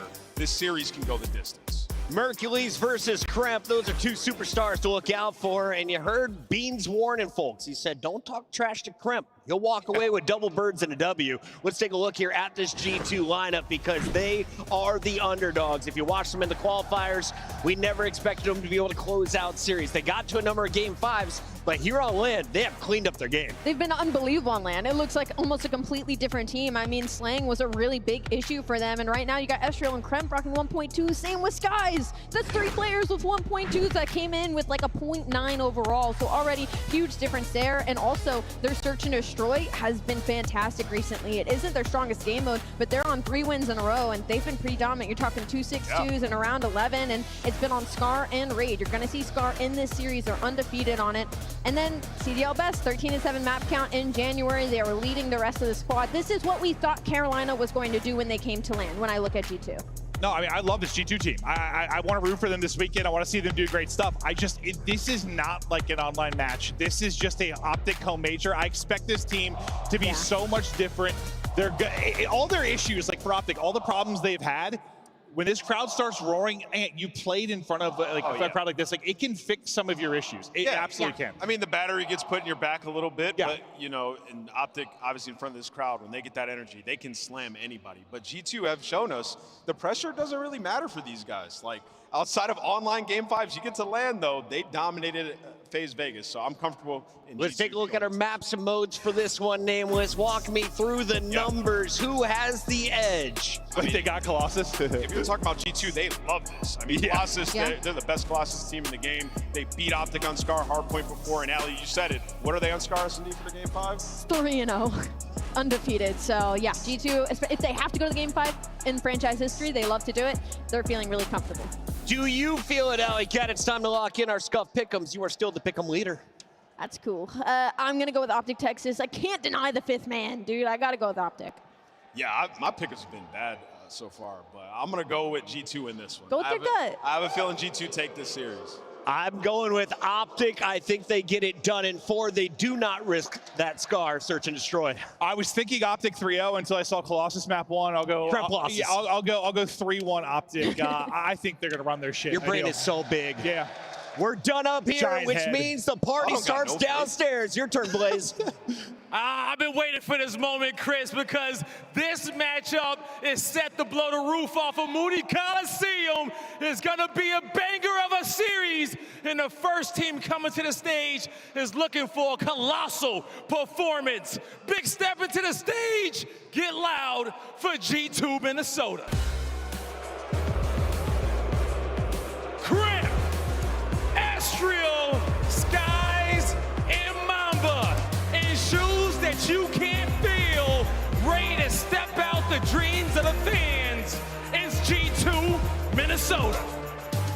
I mean, the whole desk, the whole crowd, the whole chat, everybody's counting out G2. Well, guess what? People were counting them out yesterday. It didn't matter.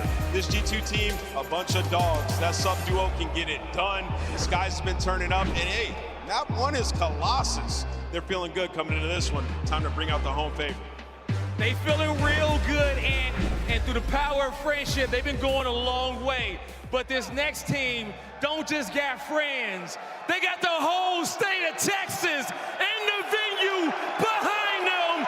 Get loud and stack your voices for Optic Texas. Hook, Shotzi, Mercules, and Dashi. The back-to-back world champions know that it's time to play. It's time for business, and it's time to show out for the day. It's Optic Texas. I mean, I don't even know if I really have to say much. I mean, for those of you at home, this stadium is packed. There are so many people on their feet, and they are getting so incredibly loud. These are your back-to-back world champions, and there is the 5th man in the green wall. There is nothing these guys can't do. This match is going to be electric, guy. It is so electric right now with green wall chants all throughout the venue, and the stage is shaking. But will G2 falter? It's time to find out. Miles chants, it's time to go. Thank you, Blaze. Pressure on for G2. Will they crumble or will they become diamonds? A stacked house here in Texas for a big matchup. Mate, I'm ready for a party here. How you feeling? It's going to be a fun time, and this is going to be an aura-defining series. Optic, they haven't had an incredible online stage just yet. It is a bunch of world champions. They live for this type of environment. On the flip side, in January, G2 have been monsters. Their map count is ridiculous. The series we have, they love the maps down the line. The question is, does the aura diff break them? Well, they've got to get through Krem losses first. Again, both teams looking pretty solid so far. Optic, they've given us the goods. A nice run thus far in the winner's bracket. A little nervy coming into the start of this tournament online, but seem to have figured things out. Also, you brought this up in the walkout. The submachine gun players wearing the shirts. The AR players wearing the sort of tracksuits over the tops. I love it, man. The boys are dressed to impress. Got to get ready for the right pace. And, well, Looney, the coach on the right side of your screen, trying to get the boys ready for map number 1. Happy for them to see that Kremplossis in the mix. He's got aura on it, but this is your X-Factor player. When Mamba is going positive, especially in hardpoint, undefeated in the game mode. When he struggles, well, G2 struggles as a collective unit. That is the person you're paying attention to. Keep in mind, never forget your first time. Now this is him in front of the massive green wall crowd, shooting against 4 world champions down the line. Mamba, this is his opportunity to rise to the occasion. I didn't have nearly as many people watching me on my first time. For Mamba, it is going to be a test of the mental, a test of the resolve. He's going to go big on a very, very red stage right now, but there is a serious sea of green that will be cheering his every downfall. We're gearing up to get to map number 1. The coaches have departed the stage. It is nearly time to get this one going. G2, the underdogs coming into this matchup. Optic, your hosts. But will it be familiar territory for our red team? Let's find out. Map number 1. Let's get it. There's your first strike. Shotzi takes down Kremp on his own map. Optic in the hill first. A thunderous roar as the kills go the way of Optic. And Krem gets himself onto the board in a quick way. Mercules from the top time. All this going great for the green team. Got the time, they got the kills. Yeah, you love that. The spawns flip, and it is all those green arrows instantly turning. Mercules soaking up on the time right now and happy to make that his home. Trying to swarm with the Dropix, his skies, and well, everybody in the kill feed getting the mix, but Mercules handing out the goods. But Kremp, it is his map for a reason. In the time, 4 kills in a row. At least Minnesota has stopped the bleeding. Yeah, Shotzi knows. He knows he leaves the hard point. He gives him an opportunity there to push those kills out. But G2 final seconds here of P1. Not going to get a whole lot of it. It's not going to amount to a lot. Optic, they've made themselves over towards P2. Low right-hand side of the mini-map. They're in. First break opportunity for G2. 2 players working. It's Kremp and Skies together. Dash is the one trying to lock it down, and the AR support is there. Couple trades rolling through. Murphy, Skies, or maybe Estriel, the lone man able to sort through. G2 have the spawns, and G2 will take the time. Here comes the next wave of Optic, though. It's a conga line forward. They're trying to find entries, but it's Skies with a pistol. Oh, and he finds a bit of a trade there. Estriel over the top, over to Bueno once again. Toe-to-toe against his old teammate, and he finds another coverage from Mamba, and G2 holds. And listen, Skies has a lot of pressure on this as well. He is the one world champ on his team to match the energy, has to bring the fire. You can see Motormouth in the comms and trying to play aggressive. A force free in the time when you need him, but it looks like Optic overwhelming. There are no trophies just yet. Those nades impactful to make the break. Incredibly strong. P3 now up. Shotzi the first man in. Mamba, the X factor right now for G2, and he sniffs it out. What a read. On the backside though, Mercules is going to give a little bit more pressure now for Optic to make their way forward. G2 are on time. Well, Mercules making the impact, trying to work himself down low. He's got all of his teammates on the top side of the map, but it looks like G2 dealing with all the pressure. Hook and Shotzi, the tandem though, over towards the time, at least playing a little bit of keep away in the kills. Go their direction. 4-man wipe in the feed. Optic are in. He's got that iron on his hip. Poop finds a big one there as Optic's still soaking away, and it's Dashi He's the man on time right now. All bases covered right now for Optic. This is the hold they want. Identifying the attack wave. Oh, and down and out they go. Over towards the G2 boys. It's Hook, though, trying to hold the line alone. He's got a couple of kills. Brought down through the middle by Estral, and a big trade there from Merc. I mean, Optic right now, they're just managing the pace. They're losing some of these initial gunfights, but holding the line towards the end. They've never flipped the spawns, but they have built themselves a sizable lead, and this is what you want to do against G2. Set the tone early. Optic have done exactly that. On the rotation, though, will be G2 with the left side spawns. They're set up around P4. You're down by 50. They're looking for their impact here. Big row now. Once they get G2, they're going to be first in. Can they hold it? Dashi catching a few out on the entry. Oh, wow, and Mercules backs him up. Sky's now fighting to keep the hard point as G2 as possible. It's going to change hands, but you've still got the numbers here for Minnesota. Oh, spawns might get weird. Yeah, players over towards P2. Take a look at the minimap. You never know on this hill, but there you go. It's the wipe in the feed. Estriel for 2, and G2 manages to hold on. Still, though, only just now chipping away at the lead. Optic made the impact early. They're trying to do so again. 3 through front. Yeah, they have the initiative on the front, and they find the kills. One man on the backside as well. Optic flood on in time. Mama alone. He gets 1, but it's a 1 and done. Optic with a break, 20 to go. And this is huge. That was G2's opportunity to get back in the game. Walked into the hill down 50, and that's exactly how they will walk away. And here's your spot check. First set of rotations, every single player on Optic Texas is getting theirs. A beautiful start for the green wall. First set of hard points complete. We now go back over towards P1. As the rotation now done. Optic with a strong start. G2, they weren't fantastic on the holes. The breaks were decent, but it was scrap time, keeping them afloat here. For now, Optic with a solid lead and a big 7 spree for Hook. Let's go for a listen in. I got time, I got time. I have a choke on you. I have a choke. Bump left, bump left, bump left. One is tunnel, watch, I guess. Okay, holding the door. One's the door, I'm in 2 the door, 2 the door. He's already statue, he's already statue. He's the door. I'm shouting out the door, I'm shouting out the door. Their door, another one, their door, Caesar. What is low statue? Okay. He's probably gonna fight you under P2. Nice, good check. I'm nading time, I'm nading time. One time. Hit time. Make sure you hold this road, though. Hold this road. I didn't need him back. So much for time, dead. Another one on time. I'm flying statue. Close right. Okay, yeah, close right, dead. Okay, I'm pushing left. I'm pushing left. Yeah, I'm blocking back right, guys. I'm right top mid for you. Let's go door. I have all left, sir. I have all left. I'm gonna trade you. Hard block. Yeah, I'm blocking. I'm pushing what's up. Side door, mom, another front. He's statue. Yeah, statue weak. 3 front. They might bang. They're gonna try to bang my beat. I'm challenging. He's off. Close right. He's looking for one. Time it. Just ironing. Take your time. He's time it. You better run. On the stage. I'm gonna show you front. Yep, close front. Side door as well. Side door and 2 front. We're still blocking. I spawned out still. I think they spawned out. Fantastic work on the listening there. Suffocating performance so far from the Optic boys. Hook with a break, 25 to go on time. Cool, calm, collected, no mistakes being made. 20 seconds of scrap time that they're going to be able to lock down, and already you can see it. Hook and Dashi both on their Sunday best. But it's Saturday, the chat says. That's right. They're looking good.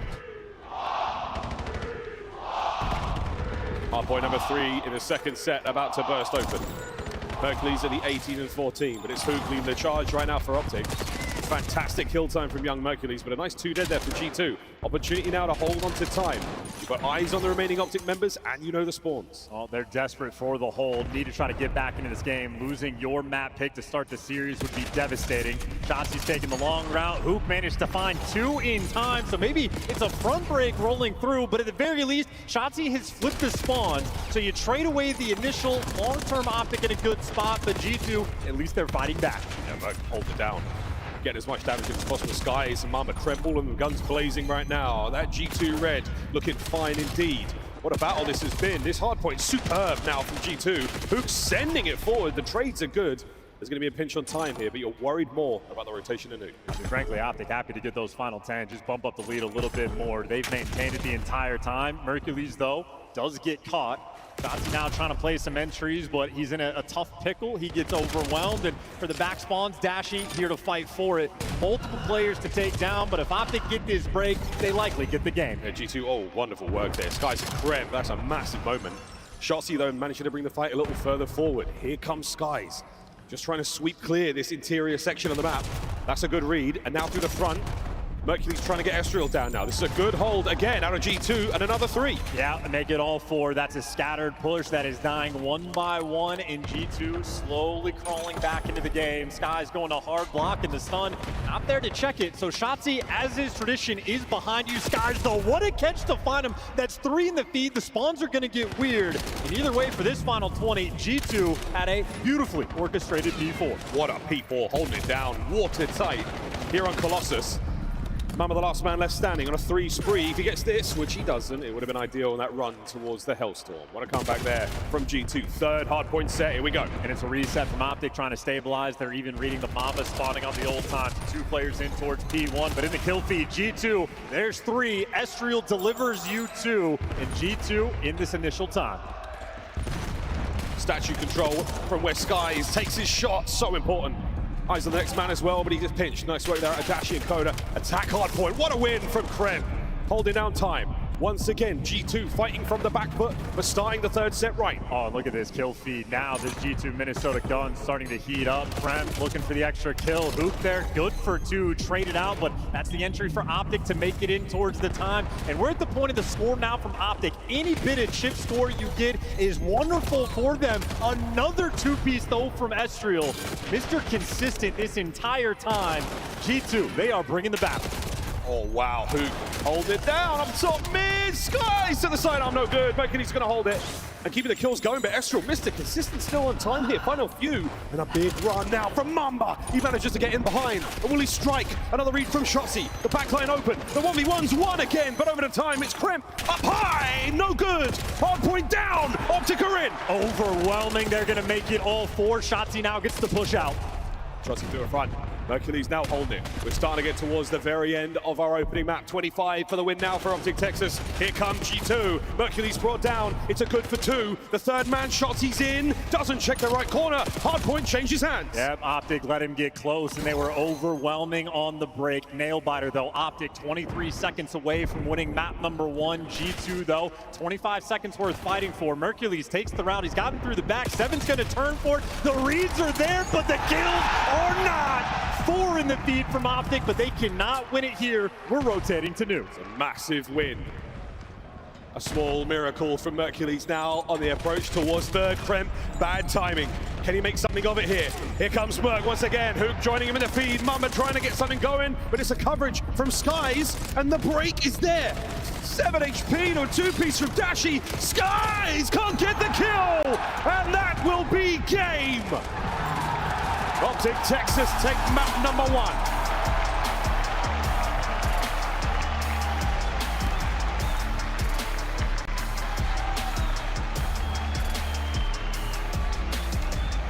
They squared up on Krem losses, and they were able to take him down on their very best map. Optic starting off this series right. An ideal performance.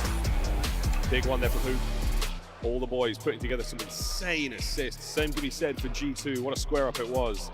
Minnesota taking a task on one of their finest.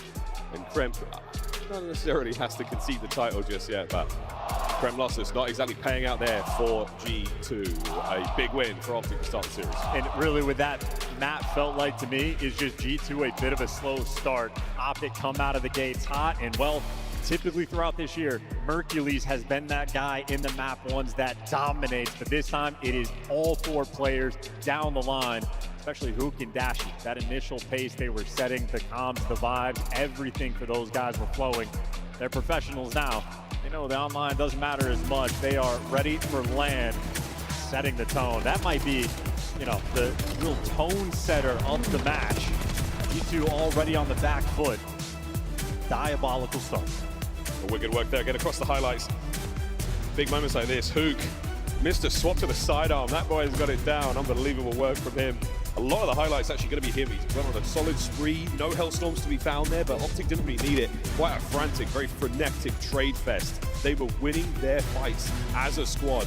A couple of individual plays towards the end there, but otherwise great cohesion.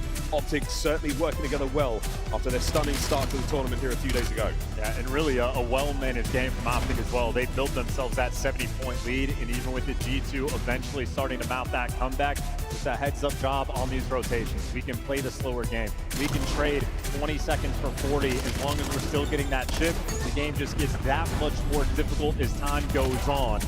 The Hot Stars really set themselves apart. Crazy. That P1 hill, I mean, you are going to see some of the most insane gunfights. Just trying to fly forward, get that damage. This was one of the individual plays. Merc with a big 2 there. He does have his teammates to help him out. Big Brucey shooting hot as ever. What a 3 there towards the very end of the game. Sets up Shotzi and Hook for the absolute finish. Big work there out of Optic. Hook going wild there with 32 and 27 finish. Strong start. Respawn's already looking good. Now we go to search and destroy. Yeah, Big Bruce and Mercules, the 2 AR players there to call game. Crowd firmly behind him now, but again, right from the jump, you get that 70-point lead by the first set of rotations, and it just becomes almost insurmountable. And then once G2 finally getting close to bringing it back, that battle over towards that P2 time, where Optic dialed it in. Hercules nice and comfortable blocking those back spawns, doing the fundamental things right in high-pressure moments like that. Might just be that world champion. Exposure has to deal its way, first to 6. And then a triple dose of Scar. Scar. Excited to get to that portion of the matchup. But Exposure coming up now, Chance. I mean, we've seen some great Exposure games, Hardpoint, Overload, you name it, across the board. How are you feeling about our team's odds in this matchup? Well, I think Optic is going to be a team that's a little bit more difficult to play against on Exposure. I know Dashi right now is not top of the league when it comes to the sniper kills or that impact, but what we saw from him on this map previously, a little bit more aggressive. He's playing up towards the middle of the map. He's not going for those primary power positions. He's trying to throw a little bit of those atypical looks that is difficult to adjust for. You know, you got a sniper watching the long lane, covering the middle of the map. Guys like Kremp and Estriel, it's going to be a little bit trickier for them to play that game. I mean, that matchup against the Falcons, he knew he was squaring up against Celium. I wonder if it'll be a different affair. Now he knows he's going toe-to-toe with Skies. It was a dream come true for Skies to join Optic last year. Can he be a nightmare for them now in this matchup? This S&D, an important one for G2 to bounce back. This series, a real match. Loading into this one. Eyes on the snipe plates, eyes on those big flanks.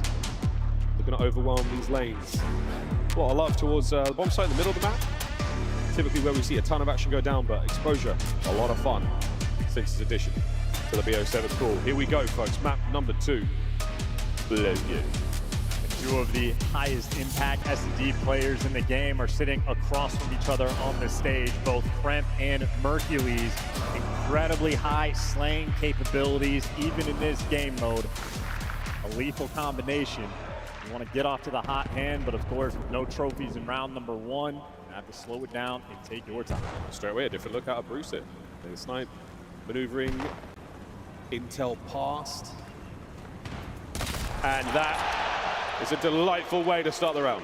Mamba, welcome to the show. Hook's got a lot of pickings here. Eyes on these 2. Into the trap they fall, and he gets 1 to walk away with, which is more than enough. Yeah, huge out of Hook. Now Dashi has all the intel. That's a crazy shot.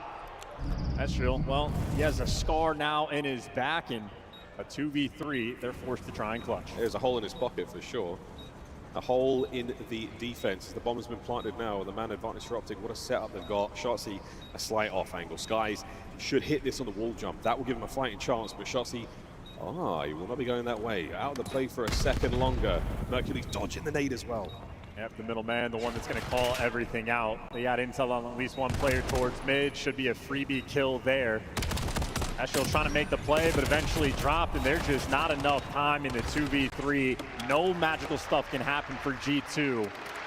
Optic Texas handling that pace.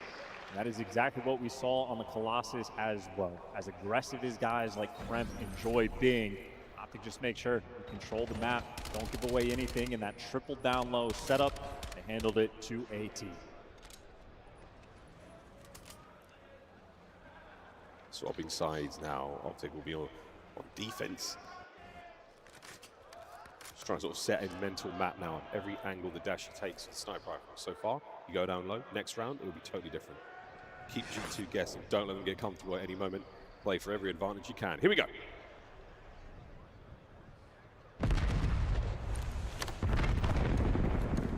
Mr. Bueno over the top. He's going to connect with that stun. How many players are caught in blast radius? We will find out another time, but for now, they've pumped the brakes. Sky is hoping for something there through the smoke. I mean, that's 4 players on Optic basically standing on the B side. That's enough show of force to back those players down. Mamba has taken space. But this is a lot of Optic players he's dealing with. Yep, just needs to stay alive. And in the meantime, Kremp try to get aggressive. He gets dropped, and now Mamba in a tough spot. Those Optic players running straight at him, shoots one out of the sky, and there's no follow-up for the trade. But he's held them back. He's made those 2 players retreat. Mamba showing some fierce play on the skies now. Catches the tail of one on the retrieve, but Dashi! He showed him a little bit too much, and now Hook picks up the man in the middle, and it's all down to Mamba once again. This would be for the ace in the round. What a special moment it could be for the rookie here. Less than 30 to go. I mean, this is just a nightmare situation. Dashi in the back of the map. He'll take a freebie on Hook, but still just 20 seconds. And Merc drops you instantly. No open avenues of attack, and Dashi with the separation. Sky's eyes wide when he sees those players run across that door, but ends up getting caught. Who is the real hunter? It's how simple you can make it look. A couple of shots into a man that's already damaged, but again, not giving away anything. We've seen a couple of 1vx situations here, and they've been real spooky. I've never seen Batman smile before. He's so happy. Big Bruce. I'd imagine the new viewers are quite confused. We call him Bruce. It's a nickname. It's a long story. We'll get there later. As Dashi was the... Oh, wait a minute. Story time later. For now, it's Dravik time. And Shotzi gets a couple of tags in, but it's not going to amount to a huge amount, except for the Mamba first blood. And Dashi, Big Bruce, massive Bruce goes for 3. Over to Hook. It's 2v2. Hook getting aggressive as well. Maybe try to pick up an Aaron Skies towards the back, or is the play call going to be towards A? They have no intel on Mamba, but they know they have Skies cornered. And just like that, the information's good. The kill is not. If you're on G2, Mamba should be able to make the play, but in the meantime, Skies drops. They found the isolation gunfight. Once again, 40 seconds to go here. Optic are going to get a bomb plant. And Mamba, if it's not A, it has to be B. Will he get the timing on this? The answer is no. The bomb should get planted. But wait a minute. Can he isolate the fight? There it is. The first damage, the immediate now counter-attack from Optic. They line up together, and that is it. The 2-man attack. And once again, Mercury's finding it 4 in a row. And this is mistake-free Call of Duty. Even in the 2v1, if you do not have the intel on Mamba, you do not want to get caught on the bomb. They wait for the information. Get the intel on Skies, you fly out of the back window with a hope and a prayer. You do not. You make sure you isolate him. Hook sets up Mercules. Mercules is there for the kill. That is a perfect 4-0 start for him. His Optic are now up 3-0. Krem yet to get on the board in the kills department. 0-3. With a 3-0 lead for Optic, you could imagine that a kill would go a long way for him. In 4th round now, we'll see if any shenanigans come our way. Opening layup for the nades will not connect just yet. Mr. Bueno bring his VS Recon to play this round. That's what I'm saying about Dashi playing down low as well. Dodges the sniper, Hook there for the first blood, and out like a ghost in the night. The disappearing act, and yeah, Kremp 0-3. What a stun. The 5 Mercury's a little bit of life. It's a grunt of frustration there from his player character. It's charged through the middle now, G2. Hand in hand, shoulder to shoulder on the advance forward. The Optic with a 2-2 split. They're going to be making their way towards the bomb site now. They will miss G2, but they will check it because they saw the door open. But Estriel, great manners, the rear guard there. Pulling security, making sure that no one gets hit from behind. And he doesn't get the second. It is Mercules with a 2-piece. Down to Kremp. Can he turn his entire map around now? And Kremp needs this one. You got to get your team on the board. An opportunity to pop off. He's going against Hook and Dashi. Roaming together, clearing the space. Hook leading the charge. It's going to be very difficult to trade them. Even harder now that he's taken damage, but gets away with his life. easy situation to be in right now for Hook. Watches one angle Dashi on the other side. His timing has not paid off for him. Hook now has to join the fray. The clock ticking in favor of Minnesota. Round 2. Kremp on the dance. Oh, but has he got the time? Kyler Garland run for the defuse, no good. Stays alive, and Kremp seals the round. And not only is Kremp one of the better slayers in Search and Destroy, he has the most 1v2s in the game on the year. Valuable in the clutch, and he doesn't have to do it with aggression. He can just play that game clock. Every single decision there was perfect. Jukes the kill cam as well after he picks off Dashi. Well played and well timed. G2 were desperate for that round. He gets him right where he wants him in that tank position. Little bit too long to get to the gunfight. Little bit too long to get back to the bomb for the defuse. Good S&D there. And now, finally, G2 on the board. Another attacking round for Optic. Big nades might have caught Mercury's there, but here we go. Boomstick, totally different position from Dashi. And if your nades are on point, that means Optic, well, can't really push up too aggressively, at least initially. But the bomb on the lower side of the map in the hands of Hook. Actually a little bit of time to work with, but G2, no funny business on the map just yet. Mamba taking a little bit of space. Now Shotzi making the move. I think him and Skies, well, spotted each other, backed each other down. Still waiting for options here with the bomb. Dashi and Shotzi now trying to clear out the B-bomb site, making their way forward. They've given up the rear guard for a second. Hook's not going to get there in time. Now he will. They've given it up. So no one's going to get shot in the back for now. Optic, he might be able to get over towards B. Mamba changes the play with a big first blood. Now Optic have to be worried about the pinch and that front pressure. Oh, an intel from Shotzi. He should be good for 1. He might be good for 2. And the slide to stay alive. Krem gets involved. Here comes the trades, though. Optic have got the plant. They've got to get out with their lives.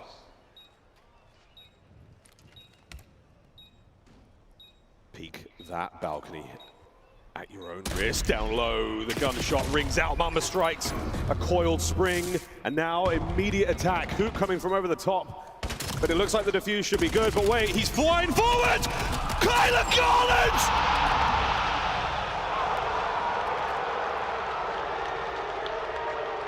The defuse was successful, but my goodness. That was nearly one of the greatest 1v3s you have ever seen. If we're being honest, though, not even close. Play was absolutely filthy, but the defuse comes through. Wouldn't have had the time. Make no mistake, Hook is a monster. You always have to be fearful, but Estriel heads-up gameplay to instant hop as soon as they had the 3v1. Back-to-back rounds there for G2. That is as close as it can get. Hook's 5 spree to walk away from that round, though, with the round loss. No consolation on the kills. Big presence there for Optic and mid. Wide open B side as well, but that just means the stuns are not going to be connecting.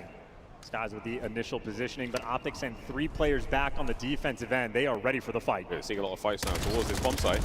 Great damage there in the initial. Duke's going to find a first blood on the other side of the map. Oh, and Dashi's managed to catch another. Numbers are still here from G2. They are not relinquishing the play. Dashi gets another.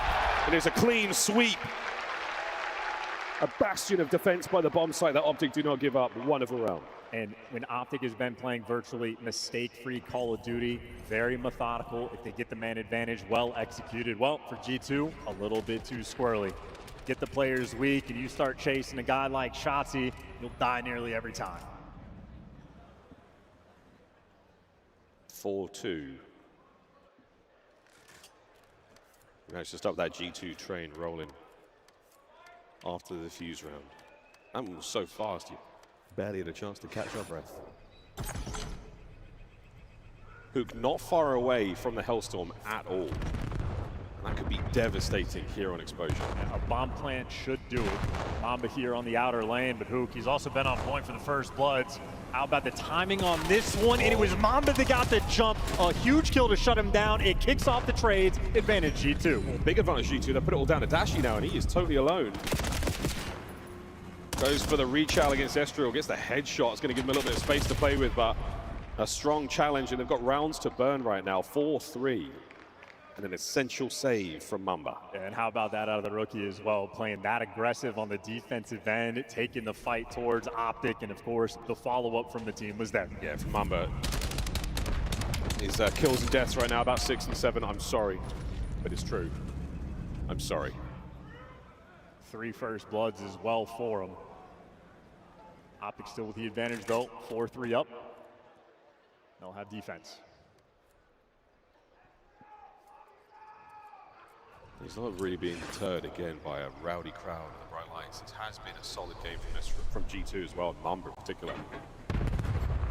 Optic flying forward out towards the B side of the map. That's where you've seen a lot of G2 love. Dashi v Skies now. Is that enough to pull the attackers back towards A? Hook stalwart now on the defense, watching over the A bomb site. And now you can play a lot more aggressive towards the middle of the map because Dashi, no more sniper for him. And Krem instantly finds his spot. That is the difference maker. Still does some trades. 3v3, bomb collected. Now a squirrely moment. You do not know where these Optic players are. They got 2 players working the pinch. They got Hook in the depths of spawn. So Sky's a massive responsibility, but from Optic, it is long routes being taken. G2 completely unaware. Oh, Mamba's definitely going to take care of here. Oh no, Mercules, that is a massive win. We don't count out Skies though. It's not over yet. Dashi checks it, doesn't get it, 1v2. Merc up close, finds his 3rd of the round, his 10th kill overall. Did we cut away an intimate moment between 2 players? I think we did.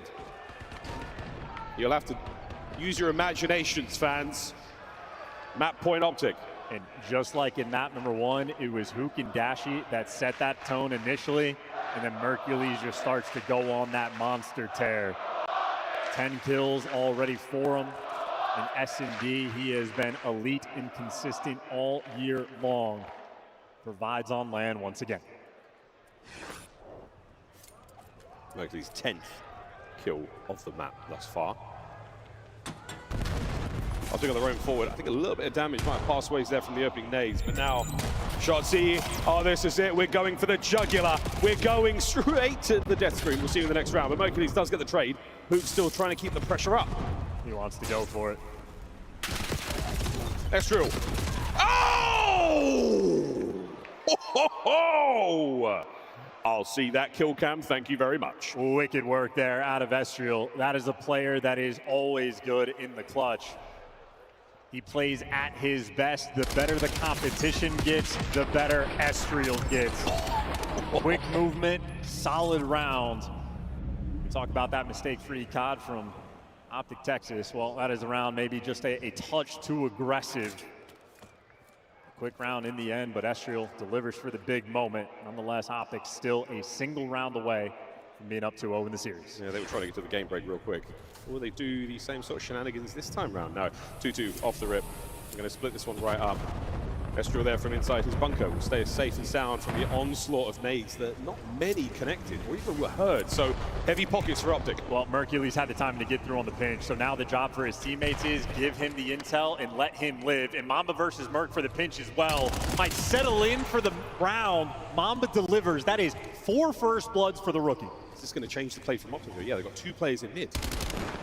Shotzi saw at least 2. Kremp with the heads up play, and the dance is on, and he's guessed wrong. It's electric stuff from the generators, and it's Hook now joining the fray. Estriel keeping his spree going. Has he guessed right? Has he caught Dashi on a bad timing? No. Mamba fighting forward in a 1v2 to stay alive in the search. Save your lungs, Dallas. We've got a bit of time, don't we? Here we go. Mamba fighting in. Big Bruce goes high. 6-4 the final score, Exposure. Some dicey rounds, but it is a 2-0 lead for Optic Texas. Taking care of business is Optic. Thus far, they have had a virtually stress-free tournament. 5 map wins in a row. They have been in control the entire time. 5 wins in a row against 2 very formidable teams. Of course, Falcons, they take care of business there. G2 with 2-0 so far. Crowd buff goes a long way, and it's certainly helping these players find their form. 10-5 Hook, 11-5 Mercules, and superb damage across the board. And listen, Kremp has a 1v2. He's been playing decently, but in effect, he has been neutralized. Meanwhile, Mercules those high slaying expectations. He has delivered back-to-back maps. Obviously, their skies maybe a little bit of a pain point, but we would have had a round 11. Mamba gives you that first blood. The rest of this team, though, for G2 simply collapsed, and now back against the wall. In terms of the map set, G2 happy to see all of these stars, but again, Optic right now on LAN have leveled up. They are playing very high-level Call of Duty. On paper, we're set up for the reverse sweep, but in reality, who knows? Desk, what do you think? Is it true on paper? Is G2 the favorite in the second half? Because slightly. I don't feel like any numbers You know, could tell that story in my They were mind. meant to win that map number 1, according to the numbers as well. 5-1. All right, let's take a look here at what has happened in the first half. Nameless, first off, how is Optic able to establish dominance? Yeah, I mean, first of all, the crowd bump, I may have underestimated it just a little bit. But yeah, we'll talk about the search first as the highlights are rolling here. I mean, everything's working. Off the rip, you get the dashy first blood with the snipe.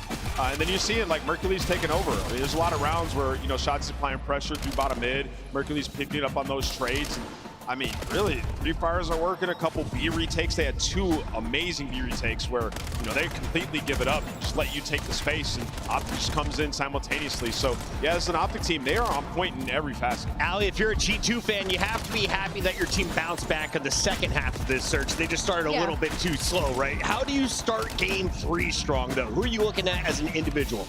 Ooh, that's a tough one. I mean, as somebody that maybe needs to turn around, get something going, maybe I'm looking at Skies just because of the lackluster of map number 2, but I can't even put it on him because it felt like it was Mamba versus the world in the first couple rounds. That guy got 4 first bloods on his own. He was trying to set his team up, and he did not get any follow-up. And what was really uncharacteristic was how long G2 Minnesota was taking to plant these bombs. We're talking about like the #1 post-plant team in the building right now versus a #8 retake team in Optic Texas, and we were just giving them the map, letting them hit a flank, letting them get that collapse. And now you're in a situation where you're down 0-2, you lost your map pick to map #1, and you're going on an overload where Optic Texas has looked great in that game mode. Kremp losses goes to Optic, and that is not what we thought would happen, but you said Optic with this crowd was going to crush the opposition regardless of who's on the stage. Listen, I was very critical of Optic last year when they were struggling early because I felt I was watching a broken team. There was something fundamentally wrong. That's not what I've seen like in this online stage. To me, it felt more like a slump. Their comms sounded a little bit off. It might have been as simple as like, hey, this is the team that won champs. You're sort of in that mentality of like, get us back to LAN and we're going to run shit. And honestly, until we see them not do that, okay, they might. Like they're gonna show up when it matters. This team performs when it matters, and until they don't, that's my mentality with this. It's time for your scuff play of the game in Texas. Put your hands together for yourselves. It's the crowd bump. Nameless, you mentioned it. The impact is being felt here in Texas. Oh yeah, I mean there's a round where, you know, G2 won and the crowd was standing up going crazy for Optic, and, you know, just trying to get in their heads any way that they can. This crowd has delivered. They've been super excited, and Optic has given them a lot to cheer for lately. Haven't lost a map yet here in Texas. Ali, there's the Surge Turkey. He's the face of the Surge fan club for me. Who's the face of the Optic fan club? Oh, that's tough. I mean, it gotta be the guy we showed earlier that had the Batman thing on. That's pretty strong. Cool. I did see somebody with a Stormtrooper helmet that had Optic on it, I think. That guy has some pretty good aura, I'd have to say. But, I mean, there's plenty of them in this building. It's the drums, Used to be Fwiz, the drums Used to be Fwiz, you're right. There he is. Shout out to Batman. Shout out to Game 3. It's loading up. We've got Overload coming your way. Maven, if G2 is going to steal a respawn, what do you want to see from Kremp's crew? The sub takeover. When they've had success, it has been Kremp, it has been Estriel that have led it. I want to see them be dynamite. Casters, game on. Let's do it. Thank you very much, Chris. We'll see if G2 can blow it up in the right way of blowing up, which is what Maven's doing out, which is the Summer Shinga players being explosive. Yeah, that's what I'm talking about. Let's get an Overload. It's going to be a fun time. It is a very exciting map. It is probably the highest scoring one that we have as well. And if there's an opportunity to really start to build some momentum, this would be it for G2. I don't think they have a choice in the matter, though. Hook has been an absolute monster on LAN. Both him and Dashy in this series have really been setting the pace from the jump, and everybody is picking up the slack after the fact. So I think Optic right now just looking like they're in form. Very, very excited to see, again, as far as the stats are concerned, Hook with that big old 2.0 there on S&D. It has been a strong, strong start from the Optic boys. They really are running this one. But again, crowd certainly helps you guys. It goes without saying, you're very loud. He's definitely getting the heads of the opponents, but G2, this is a very capable team, a squad that has absolutely brought their A game in the run up to this major. They know they can get there. They know they can do it. But the question is, can they find themselves right now? Last chance. Stay alive here in this tournament. We've made it to the SCAR portion of the series. Here we go.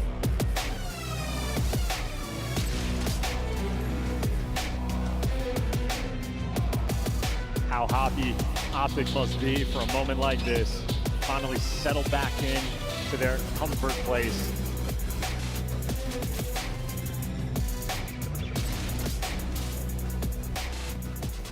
Left side spawns off the rip, a round away from getting that top 3 locked in. Here we go. Opening hit now through mid. It's only Hook showing face there for the Optic boys. And Dashi with this top power position, eyes across the objective. Young Merc there keeping it close. Right now you're going to see some effort from G2 to try to get on the inside, try to get some damage, try and get those kills. We know how high scoring SCAR can be. Once you pop, you just can't stop. Ooh, well, Estriel able to give you 2. Stop the gunfight maybe just a moment too soon. And Estriel's out here taking names. This is now man advantage and a little bit of pressure for G2. Obviously, though, Shotzi out on the chase. On the chase, he's looking for the next set of players. There it is, a big win, and up close and personal. That's going to be the carrier dropped. A quick swap of hands now for Shotzi. Looking good, trying to swing this around. So far, G2 ever on the map. Nice little cleanup kill there from Shotzi, but as the device gets dropped, well, so does Mamba. We are just vying for position, vying for control. Damn. That's 2 more in the feed there from G2. At least the guns off the rip from Minnesota are hot. Still hot. Krem knows there's a player next to him. That's going to be the device carrier, and technically a wide open lane here to make something happen. And Mercules, oh, from the hip of the pistol, gets a cap. First in. Damage dealt. You're going to see the rally now from the top side of the map. Optic have set this one up the way they want it. That is just a snappy moment. You just dropped the ball for a split second, and Mercules there to punish you. Now on the reset, well, Dashi, cheeky spot, able to give you 2 clean shots coming through. Oh, Krem, what a 2-piece there. The drive that get put to work. Still playing upstairs. Krem keeping this life as good as he can, but he doesn't have the coverage from his teammates, no angles to play with. Optic dominating the top field. Trades though, Optic still just maintaining. There is no pressure once you get that first score. You can play for the kills first. Now number 5 has gotten through. Kazook's trying to take a round. Now as the minimap gets mixy, it's Optic with the pressure, and now Kremp is just out of position. He's in Narnia. Meanwhile, the score is about to go through. Pick it up and run it down. Shotzi's the one that's there. The final man. Not quite done yet. It's still a goal line save, and Optic are trying to play it safe. G2 may have just done it. Yeah, Mercules backing up just ever so slightly. It is still on the goal line. There's the reset. Optic still in position on the top field. 2:30 on the clock. And G2, they've just been battling out of their spawn constantly. Optic maintaining the pressure. They are happy to take things slow. Mid-map now for G2 trying to find an opening there to attack the backside of the field. But again, it's a strong position to be in for Optic. They've finally got some space, and it's Mamba clearing house. Hook's going to get back over towards mid, and again, this is going to suffocate the attack. Unless Mamba can go absolutely wild. A difficult thing to do right now as Optic start to get rolling. Back over towards A again. And you got the lead blocker. Out and about, Estriel's there to drop him. You don't have the device either. Optic really trying to get in their spawn and get a couple kills before they start making moves. Ashy's nearby, but you can't pick it up just yet. Yeah, he's still holding on to this position, this trench side. The field is all Optics. They're keeping it well and truly green. Here comes the attack. Big old flank right now from Krem once again. He might be able to help out on this attack. You're drawing some of those players back, yet you've got Optic just off balance enough. An opportunity to make something happen. Here we go. Mamba's won some key gunfights, and that's going to set you up. G2 can finally breathe and start making moves, but get dropped immediately. Now you're trying to work the top side of the map, but the arrows from Optic Gaming, everybody's here. First solid amount of possession that G2 have had. Sneaky Skies gets one. Still trying to keep this play towards the top side of the map going. Mercules in a perfect position to slow this play down, and he does. Another man's kill. Mamba finds another, and it's not enough legs left in the play right now. The G2 get recovery. It has yet to turn over yet. It has yet to exchange hands. Well, Optic's defense has been holding so far, but G2, the most pressure they've had. Kremp able to stay alive for a moment. There's the opening. Move from over top, but he's going to drop a squirrely moment. Escher with the pistol to hand it to his boy. Skies gets it through. G2 tying things up 1-1. Yep, Optic are set up on the bottom side, though, for the next spawn. The 1-1 here with 45 seconds left to go. Trying to sneak one over the finish line just before the whistle blows for half-time has been a wonderful thing to see. Pressure now on the motel. Esriel trying to clear space. He's in position to try to make something happen towards this goal. His teammates have got to win the fights as well, and win the fights they do. Last man there, and now a bit of a grab, but not enough skulls in place. Get moving, boys. You've got to try to get it happening. 20 seconds to go. Kremp trying to make a dash for the goal. Esriel down. It should be safe. Yeah, Hook saved him on that one. Picked up a two-piece over towards B2, and he was the last one alive. 10 seconds as well. I think Optic don't want to touch the device yet. Let it reset. But you still have to play keep away. And this is one final try for G2. 30 seconds for this attempt. Extra time now just to get one in. Clock ticking. G2 slow but surely. Mercules might be able to cut the play out here. What a play, he's done it. That's the end of the half. Great 3 out of Mercules there. Swapping sides at 1-1 here on Scar. And for 5 minutes of gameplay, that felt like Optic were just in control of it for 3.5, 4 minutes. G2 extraordinarily happy to get the one capture that they did, just as Mercules was. Finds the timing, finds the route, and just slips on through. That was a long battle to make that happen, and clutch kills on the defensive end as well. G2, how desperately they needed this moment. This feels like a Scar. Sometimes the map can pop off. This one right now on land, it is slowed down so much, and everybody's keeping things under control. Little moments like that. Dashy on the defense there. Imagine to get 2 of those players, including Esriel, the carrier. For G2 not to line up and take extra shots there is a miracle, a brilliant amount of discipline from them. Just that little play there got them the goal. Well, second half now.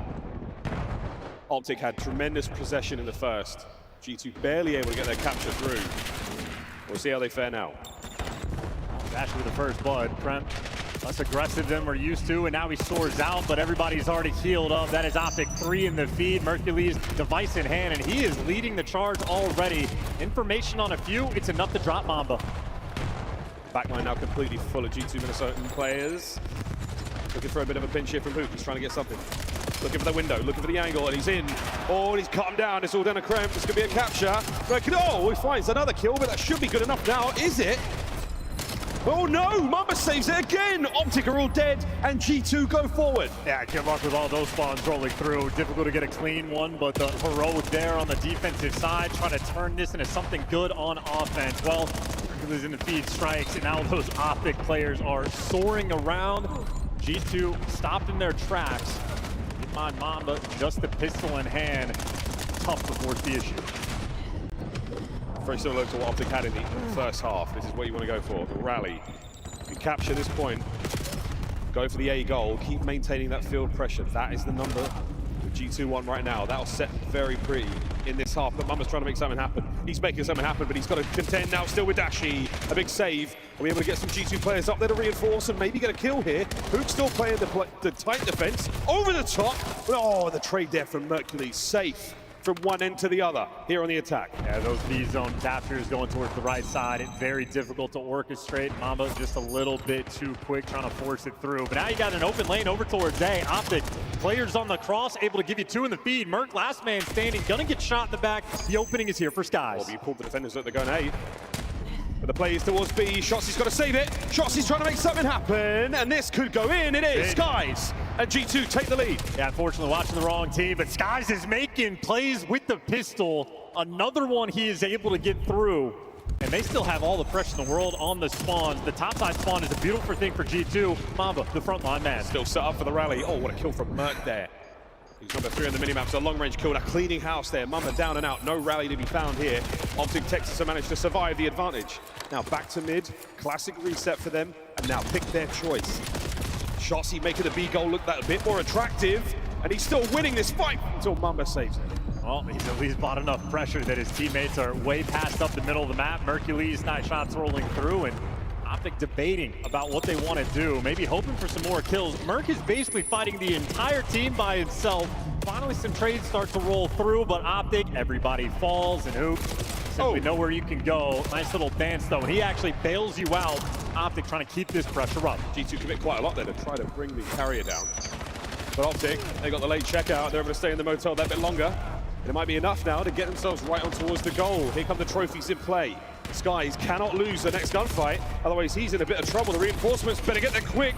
Here comes the attempt. Dashi will be the carrier, waiting for the opportunity to go! That's it! Equalizer found! And they're still getting spawn trapped. Shotzi is still here with the pressure. The nightmare inside of your spawn. Merc is the backup. Going for the rally, bottom side of the map. That's where the next ball will spawn up, and we're going to fight our way forward. Shotzi staying sneaky. Oh, and he picks the wrong time to play. A clean house right now for G2. Can they stop the bleeding? I mean, they're just trying to get out of their spawn. They are getting decimated along the way. Another 3 in the feed as Dash is able to give you 2 Skies. Cannot trade him out. Wants to be the overseer and just protect this device. He's doing it. There's the grab. Slows it down straight away. Great damage. Fantastic damage. Is it enough for any more kills? Hook's going for over the top. Oh my word, he nearly made something happen there. Has to back up. Doesn't have the teammates to do it, but again, possession is key.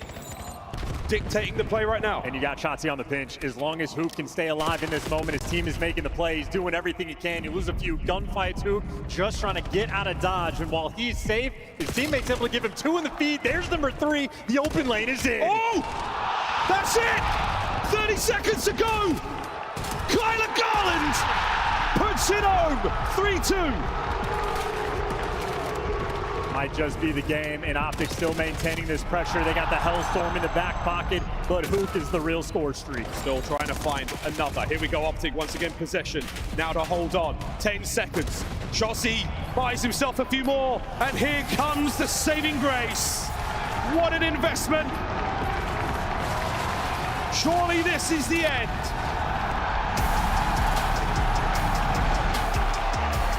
What a play.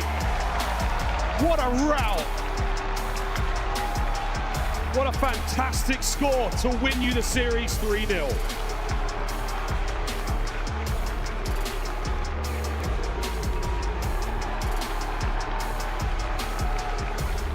Cool, calm, and collected. So far, a stress-free tournament for Optic Texas. 6 maps in a row, all of them clean. Again, just in my mind, mistake-free Call of Duty. They have leveled up their game. Great map there from G2 regardless. Wonderful back and forth game of Overload. But it is the moments like that. It is identifying the slightest of weaknesses in your opponent. Hook, what a route he took. No buses found to be parked there in that game of Star. A wonderful, wonderful game.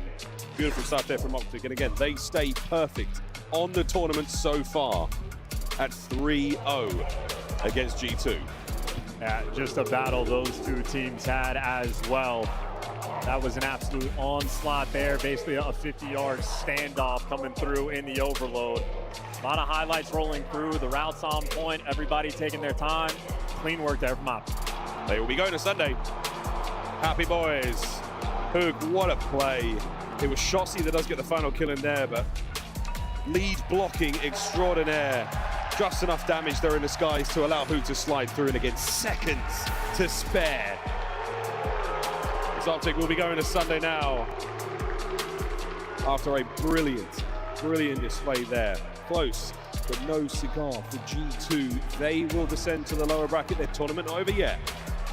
And what a lower bracket we've got. Yeah, and just another map where Mercules top of the lobby. Most kills, 4 objective ones as well. But I know coming into LAN, Hook is a player that always levels up. Multi-time world champ, great. He's a generational FPS player, looking so good as well. The amount of the game, the amount of the title, the amount of the console, he's doing it. Man is on stage right now with Blaze. Go, take it away. Definitely a generational talent here on the main stage. I got Hook with me, everybody. And once again, show some love to Optic Texas for winning their matchup. And we will see them in the winners finals going up against the Gentle Bates. Oh man, Hook starting off with this series, you know, when we looked at the picks and bans, it looked like you guys were crazy walking into the Lions Den, playing on Colossus, but talk to me about the confidence in which you guys had, you know, picking that map, because you know you heard all the hype with them on it. So what was going on through your head to that? That was just trusting our practice, to be honest. We've been playing really well on that map particularly. We knew it was a strong suit for them, but at the same time, it's been one of our best maps, so. It looked like one of y'all best maps right there, okay? And you guys, I want to say, are the best team on the game on Colossus now. And then going to map 2, it was kind of self-explanatory. You know, Merc really popping off in the S&Ds, running all over the place. And even seeing him with a sub on some of the respawn maps, I could tell you and Shotzi didn't really put him through the ringer through some of those mini games. Can you talk to me about how Mercules has just kind of evolved here playing with the squad? Yeah, honestly, since he joined our team, he kind of just runs whatever. He kind of does it all. So not much to, I don't know if that was us, to be honest. He definitely came with a lot of skill. Yep. And now, you know, one play that was in that map number 3, just being in this arena, scoring the last goal, scoring the last goal right there, and the crowd erupting. How did that feel, you know, when you guys were able to put that last point in the map number 3 to close this out? No, it felt great. The crowd, I mean, is very loud, so I definitely heard it. Just happy we got the win. Yes, it is. And I know you are still extremely happy with getting that big win and becoming a Call of Duty champion. And, you know, we saw you doing the ring ceremony today. How special was that for you, being in front of all these fans here and being memorialized in the Call of Duty Hall of Fame as a champion? I've never been a part of something like that, so it was pretty cool. Yeah. It was pretty cool here from Hook, everybody, okay? One more time, let's make some noise for Optic Texas. We're gonna see them tomorrow, Sunday, in the winners finals. Thank you. Thank you, brother. Optic telling Minnesota to kiss the ring. A hot 3-0 sends them packing down to the elimination bracket, and Optic Texas is now guaranteed top 3 when they match up against Paris Gentlemates tomorrow. Let's take a look at this bracket, Maven, because not many people had it shaping up the way it has, but we are in store for a fantastic Sunday, and we still have 2 more matches to go. We absolutely were. I mean, the question was the Optic we expected and wanted going to show up? They did, and this is what you would expect if they did. Paris on the other side can't be all that shocking, but Optic have been terrific. It has been fantastic to watch them begin to evolve again on LAN. I still think Shotzi is the most important player to this team, whether it's comms, the information they get from his plays, the timing they make on his plays. When Shotzi is playing well, this team is a different beast, and he's starting to get the form again. Let's take a look at some of the best moments here from map number 3. Alley Cat, what'd you see? I mean, I just saw resilience, I think, from both sides. You know, when we were at this 1-1, it just kind of felt like a chokehold. Like neither team was trying to give any wiggle room. Optic Texas and the defense was huge here. There was a lot of missed opportunities by G2 Minnesota, but you could say the same for the other side, and then it's just Hoop. A couple of miracle kills, a couple of Mac pressure, and able to slip it in a couple of times. For Optic Texas, Overload is such an important game mode for them to be good at right now, especially with the way their search and destroy is looking. So for them to get this win over G2 Minnesota, I think is a really big feat for them coming into tomorrow. Yeah, just an all-time route. A lot of poise shown from Hook. I mean, he's evolved so much over the years, and you know, in this series, he was the MVP. Like, took over map 1, double digits S&D, and a crazy route. I mean, he's by himself, Motel. Whole team's looking at him, backs up, finesses, gets the pistol kill and scores. Like, those are championship level plays, and seemingly everybody in Optic can do it. And today, Hoop absolutely answered the call. I still think it was Shotzi, though. Like, they were pinned in deep for the first, like, 2.5 minutes of that second half. Shotzi's double at Motel, finally getting them out, was like the play, and then Shotzi ends up getting like 6+ kills just by their backside truck. He was massive. Don't get me wrong, they all performed really well, but I still just think he's so crucial to this team. He's really stepped it up, and they're looking like the team they were at the start of the year again. I'm so excited for this bracket. It is playing out exceptionally well if you are a fan at home, and we still have 2 more battles to go tonight. When we come back, it's one you don't want to miss. LA Thieves taking on FaZe here in the Moody Coliseum.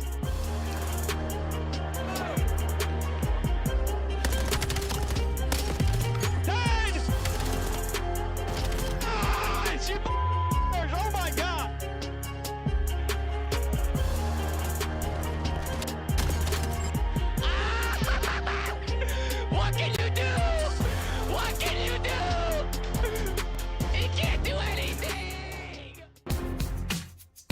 Monster Energy, the official energy drink of the CDL. Scuff, official controller of the CDL.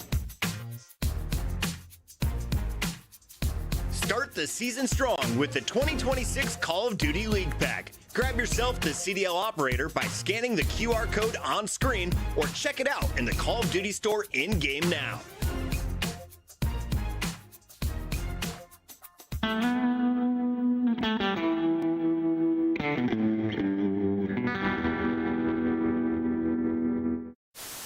Solo season one shot. He's dead. Nice.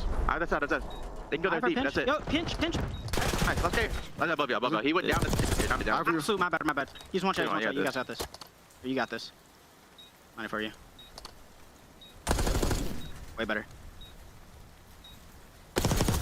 Nice! Let's go. If I lose that, then just take the Porsche away. Alright. Now the car, come on. Yeah. Listen, be careful with this one, all right, buddy? You guys shouldn't have. It's not double wrapped, you know. You should be able to get it in one go. Well, this is more for Chris or for the people at home. Oh, here we go. Young Christopher Puckett. 20-year-old relic. Can I draw some conclusions for y'all? I know some of you are about to take your senior pictures. I highly suggest the gamer stance. Put the elbows right there on the power thigh. Yeah, distant, 90-degree angles. Girls, it drives them wild. All right, we have one more for you. Bickle now. Last one up. He's got a trophy though, right? He threw a trophy out. Might do it. He threw a trophy out. I think this might be too slow. Either way, he got it. Oh, he does get it. Yeah, it was too slow. He gets it. He just hops it right away. Nobody checks the bomb. Let's do it 2 week. One more. Get killed. Back out. There's two. You can refill your secret in a second. She's one more back door. I know your secret. Secret. Back door. Holy Eric. Last one. Nice, Eric. Good story, man. You can't kill me. What the frick? I have a streak. Ghosty doing his best to do it. Oh, here we go. 3 are going to drop. A chance to go. One person is Droz that's got to go clutch. From the position we saw Crimp do it, he doesn't do it. Ghosty able to put him down. They get on the point. Everybody's up. That's not going to hit. Second bit of progress done. They got to surge on forward. A BZ with one. Can't get through. Solo and Sim connect. But you win it if you're Crimp. Of course it's Crimp. Time and time again, he wins his one-on-one.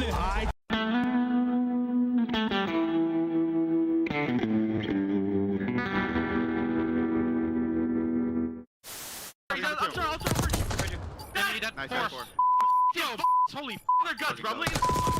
Come on in. I dare you. Let's go, baby. For life. Go. Guys are ants. You guys are dog. There's the check. Oh, I like it. More. Spray me in the face. I don't see anything, bro. I literally top left. Put your head down and secure the target. Planting the bomb. I need him top left. He's in the little thing. Come in. Come back in. I'm already bombs out. Yeah, bombs out. Yeah, that way. I can kill that guy. Nice. Above you on the gear. No man's right now. Little baby. Hey, bro, I'm on Mars, right? I'm on Mars. Record that you and Karma and crew at the top are feeling safe with 3 rings. Karma, Grim, 6, and Clay all with 3. H, J-Cap, Apathy, and Arsities, as well as Simp and Abizi with 2. And that list should stay the same. We're safe for now. Nobody's catching us this champ, so I'm happy about that. We do have quite a few world champions up on that stage. We got 4 of them up there. I had to bust the rings out. I had to bring them out back to their natural habitat. They were forged in arenas like this at Call of Duty Champs. Just grab one.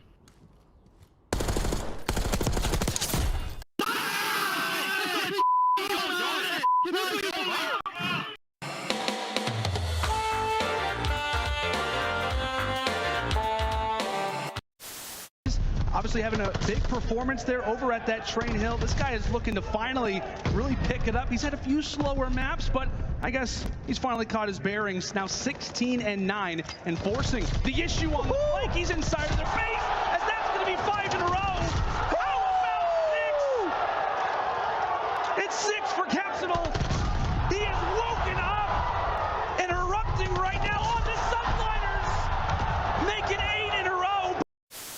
FaZe fans, there's the hype squad in the front row. They make it to nearly every single event. That poor guy that hit the deck today outside the venue, is he here? Saw that. That was tough. Hey!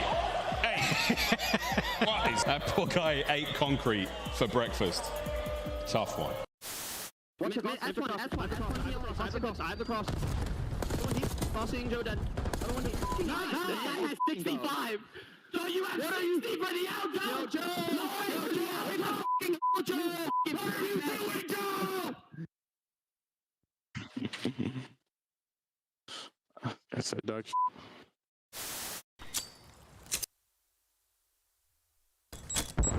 Se ha pegado. No deberíamos. Ahora en la izquierda, tío. Hay una en la izquierda, no ahora, está por medio. Pícalo.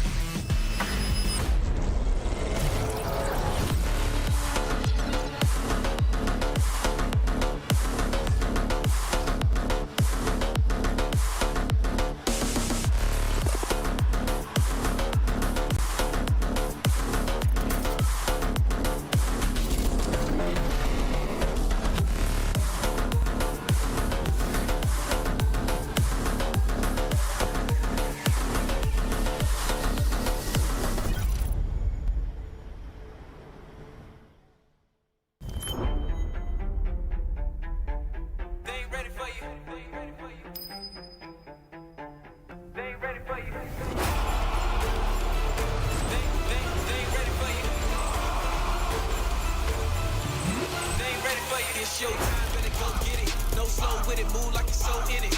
Knock it out the park, yeah, show in it. They ain't think you had the guts, now they know really, man, you better come with it. You ain't playing no games with them. Your homeboy gave up, you ain't changed with him. Do it right, cause you never switch lanes with him. You gotta fight for the goal, just play with it, hang with it. Knock down, no shame in it. But you gotta raise up with a flame in you. Put your fist in the air, let's push till we dare to the victory, yeah. We can picture it, yeah, let's go. They ain't ready for you.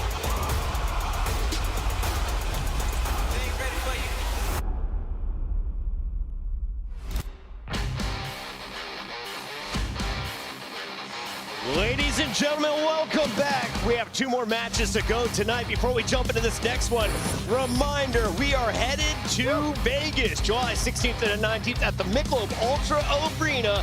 Join us for the World Championship Weekend presented by FaZe Vegas.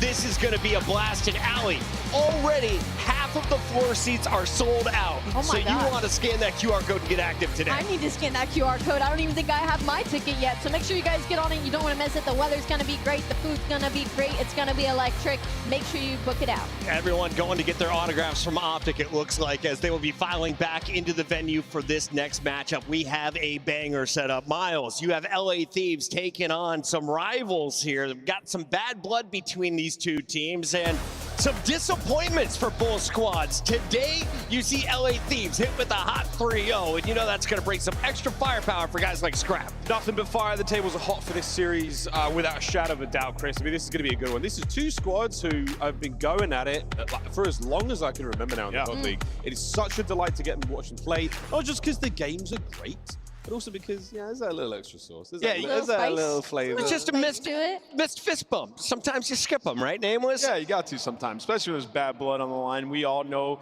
Draza and Scrap, how that gets, so this is going to be as exciting as it gets here in the CDL. Let's start with the Zaza brothers. That is Draza and Abuza. They are getting the job done for FaZe Vegas as they took out the Falcons to start the day. Their record 5-2 in our overall online qualifiers. Here on land, they have looked fantastic.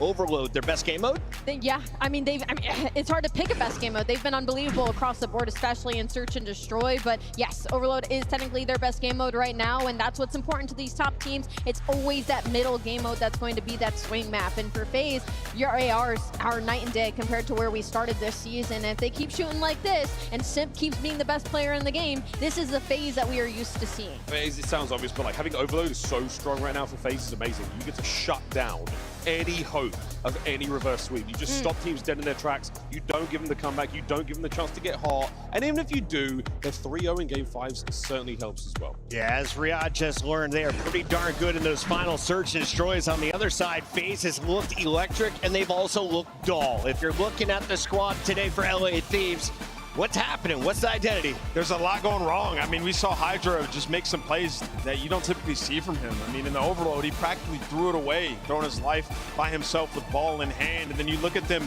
they're running back the same hardpoint and Overload that they just lost in the last series because of how their map pool has been. So for LA Thieves, I mean, it's been tough, but you have a huge opportunity here against FaZe. I feel like if you lose the hard point, if you lose that scar for the Thieves, you're in serious trouble. S&D's not been great. Exposure's great for FaZe. It all hinges on that one for me. They just put themselves in such a weird spot because like they're getting rid of either Blackheart or Colossus every series. So every team in the veto process that's a top squad, they're going to feel comfortable going into a series against Thieves. It is time to lock in our Scuff Pick'ems. And Miles, as the guest, will you please do us the honors first? Yes, I will, Chris. Well, as far as this series is concerned, I think FaZe have a great advantage. But the LA Thieves did give me a jersey with my name on it. So I'm going Thieves, baby! His vote has been bought. I like that, Allie. That's valid. Pay to win. I'm actually going to go for LA Thieves. I think they have a big bounce back here. There's no merit in that other than I'm going with my gut. La. Trust your gut. Man. You know what? Thieves did not give me a jersey. I'm going to go with FaZe Vegas. I got Vegas taking this one.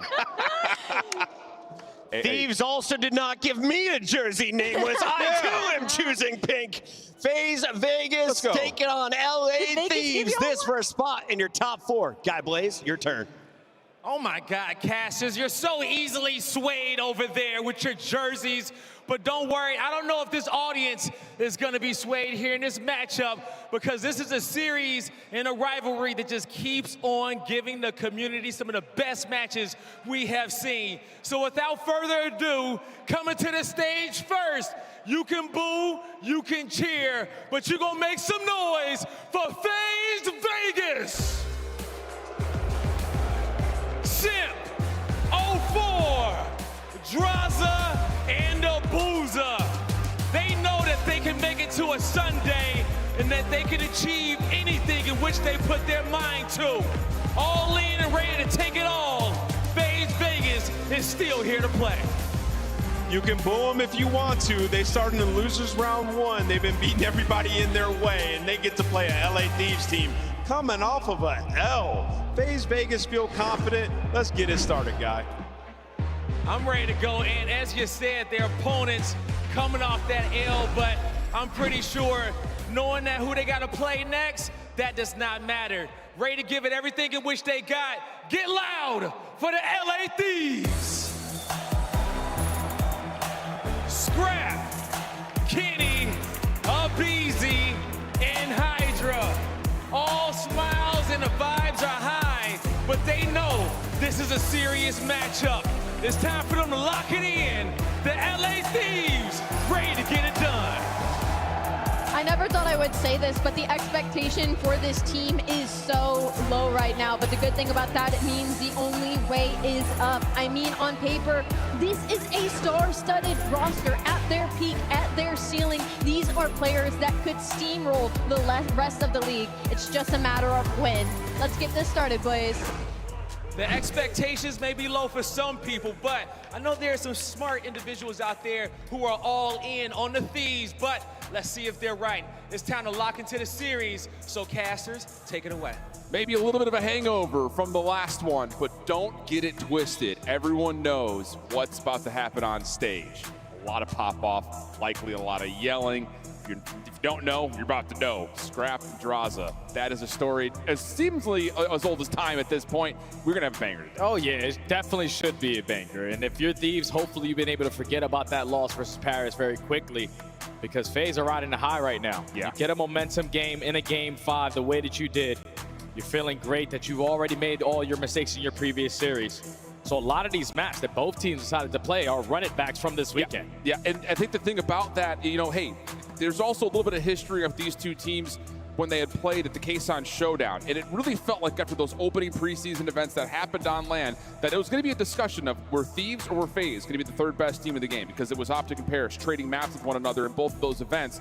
And of course, they meet early online, and it's a one-sided affair. But now that we're back on LAN, it does feel like there is a different level to what we're about to see. And a lot of it coming off of recent maps, usually based on how we kind of broke it down with recent mistakes. So it's about trying to learn, adjust, and be better overall when you get into this matchup. Yeah, 25-point difference for LA on that opening scar versus Paris. Just a couple small mistakes. You potentially could have walked away with that one. And then the opposite side for FaZe. That Colossus, you give away 4 rounds. The Scar Search and Destroy into game 5. You've lost it not once, but twice so far on the weekend. Everything else in the middle part is going to be a square up, but if you're looking for some early momentum, if you're looking for some chirps out of Scrap, you need this map number 1 to forget about the last one if you're Thieves. Absolutely the case. Scar, Colossus, exposure. We've seen a lot of it, both these two squads. The drama about to get thick. LA taking on FaZe. We're starting off with the Scar hardpoint. Let's get it on. These on the preferred side. So the mixed fest of who wants to be the initiator to go for the gunfights early on, and it's Steve setting the tone. 3 for 1. Last man standing is going to be Draza.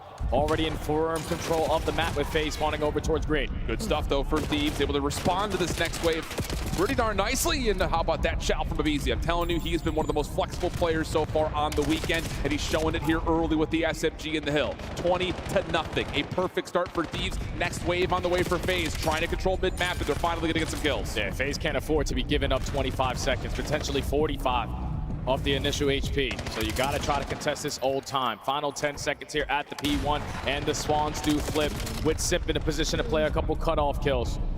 You're going to be down by 10 going over towards P2, but the long route's developing. You shut them down. You're fully set up now at the next hardpoint. Big chow from Sim. Scrap able to find the trade. Looking for more. Has 04 low. Backing up for safety. Stun will keep him at low HP. Abuza found at mid-map dealt with. Thieves now looking for their break attack. But Draza on 4 in a row. Is back and healthy on the staircase. Trying to pick up the pinch at the same rate, but no. Shut down, and it's a clean break for the Thieves. Beautifully set up, and it all starts with that initial kill onto Abuza. Because now you know there's pressure from both angles, and then you force Draza to back down from top motel with 2 ARs going for the chow. So the break is good, but now you need time to go with it. 2-2 split in the kill feed. Kenny just trying to buy you his life. Yeah, but he's in trouble. Draza finding a couple of kills. Hydra trying to save his life and may have done so. Kenny pops up with some extra damage, and wouldn't you know it, Scrap, Abizi able to lock down the Scrap time. Nice P2 there for Thieves. Yeah, FaZe are just going to chalk this one up.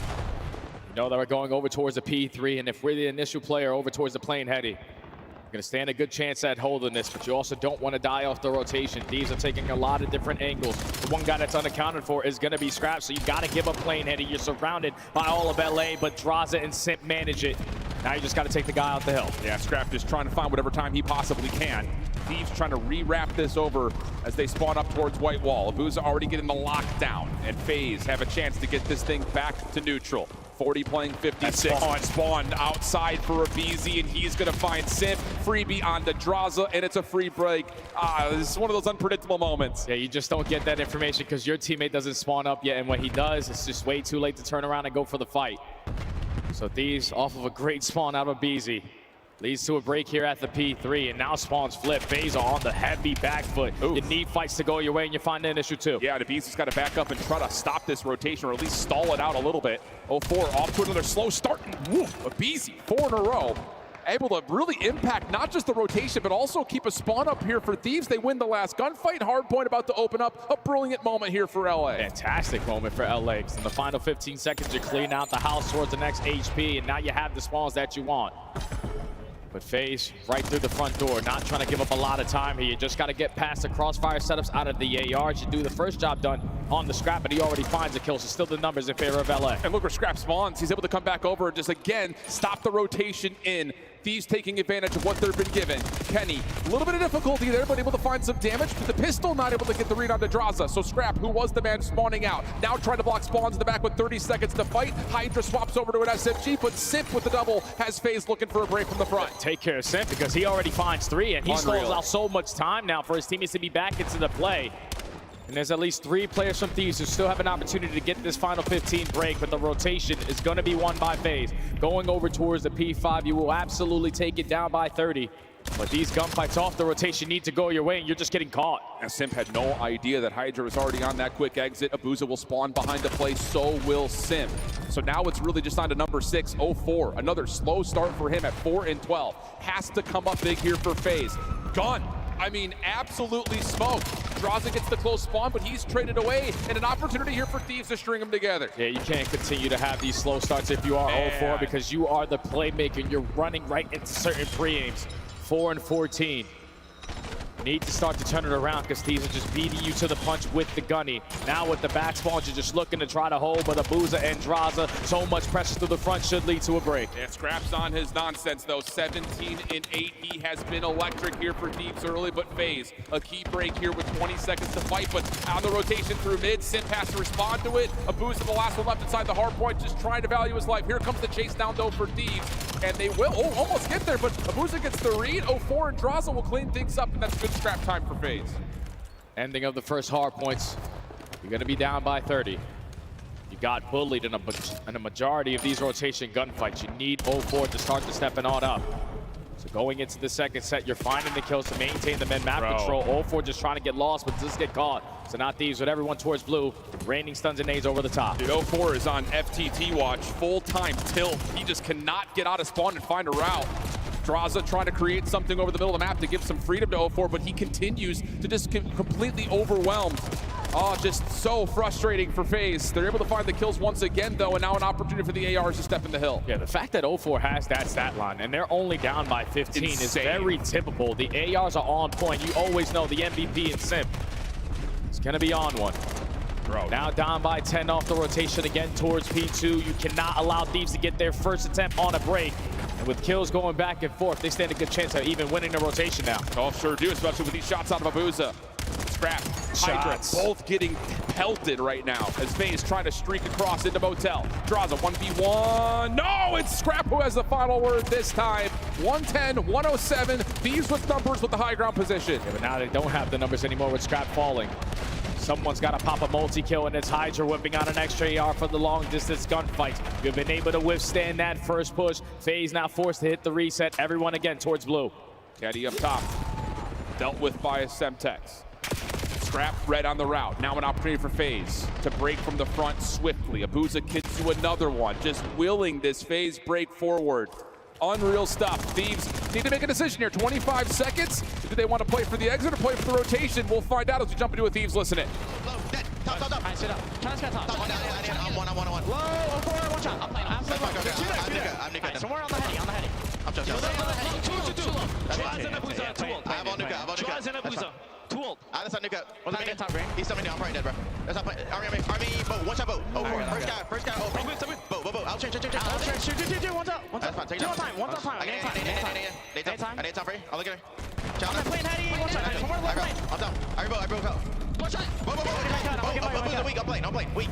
Give me my gun. I'll get out spawn. You good? I'll play green. Yo, what's the ticket going to the right? One shot. What's the ticket going to the right? I'm top green. You might pinch me. I need up. I'll see my cut. Make cut! Nice out there. They're gonna start flipping.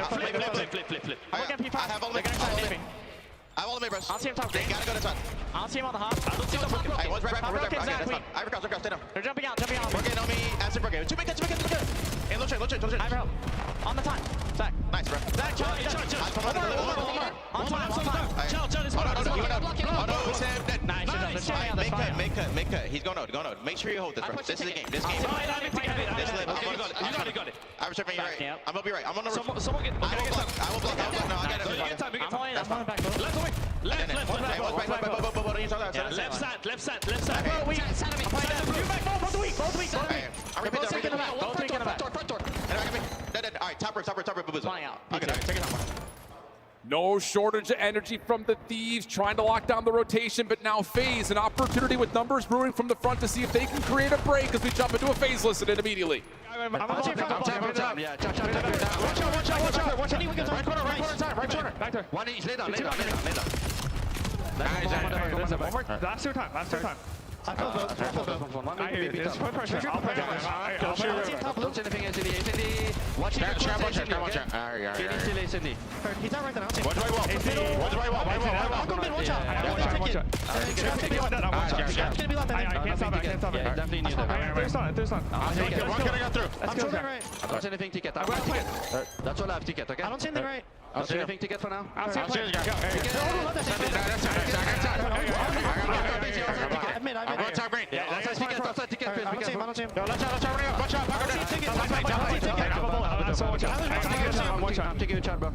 Jump top green. Weak. Two. Jump out. In the right window.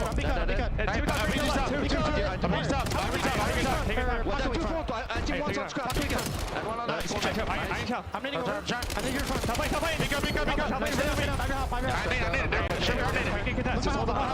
I'm getting it. I hear pushing. I see. Keep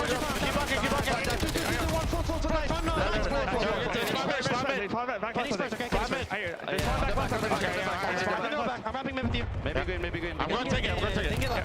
Top green, I'm going top left. Maybe Top green, top right. They know Kenny. Two in all. Daffy maybe. Last one. Decent exit kills here for FaZe. Down as we head back to our first hard point. Thieves all over the map and making the most of their 1v1s. Yeah, this is where 0-4 needs to turn it around. Right here, right now. If you want to stand a chance of potentially this comeback. You're already finding a majority of kills around this mid-map area. You locate Hydra, you're just not able to get that trade. So you're on the time, but you're surrounded by LA. A Booza, again, another bailout double. You're still on it. He's just dragging this FaZe team through some of the most difficult moments as he gets to 5 in a row. Shut down, though, by Hydra. And again, that reluctancy for FaZe to run a fourth AR. Is that going to cost them here as Kenny cuts off things from mid? Nice shots on the Simp. Opportunity here for Thieves to get numbers and get some more time here on the first hill. They're just playing keep away, and just with that route out of Kenny, you know that they're swanning on the backside of Train, so they have to funnel their way through Delhi. And that's easier when you have the crossfires being set up. You cannot win here. It's going to be off the rotation when you have to get the job done, and FaZe are ready and waiting. Yeah, Thieves just making sure they cross their T's and dot their I's. Make sure no one gets behind you. A couple of staggered spawns, though. Has Draza with a double. Scrap once again. Best stat for a 1v1. It's 0-4 inside the hill. Just needs to keep his life. Help is on the way, and it's a Booza. Able to assist for 0-4 to get the team shots in. 190-234. Thieves trying to set up through mid. Yeah, you got to set up a pinch route. Going to turn this into a 3v3. Stunts and nades might not have an impact in case trophies are down, but 0-4 is going to switch up his spot. They're going to try to flood this. Abizi in the test spot, dealt with by Draza. Simp watching over the top. They know Hydra's nearby. 0-4 able to get the turnover, and there's an opportunity here for Thieves to possibly find a way to rotate new, but 0-4's taken away 3 in a row for him. And they're still in firm control of the hard point, but now you're outnumbered when Simp falls on that crossfire. So now Thieves still an opportunity to try to funnel their way through. One player in Kenny trying to set up the pitch, but it's a Booza, it's Simp, it's Draza. All 4 dead in the feed. Now a race over towards P3. And guess who's here first? 0-4 with a sub in hand. Has to get a shutdown on this route. Thieves get one from the exit on old. Dealt with. 0-4 trying to pop up. He's also met in response, but it's a Booza almost for all 5. Simp from the heady. Not quite able to get the win. 235, 226. Draws it down low. He's able to find a second. Abizi trying to clear the field. Not able to. It's a madhouse over the top of the hill. And now you're outnumbered if you are Thieves. You got to let the stuns and nades reign supreme. Simp watching the cross. That's all 4 dead. The league changes it for FaZe. They always got life. You have to take Simp out of this position, and he finds his tiny terror duo with Abizi. Last moment here for Thieves. Hydra gets one, but you got to get into contest. The Booza's watching it. He finds himself the first. No one else able to touch. And again, Booza drags FaZe back from the grave. Oh my God. FaZe, every single time, don't get one lead change until the final hard point. And it was the ARs who continued to give them a lifeline. Abuza set the tone with 5,200 damage. Draza right next to him with 5K. They basically did that in a 3v4 for a majority of the map. But for Thieves, we got to take a look at this again, man. Because 0-4, I'm thinking, all right, you're pushing out. If you get killed first, you're low-key scamming. Yeah. But he finds the opening kill, still gives your teammate advantage here with the numbers. And then Abuza with the cover fire, Draza with the trade. A clean 4 dead and 0-4 early off the rotation. Even though he doesn't find a kill here, he lets his teammates know there's no one on plane head glitch. They are not on the HP. You guys can get up close and personal if you want. But then these crossfires and the plays from Draza. The fact that this guy's potential jersey was getting called up. Icy moments, crucial moments. He's not supposed to get that trade. No. Stalls out time, teammates back into play, and FaZe hold, man. And I love this extra route when things are getting mixy. FaZe down, back against the wall, sip off spawn, has the heads up wherewithal to cut everything off at mid, and then the only player who can try to contest this, yeah, I know you, Abizi trying to come back in, not quite able to, winning play for sure on a sip. Yeah, and I don't even know how Thieves are able to bounce back off of that one, man, because you were playing flawless. Every single P3, you basically dominated. You were chaining it over to the P4 as well. Just in some of these moments when the chaos was happening, it was the ARs, time and time again, for Vegas. And just clutch up in another hard point. Dude, it's unbelievable just to even reflect back to this head-to-head matchup. You go back to like the case on LAN where they first played each other, then you get into Major 1 qualifiers, and it just feels like the FaZe duos, both in the sub department and the A department, were just getting a little bit outgunned, really. Just not really able to help each other out. We really saw, again, the power that brings Scrap and Hydra together with this new duo on the Thieves side. But all of a sudden, you get an extra couple of weeks in the break, and Draza and Abuza have been undeniable for FaZe. So again, that large gap, as we get through that second set of hills, all of it battled back in the span of 1.5 hard points. Unbelievable resiliency out of FaZe. Yeah, I don't even know how you can bounce back off of that too. Because now you're going into a Colossus Search and Destroy, which usually is FaZe's playground. You ended up falling short in your last attempt versus Riyadh. 4 rounds in a row that you just played around too much and you found out. But just that momentum swing in that moment where you know if you're LA and you've been banking on your hardpoint games to get you through, you let that one slip. And now you got to shut down what Simp and 0-4 like to do on this map. I mean, like you say, it's an FAFO moment right now. It feels like. Well, here's, again, a look at some of the stuff that's been going on for FaZe. And when this roster was initially built, the word was that these guys were going to be dominant in Search and Destroy. And to be fair, they started off great. I mean, legitimately what you wanted to see. 1-for-1 replica of all the things that we had from prior years out of the two duos. Opening to a win percentage was one of those key factors, especially considering the Tiny Terror split up. Simp has been Mr. Do-It-All. But honestly, it really has been kind of a tale of polar opposites in those stats departments, because on LAN, it has not showed up to the same level that it had been in the online qualifiers. Yeah, there's a couple of these rounds that they're just throwing away, even in the man-up advantage. It's not familiar for FaZe. So hopefully you're able to quickly change that. And on the opposite side for LA, a much-needed map right here. The last Search and Destroy that they had versus Paris, I wanted to turn the screen off in the green room because it was just so damn bad. We need more teamwork. We need more team pushes. And we need to figure out how to not allow FaZe to get that first blood. I think even beyond that, it's the amount of mistakes in like 2v2s, 3v3s, the mid-round adjustments just not properly being communicated or at least translated here for Thieves. Building on the defense first, though. FaZe trying to set the tone after that dramatic win on map 1. And they're going to kind of spread the map C for contact off of nades towards B and then take all their effort to A. Draws us out first blood into Kenny. And now this is where 0-4 is most likely going to invest in smoke grenade, or now that we have the numbers, just instantly go for the chow. All 4 up, all 4 down.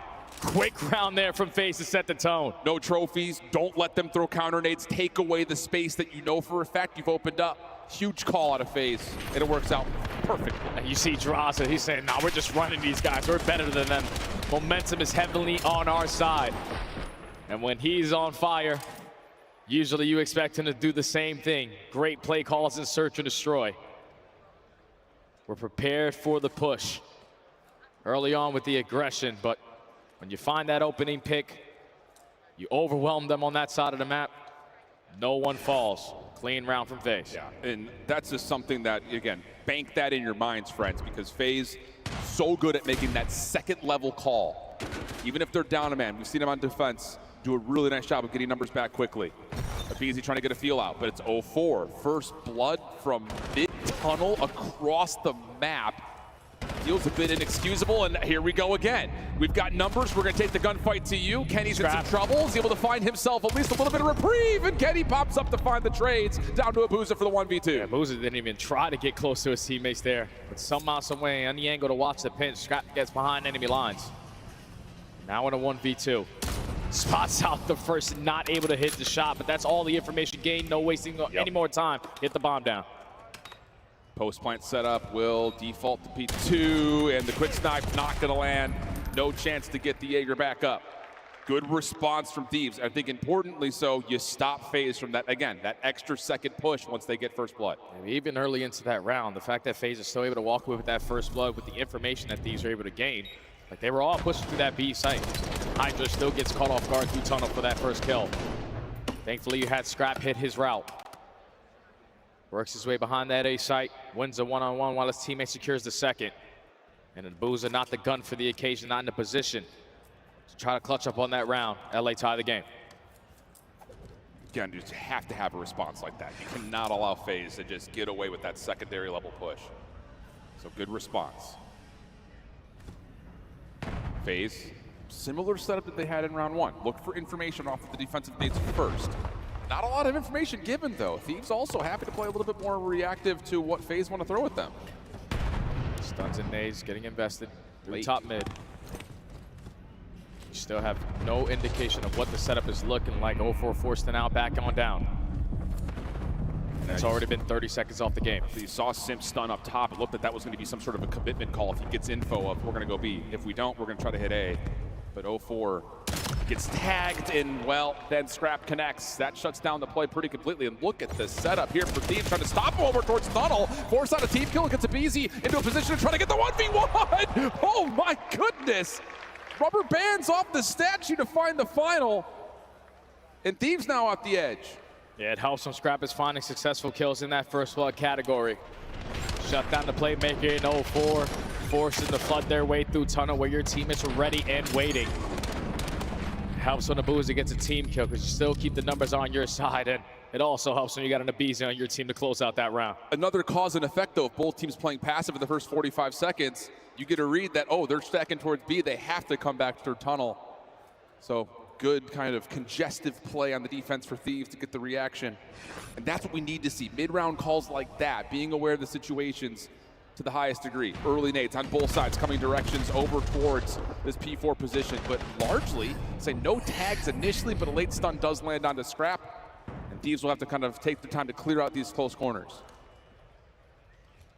Yeah, Scrap's just trying to be the island player now. Whoa. Scout out information over towards this A site. Nade not able to connect. Gobi. Tags. BZ just making sure nothing's over towards tunnel. He's got a deep nade set for Abuza. Not gonna land. Draws is able to still find first blood. That's under bomb carrier. Not great news here for Thieves, a bit stuck. Yeah, he just was expecting it to be a one-on-one gunfight, not a 2v1.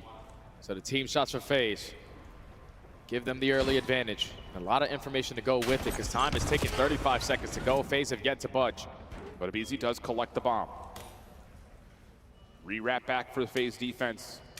Looking at something at mid. Hydra will drop, and this is that mid retake out of FaZe late in the round. Easy does it. No problem to tie us to 2. It's just difficult when Kenny's thinking, all right, one-on-one gunfight. Yeah, I stand a pretty good chance, but when you slide off the head glitch, you give it a different angle, and that's where the team shots come in.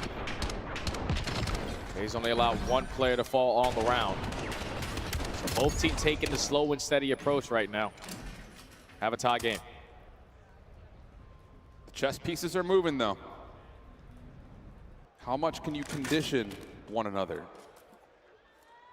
First blood battle, so far a small edge for FaZe, 3-1 there. A lot of it has come by way of their offensive side too. Again, finding that first blood and taking away space quickly. As once more, we just kind of spread the map a little bit and feel each other out. Just kind of throwing little jabs, see where we're at. Also trying to look out for where Scrap is. And if he's running that sniper, does have it in hand. No one has yet to give him any information, but Droz is going to peek this. Scrap's not going to have the angle, and he just gets that info and gets out. Yeah, Scrap's just flying off his trophy, knowing that if they can't get info off of nades, they might try to double jump that, but not the case. FaZe going to try to commit early over towards B. Thieves quickly on the response defensively. A couple of nades will come through, and it will force FaZe back over to tunnel. Kenny is the defender nearby. Trophy system has been depleted on the Thieves defense, and Droz is going to reinforce this hit with one of their own, trying to get the plant down as Simp, and no, he can't get it planted. If Easy finds first blood, no immediate trade, but we get to a 3v3 with 30 seconds on the clock. And Abizi just has to value his life. Hydra tries to keep him alive, and now Abizi needs to get the trade, and a great finesse there out of Draza to still keep the man up. 1v2.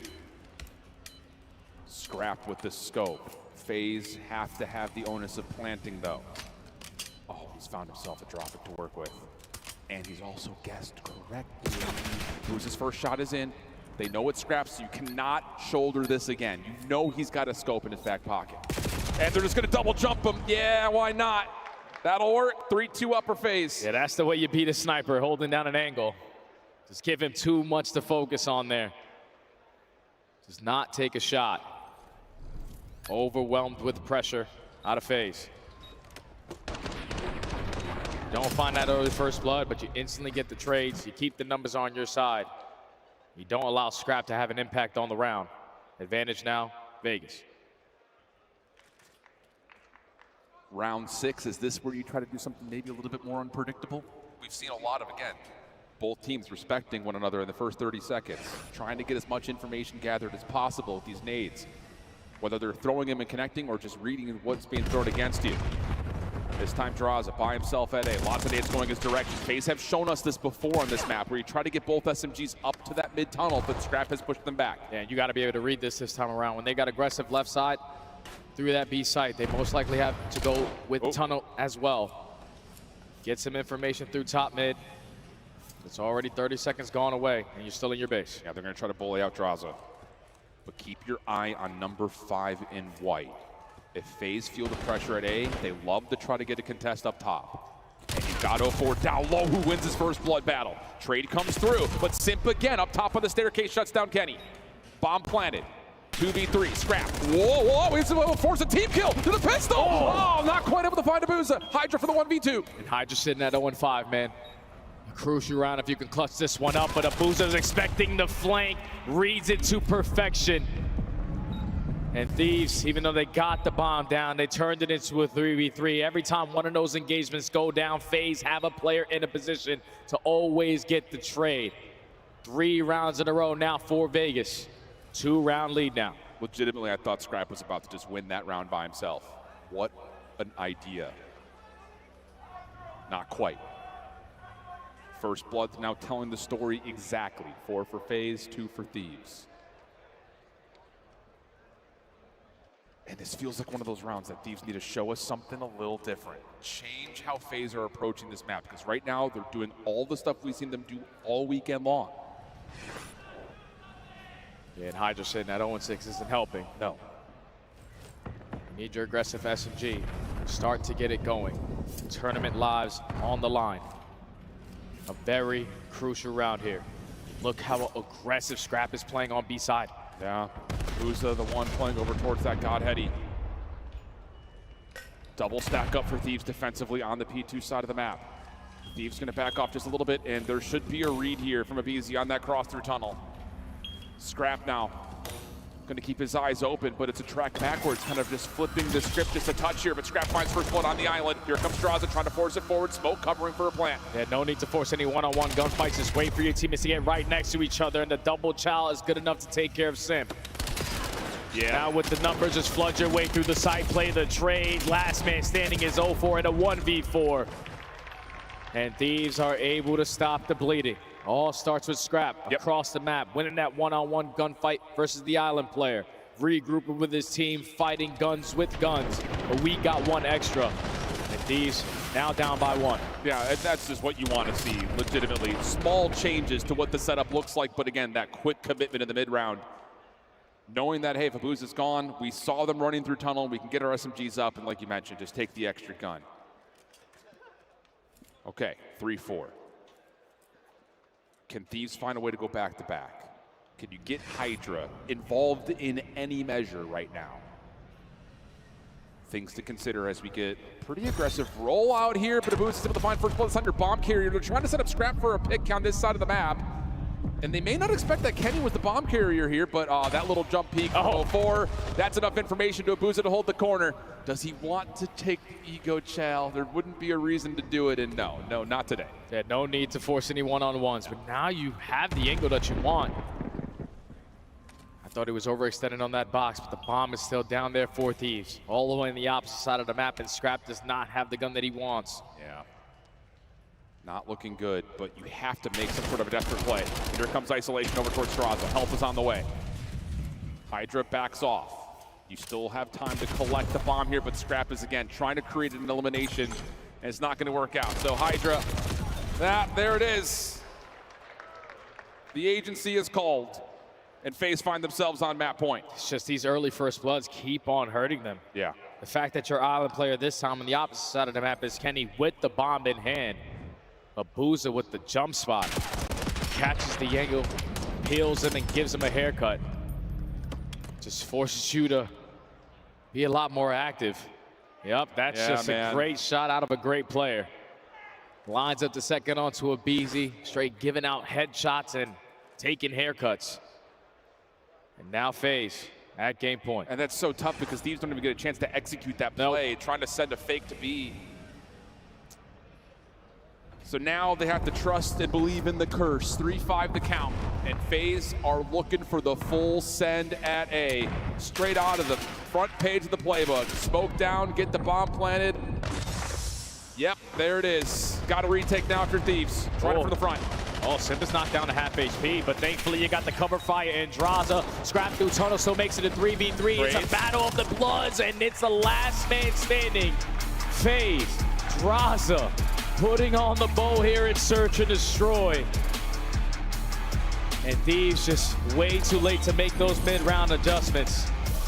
FaZe 2-0 up in this series. That's just page 1 of the playbook, man. That's that sploosh, that good. Hit it with the smoke, get it planted, take care of business. All you gotta do is make sure no one retakes up mid. Booza's got it. Your post planners have to worry about tunnel first. You got a trophy to keep you safe. Easy. And you got to think about how they've been setting that up all throughout that entire map. Every single offense is slow and steady, gain the information.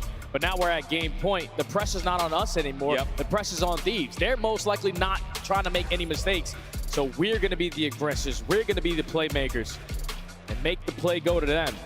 6-3 in the first blood category. Draza and Abuza continue to dominate the ARs on the opposite side.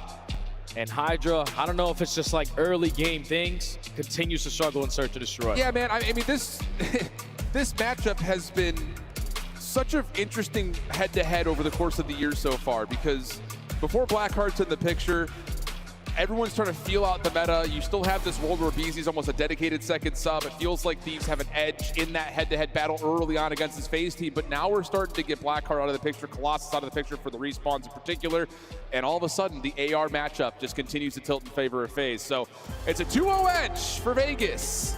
Possibility though for there a little bit extra life in this series? I think yes. As we go to break, we come back with our overload right after this.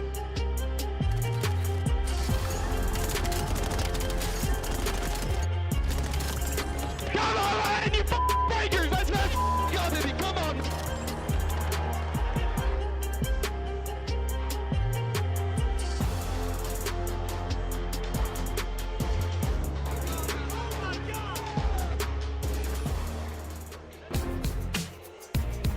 Black Ops 7 returns to the Esports World Cup in Riyadh this summer. Scan the QR code to be notified when tickets go live later this month. Look like the pros to play like the pros. The CDL team skins are available now. Scan the QR code or check out the in-game store now. Monster Energy, the official energy drink of the CDL.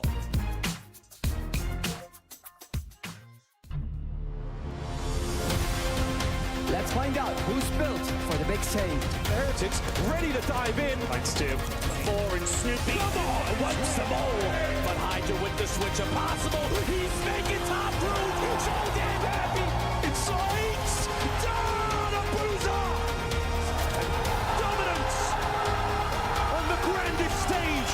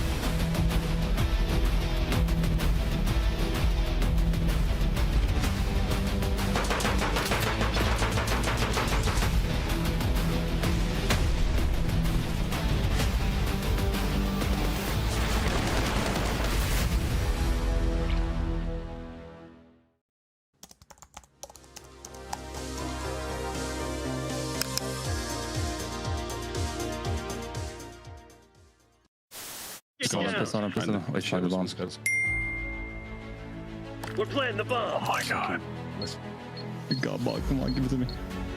Bomb is armed. No, I don't know if he gets behind you.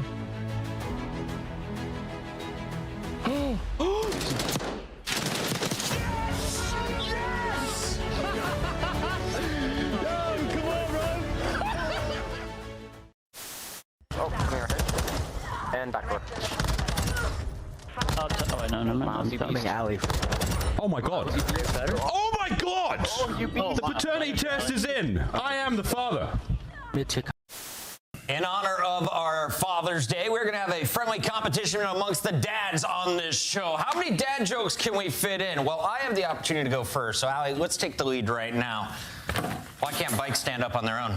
Why? Because they're too tired. Got her! All right, let's keep this moving, Nameless, because we got a lot to talk about starting here with the standings. Welcome back to Dallas, and shout out to our boys checking out all the action in the pit. In particular, of course, the Bush Gaming guys. How about this? Going up against Stallions, two of our big watch party boys. Stallions, absolutely. Not today. Round 11. Earlier on, Bush able to find the edge and continue this upper bracket run. I'll tell you, man, this is going to be a thrilling finish at Challengers. We had the #1 EUC get knocked out by Fame, Prop, Radial, unbelievable, and Noisy, guys who are like way out, barely even playing the game anymore. And of course, you've got a lot of heavy hitters out of the North American Challenger scene still alive and well. And who knows who gets picked up after this event. And there's a lot of talent down there in the Passion Pit. You can already feel the pressure if you are a professional right now that if I'm not playing good, probably my spot to get taken. For real. But enough about challenges. That's going to be going on if you want to watch it. You can see it every single link on YouTube. /COD challenges, but back over to the main stage we go, where if you are FaZe, you are feeling on top of the world. For real. You made your adjustments on the Search and Destroy and dominated that Colossus. An insane comeback on the opening Scar, but job is still not done. A square up here on the Overload on Exposure. When we just saw Thieves win it, the same thing could be said for FaZe. A 1-point difference, one got a victory, one got an L. So some adjustments need to come in quick, especially for LA. It's just been really interesting watching how much this map has changed over the last couple of weeks. The opening battle for the first DMP feels like it is the entire half. You get that first score, you set up everything into your name. So a lot of weight riding off these opening breakoffs. Like you mentioned, we've seen FaZe play this map that looked really good in their opening breakoffs. Just controlling tempo, controlling space. Can Thieves change that up? Can you find something out of any of the SMGs that are likely to load in to take away space, create chaos early? Yeah, we need to make sure we have good team pushes here if you are LA. Because they had a lot of opportunities in that series versus Paris to potentially tie the game. And try to force that map number 4, but FaZe looking for a clean 3-0. All about the battle for the mid-map control. Want to be the team initially to find the fights, but no one challenges early dirt, so 0-4 has the opening, and that's already 3 dead. That's a really cool breakoff for FaZe, just double hitting down dirt, and that's going to lead to an instant breakdown of the Thieves setup and a chance to possibly score here. Sip can find maybe just one, finds it easy first. Pistol win for Kenny, and 0-4 trying to force it forward will be shut down. So a really cool breakoff for FaZe, but battled back nicely by Thieves. Yeah, he was just hoping that Sim could, you know, have one of those Sip moments, pop 3 in the feed. All right, we got to score. It's only able to take down one. The goal line stop is in, and now Draza trying to work this pinch. Does get spotted out by Kenny off the respawn, and now if you're LA, you're panicking a little bit. FaZe are hunting it down, but the EMP gets an exit. Hydra also finding a couple eliminations, has Scrap motoring forward through dirt. But you got to win back mid-map. Hydra gives you one, Scrap follows up. Now you have a chance to pivot if you so choose with FaZe coming off spawn. Okay, where's the lead blocker going to lead out to? All of FaZe are ready and waiting. You find the first gunfight over at the A point. You find the second one with a nade, but it's a Booza again. This time lines up 3. Push gets shut down. This guy's a guarantee, man. He's an absolute guarantee. Hydra trying to keep the play alive in front of the EMP, which is close to resetting, so who'll grab it. But still, Abuza is hard scope, but what a win from Hydra. He's low though, and Sip knows it, finds the trade, and will reset. You got to make sure you spot everybody. Potentially before they shut you down, because they get that gunfight, and now Kenny from the front door trying to retrieve it and go for the score, but it's Abuza again. Yep. The goalie here for FaZe. Stops the push, now EMP off the rotation. It's a sure thing, it feels like, with Abuza right now. 0-4 able to at least force a team kill onto Abizi. Thieves are trying to hunt down this EMP and see if they can get a free score, but all of a sudden FaZe have stabilized. Tiny Tears meet each other once again, this time down towards dirt. Look at the space that's being allowed here for Thieves to take. A little up and over for Hydra doesn't work out. Kenny follows up, and he stole up Abizi trying to watch the cross from top ring. Yeah, usually don't see the park the bus strategy when there's 0-0 at the score, but Thieves have so much pressure on the match that you're forced to play like this. Didn't allow the reset to go down. You're just banking on kills off the respawn, and this time it's Draza able to line up 3. Your EMP carrier does fall. The only one here is going to be Hydra, but your base is clear. We can get out now. Man, that got a little too tense. A little flip of the tank as BZ takes down Sim. Abuza, telling you, guy is a guarantee. 8-4 now for Abuza, trying to clear out P2. Thieves in position defensively. Kenny falls to a nade from Sim. Do they know the other players down low? Not quite, and DeBeezy's got the setup here to potentially allow Hydra to hit around. Yeah, the Hydra trust right there out of his teammates to find all those kills. All he needed was one right there. He could potentially have added one to the board. But he gets picked off. Now that's all 4 dead, and FaZe is just running it straight towards A. But 0-4 stunned up, dealt with by Hydra. How many more can he possibly grab? Nice shots from Draza out of the pistol, 5 in a row. Abuza able to find you another. Kenny, last one there, but Sip's pinch works out. First score goes to FaZe. That's insane, man, because FaZe are on the back foot a majority of this entire round, trying to fight out of their spawn, and the first time they get all 4 dead. Here we go. They instantly have a lead blocker, but Thieves are looking for the immediate response. You do have Draza behind the plate, but does he get an angle on the EMP carrier? Not quite, and it's an immediate counter cap by Scrap. Plus exit kills. Hold on a second. Abuza's the last one standing. FaZe spawning behind this route from the Thieves. And honestly, Abuza might be in some big trouble here. And yeah, Draza's going to call out the Hellstorm to kind of keep this safe. Yeah, that's all it is. No, Abuza was going to be overwhelmed. You weren't in a position to stop this, but somehow, some way, kills himself with it. Doesn't even matter, though, because that's 3 dead in favor of them. EMP dropped down at the middle of the map. Scrap still unaccounted for. Now that's everybody you're accounted for, and you got a lead blocker in Draza. You got to go B. Yeah, Thieves coming off spawner, more investing in the middle of the map. Hydra trying to scout this out and does catch Draza by surprise. So now you look down to the minimap, you tally the current positions. Thieves defending from the front. You've got a BZ on the route from behind. Abuza, surprise, dealt with quickly, but the trade is almost instantaneous. So for your FaZe, you can still hold on to the EMP down low at P2. Yeah, 0-4 is just finessing with that EMP, dancing with that. Now the teammates are here. The cavalry has arrived. Yeah, potentially for this last score. The last defenders have to try to stack up towards B. That's the imminent threat. The BZ will drop. Stun up top, lands. And now you have an opportunity for Abuza to clean up this top ledge position. 0-4 trying to get there, trying to force it forward. Wins it with the pistol, and it's a late score. 2-1 the count going into the half. basically that entire round, FaZe is just on the back foot.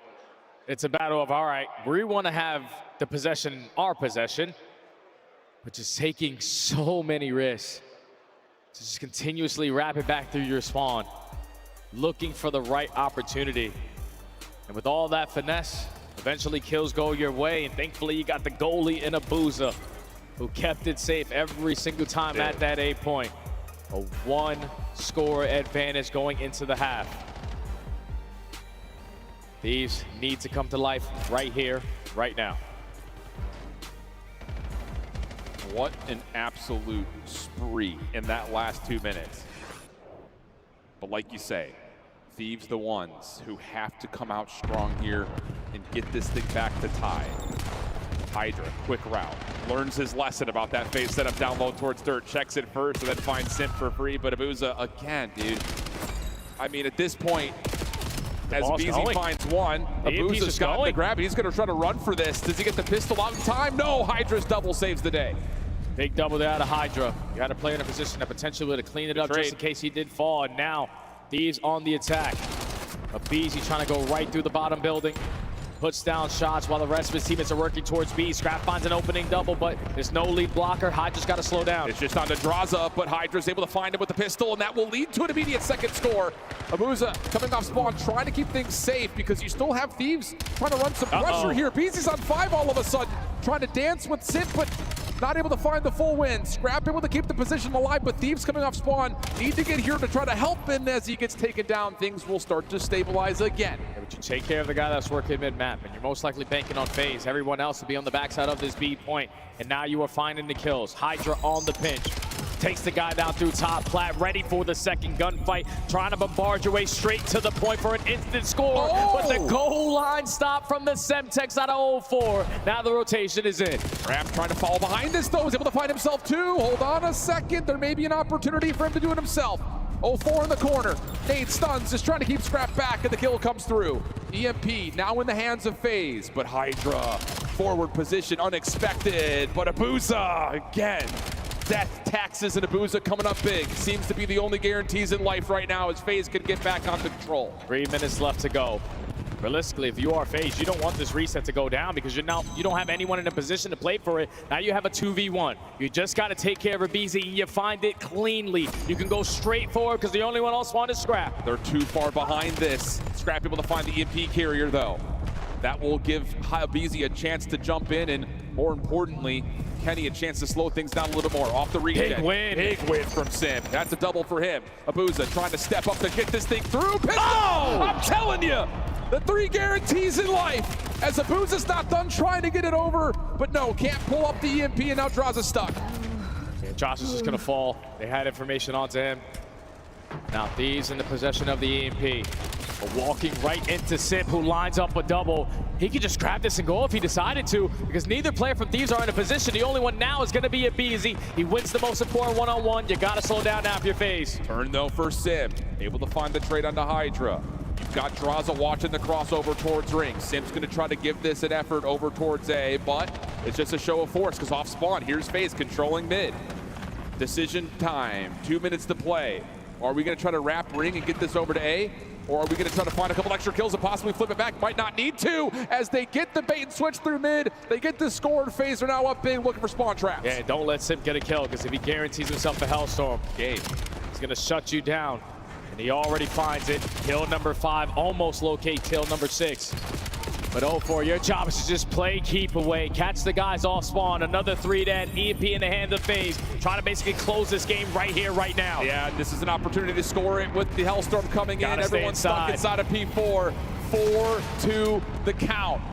And Simp still finding connections. He's able to take down 2, and hold on a second. You know you have the rest of the Thieves trapped here. 0-4's looking for a little bit of extra punish. Draza on the other side, no, not quite. So Simp will get a grab, and this is what we saw earlier today. Later, I'm out of here. See you in my spawn. No need to make any more plays. You're up by 2. Let's park the bus a little bit.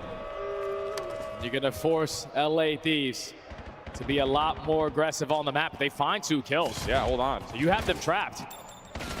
you've got a perfect setup here, honestly. Simps just trying to stay alive. Abuza gives you one. Pistol works out, though, for Simp. Trying to dance, not going to find the kill. Now it's just down to can you watch these crossers? Hold on a second. You can boo all you want. It may have fueled up this Thieves offense. They get the score. Park the bus. You need to keep the registration active, though. 3-4 the count, and now over to P2 we go. Yeah, we're losing the fight still. We're losing the numbers battle. Now it's all on Hydra to just value his life as long as he can. He's able to find one.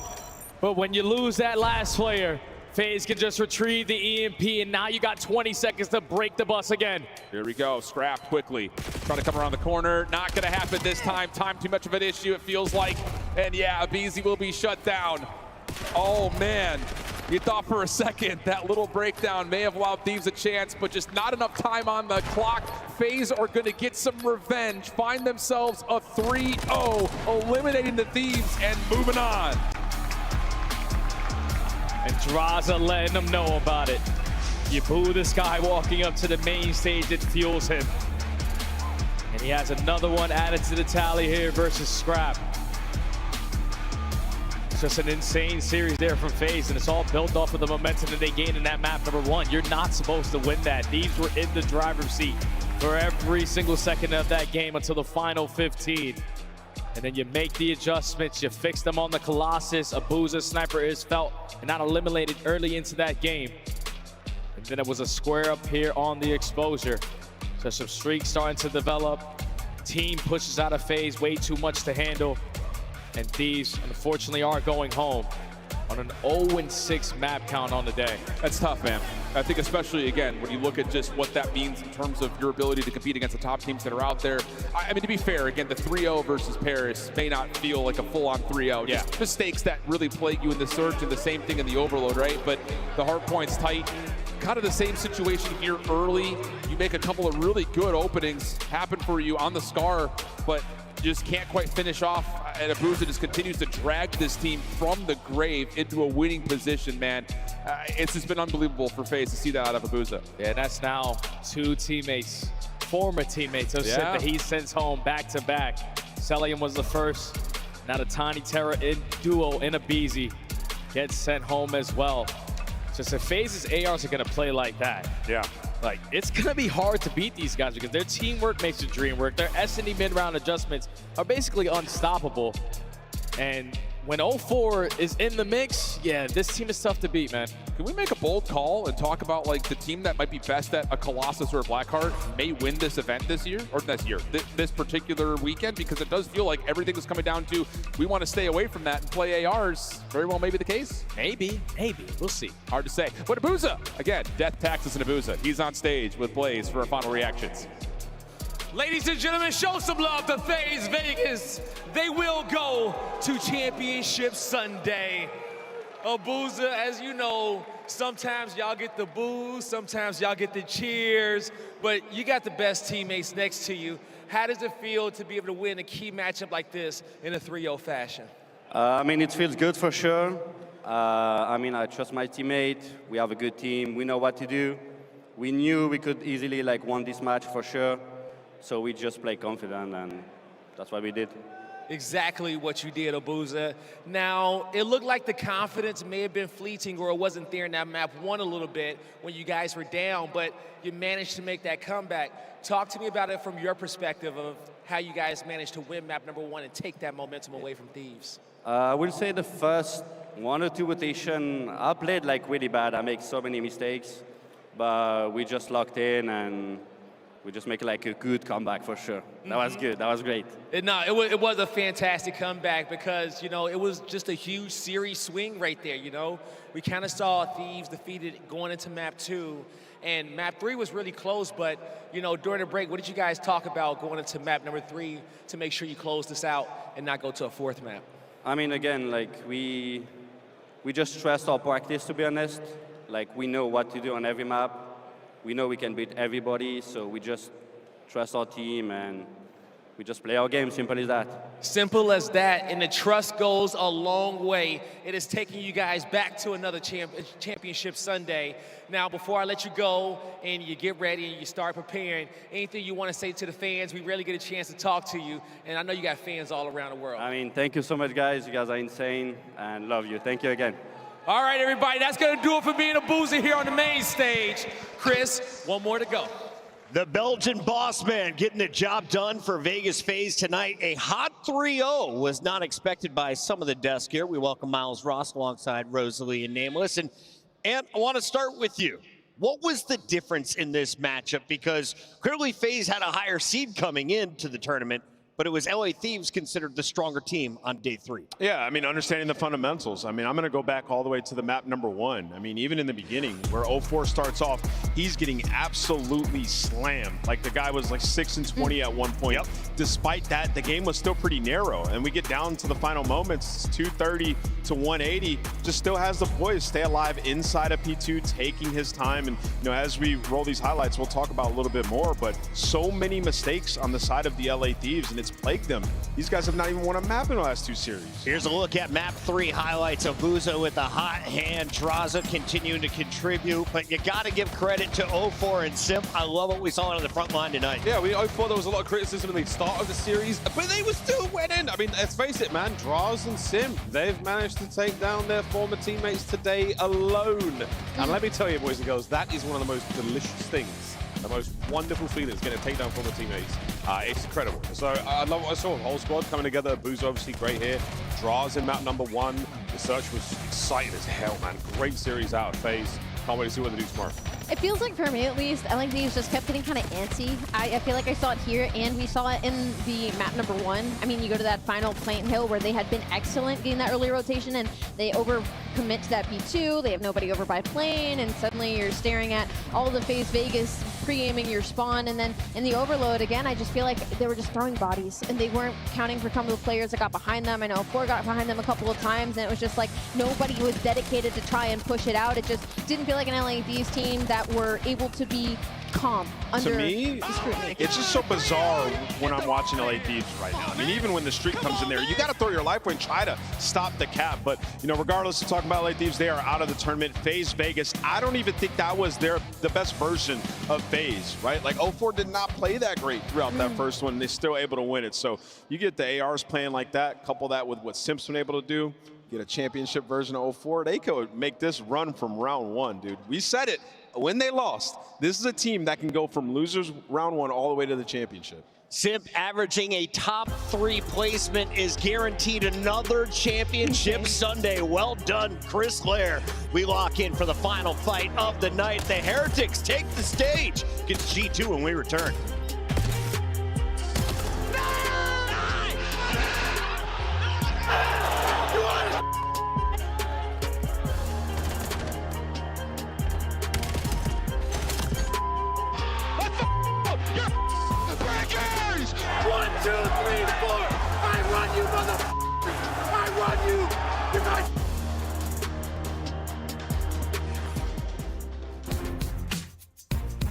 Black Ops 7 returns to the Esports World Cup in Riyadh this summer.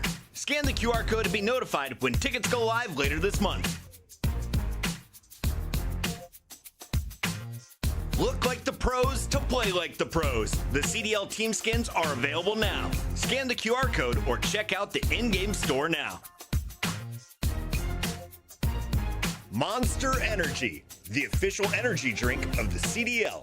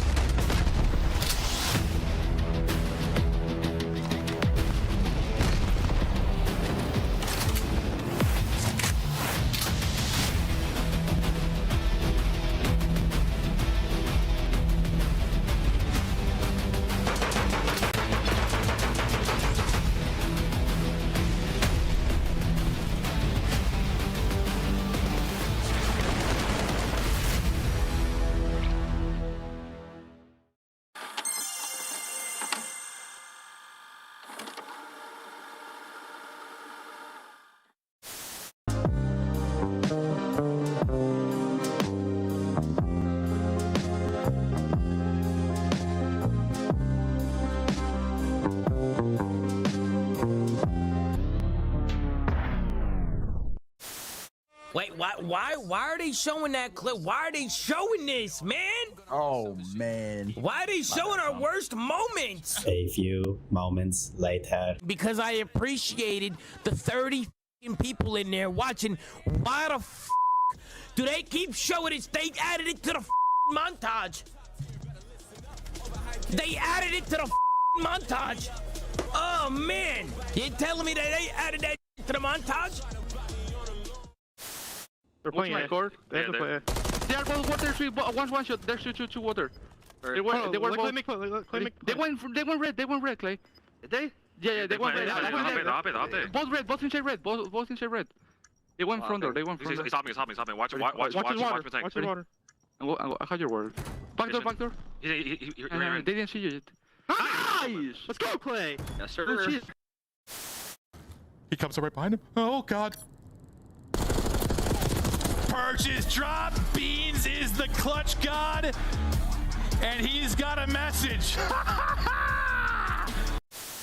The 420 is broken. Holy Tom, you are no longer.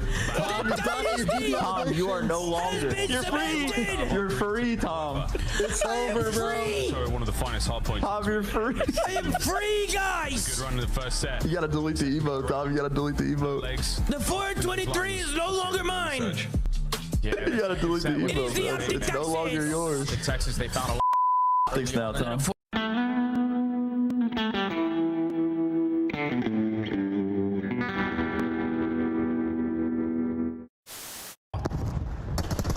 Second tick is done. Abizi is cheating. That is filth. Series isn't over yet. FaZe now a chance to smile. So we're gonna be really good. I like your trophies. Which one's your favorite? Yeah. Honestly, I don't know. This one seems like insane. Look at this one too. Like this is crazy. Like The golden nut, baby. The diamond nut, excuse me. you know what I'm saying? How could I not be like? How could I not feel like I'm not gonna lose? You know what I'm saying? Like, come on. Yeah, and that's what I was going to ask you is like, Sib, you're coming into a winning culture. These guys won champs. We obviously. Down to 3 for either side. This is going to be it. Last ditch attempt. Flying on the point. Joe Deceives gets his. But 3 seconds to go. You've got to get on the zone, lad. Fresh mag. Send it. Wins it. Oh my God. It's a 2v1. Diamond Con. Can you do it? The boys are on the capture. It's now a 1v1. What a round of control. Diamond Con, if you win this. God damn, what a round. Run. I'll get bomb checks. I'll go top and get bomb checks. Hold pinch. Make sure somebody gets bomb checks. I'll get bomb checks. He can go third. I'll go for it. He's telling you. Back him up. Not weak. I'm upset. He said he should be sent. What was that?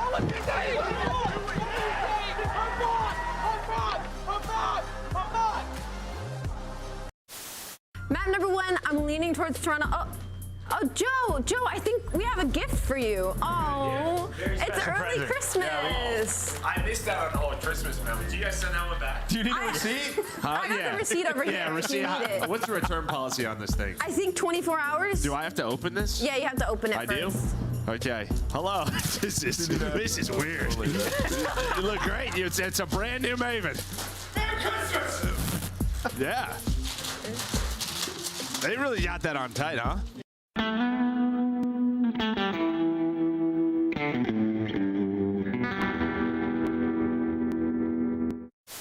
Insight's not gonna see it. Kleenex gonna get caught off guard, or is he? He gets one. That's a decent 1-for-1 trade. Insight right back over, looking for a little bit of help from Scrap. 2v3, selling the cross, dealt with by Scrap. Sip also seen on the cross. 22 seconds. Draza trying to work this with Sip. Scrap able to turn this down to a 2v1. Just down to Sip. Not gonna happen. Shut your mouth. Toronto in the grand finals here at home.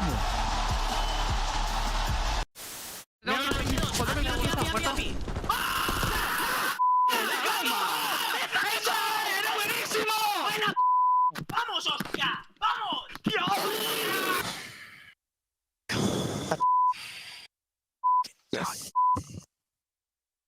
got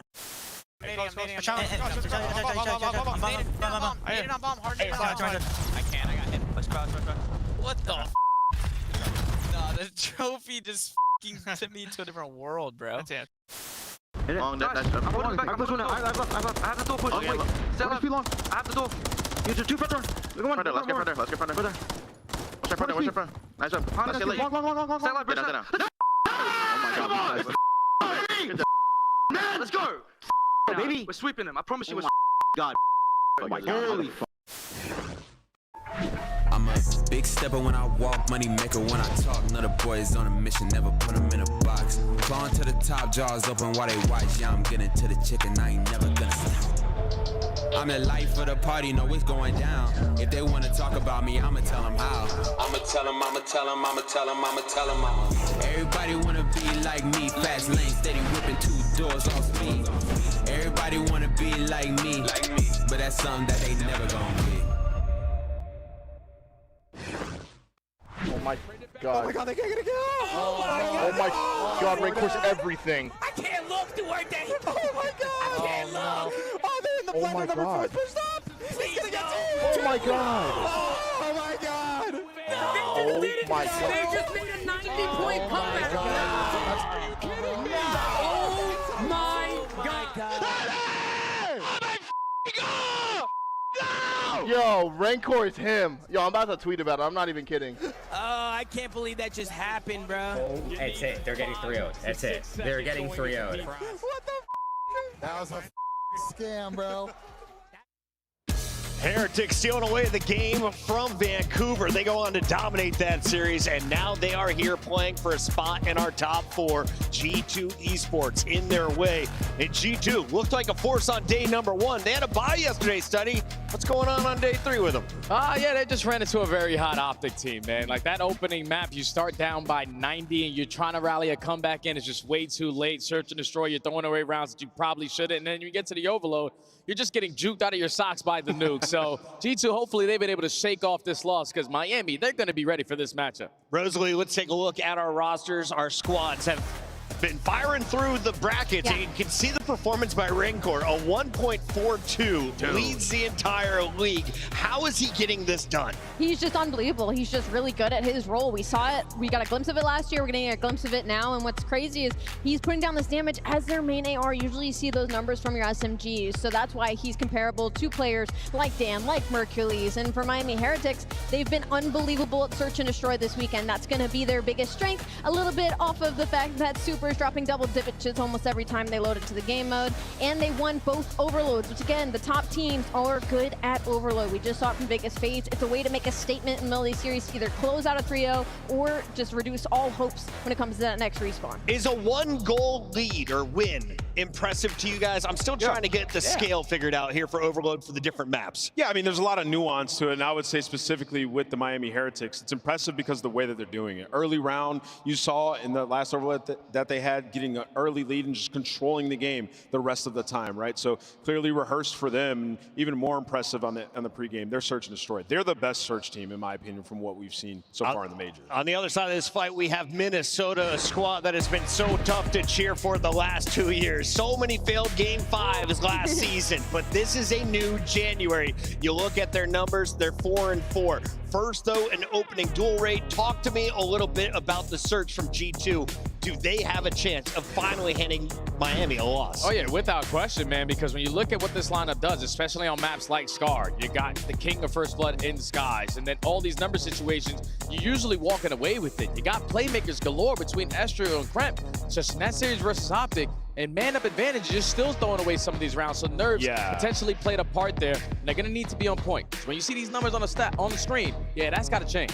Just a couple of mistakes in the search, Jay. I mean, they get over towards B twice and just get retaken. Like, versus a team like Miami, that cannot be the case. No. We know that they're going to all come flying at the exact same time, so the communication has to be way tighter for G2 as they're on their offense pushing towards site. Allie? Wanted to sell the Minnesota story just a little bit because, I mean, you're talking about a team that went to 3 Game 5s back-to-back, lost all of them. They've made a huge turnaround, and now they're 3-0ing team. So they're getting ahead earlier in series and closing out so they don't have to put themselves in that type of position. Don't go to a Game 5. Seal it early. Let's see if they can get it done here. Here are your scuff maps and modes as we go to Scar Exposure and Scar again. Study? They might need to go to a Game 5. because of the later half of this series, that's where I'm favoring G2. When you get to the Black Heart, when you get to the Scar Search and Destroy, just somehow, some way, you got to get to map 4. There's no crep losses in this series. Is that going to be a problem for G2? I mean, like Jay said, they got to find a way to get to the last 2 maps. Like, this first map's an opportunity. But yeah, Miami's a tough beat, man. It's time to lock in the final scuff pick'em of the night. Nameless, do us the honors. I picked G2 earlier, and they got slammed 3-0.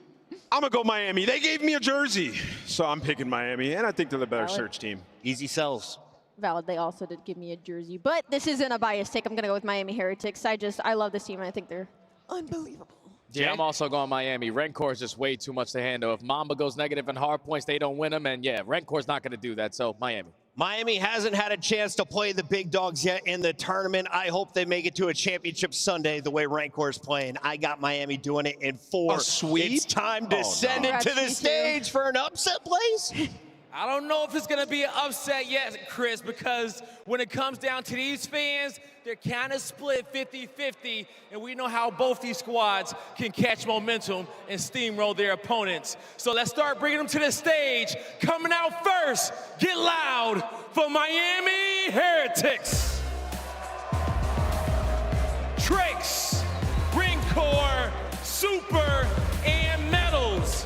One more match today for them to make it to a championship Sunday, and they're ready to leave it all on the stage. Heretics are ready to play. Take my vamos, a huge opportunity here to get top 4. These guys have been unbelievable at Search and Destroy, and in the final map of their last series, the rookie Trakes took over and called game. He settled in here to the CDL. I'm excited to see him take this match. Let's get it, guy. I'm ready, Ant, because the next team knows that it was going to be a tall climb to the top of the mountain to reach Championship Sunday, and they're about to give it everything in which they got. Give a warm welcome to G2 Minnesota.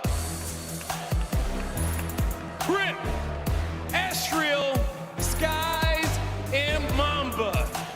As they walk to the stage, they know that if they're going to turn the page in this G2 book, they got to take down their opponents and get to a Sunday. I mean, this is the battle of the underdogs to see who makes it to Sunday to go up against the big names. And for G2 Minnesota, they've already got a crazy win versus Vegas FaZe in a sweep, so they know what it's like to be in that position, to have to go up against the favorites.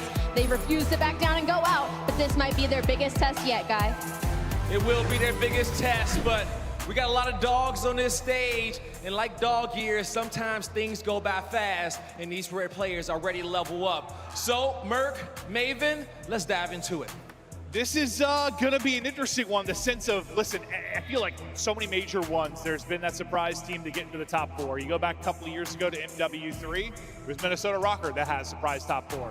Last year, you talk about Miami Heretics, a surprise at that time to get top 4. They got a 3rd. Carolina Royal Ravens got a 4th there. Team's not expected to get that. Regardless of who wins this, a team we did not expect to be in the top 4 is getting to a Sunday. Yeah, I mean, I guess like the only thing to go off of is sort of Miami's end of the year last year, right? But yeah, obviously you lose Real. Like, you didn't have a great start to this That's year. True. If we ignore the start of the year, yes, you're right. Yeah, but they bouncing back and then G2. Yeah, I mean, yeah, just the turnaround that they did at the end of this stage. Rencor, since he has come in the scene, has been a player to watch. He has been a shooter. Amongst other top pro shooters, he stands in the top like 3. When you think of raw skill with an AR in hand, he is a monster and he's so fun to watch. And maybe the polar opposite player, Crimp on the other side of it, the man plays with pace, passion, and SMG in his hand. He is turned. Yeah, I mean, any AR getting some formal gas is obviously playing pretty darn well. And Rencor, he has been doing it.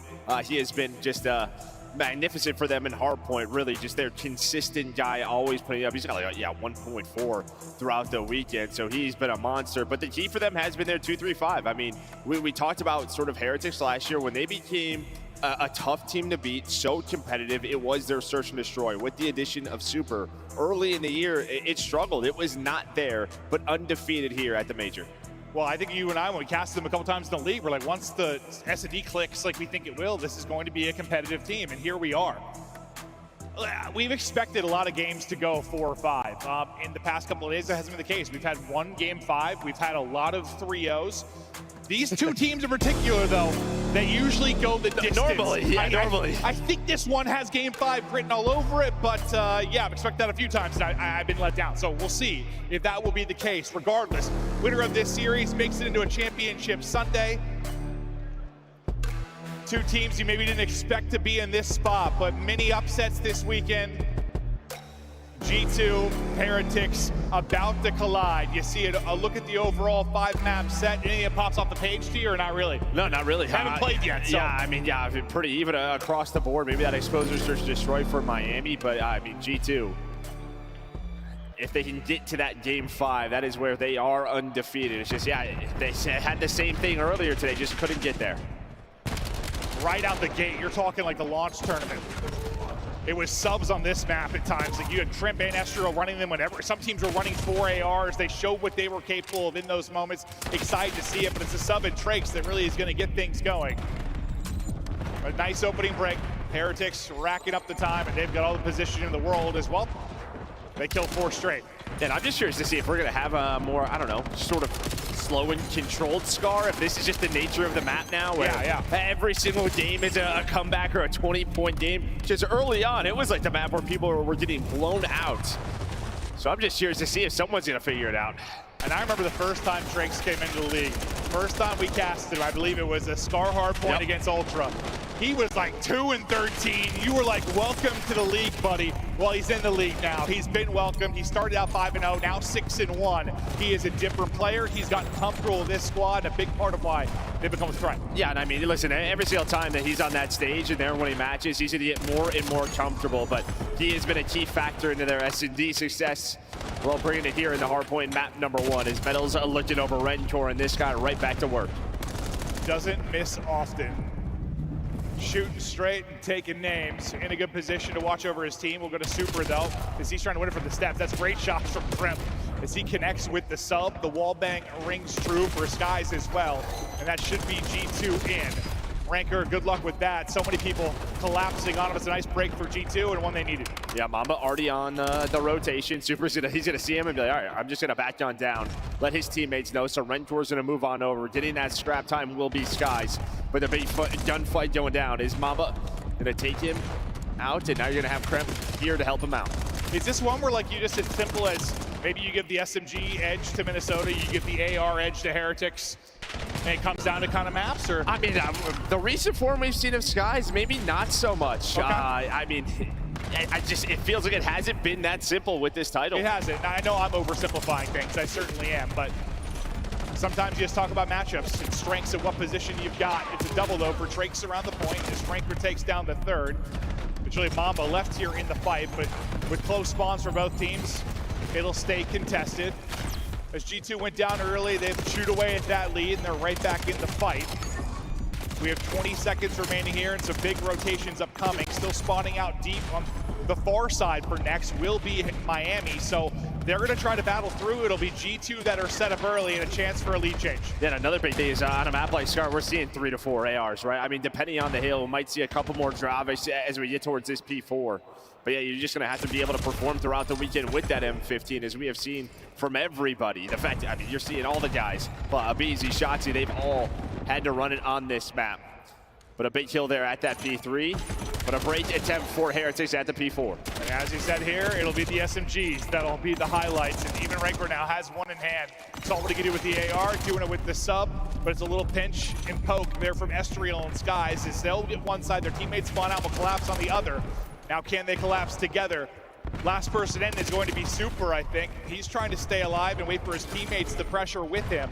Nice time for G2, up a little bit here. Yeah, this has been like the key right on Scar all week, and it just feels like teams have figured out how to make sure you do not allow a team to get like a full 60 on a hill. Just controlling the spawn, blocking the spawn, giving yourself parallels, and then you're just going back and forth as well. It is G2 with this 20-point lead. Yeah, I mean, down 20 or so when we started talking about it.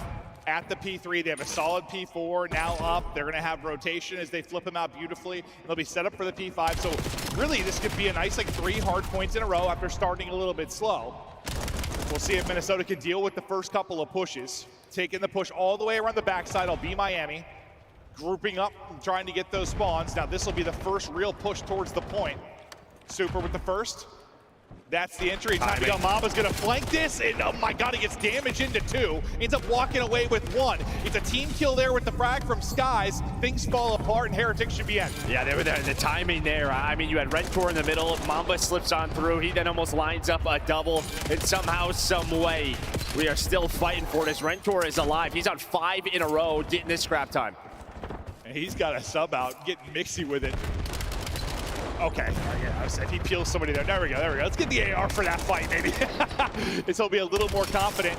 Oh my lord, and that is why. Just absolute beam straight to the forehead of Estriel, getting real close to earning a Hellstorm. We'll see if he's able to pick that up. He's gonna get to a power position up top. He's able to earn it, so streak earned. His streak also comes to an end, but a nice sequence there as Miami trying to get back in front.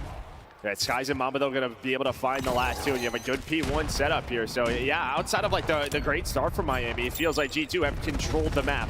But Rentor, are you going to invest in that Hellstorm right away? Yeah, you're going to go for it. Just pretty much try to split this time and give yourself the position for P2 with 28 seconds left.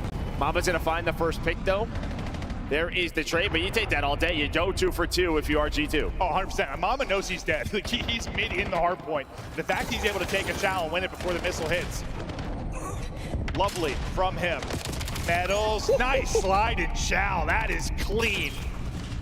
And what a map from Metals so far. 18 and 12. He has that pop-off ability, and he's getting it done. Next P2, ready to pop. Both teams grouped up. A big 3-on-3 kind of going down towards the point. Super wins a big one. Skies will be the last to fall. Miami have the opening moment. Yeah, it was looking a little grim, right? You used the Hellstorm, but you still lost in the numbers. But on the rotation, right as P2 pops, you're able to get position, and good gunfight wins from your ARs on rotation, top motel. As well, just nobody's in the hill, but you do find 2 kills. And well, that's why Skies was also able to find a Hellstorm at some point. So that makes sense why no one was in the hill. It absolutely does. You talked about the fact that I don't know what it is, if it's just the makeup of this team, but Skies, you know, had some individual struggles for a stretch there. He is really starting to play at a different level, and I feel like, I mean, it's just got to be like a confidence thing, or a composition thing. Yeah, 100%, right? Whatever it is, they have, unlocked him, I suppose. But he's like, oh yeah, I can play really well. Yeah, back to his old form, like what we're used to seeing him when he was a world champion. He's gonna be a big part of why they may get a top 4. If he's able to keep playing like this, but early time is up. It's another rotation won by Minnesota in great position. They've got to be calming well because they are cruising. Let's hear the comms from G2.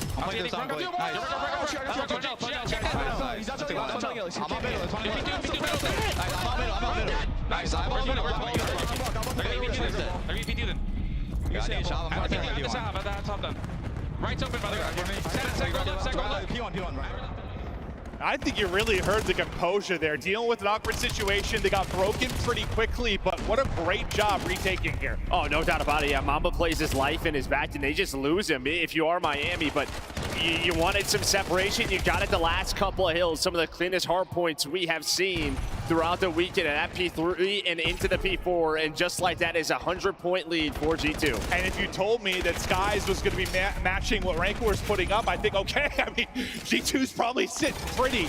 And he has done that. They are up 100. If the rallying comeback is going to start, it might be here. Speaking of Rancor, he's able to get 2 and a little breathing room now at this P5 for Heretics.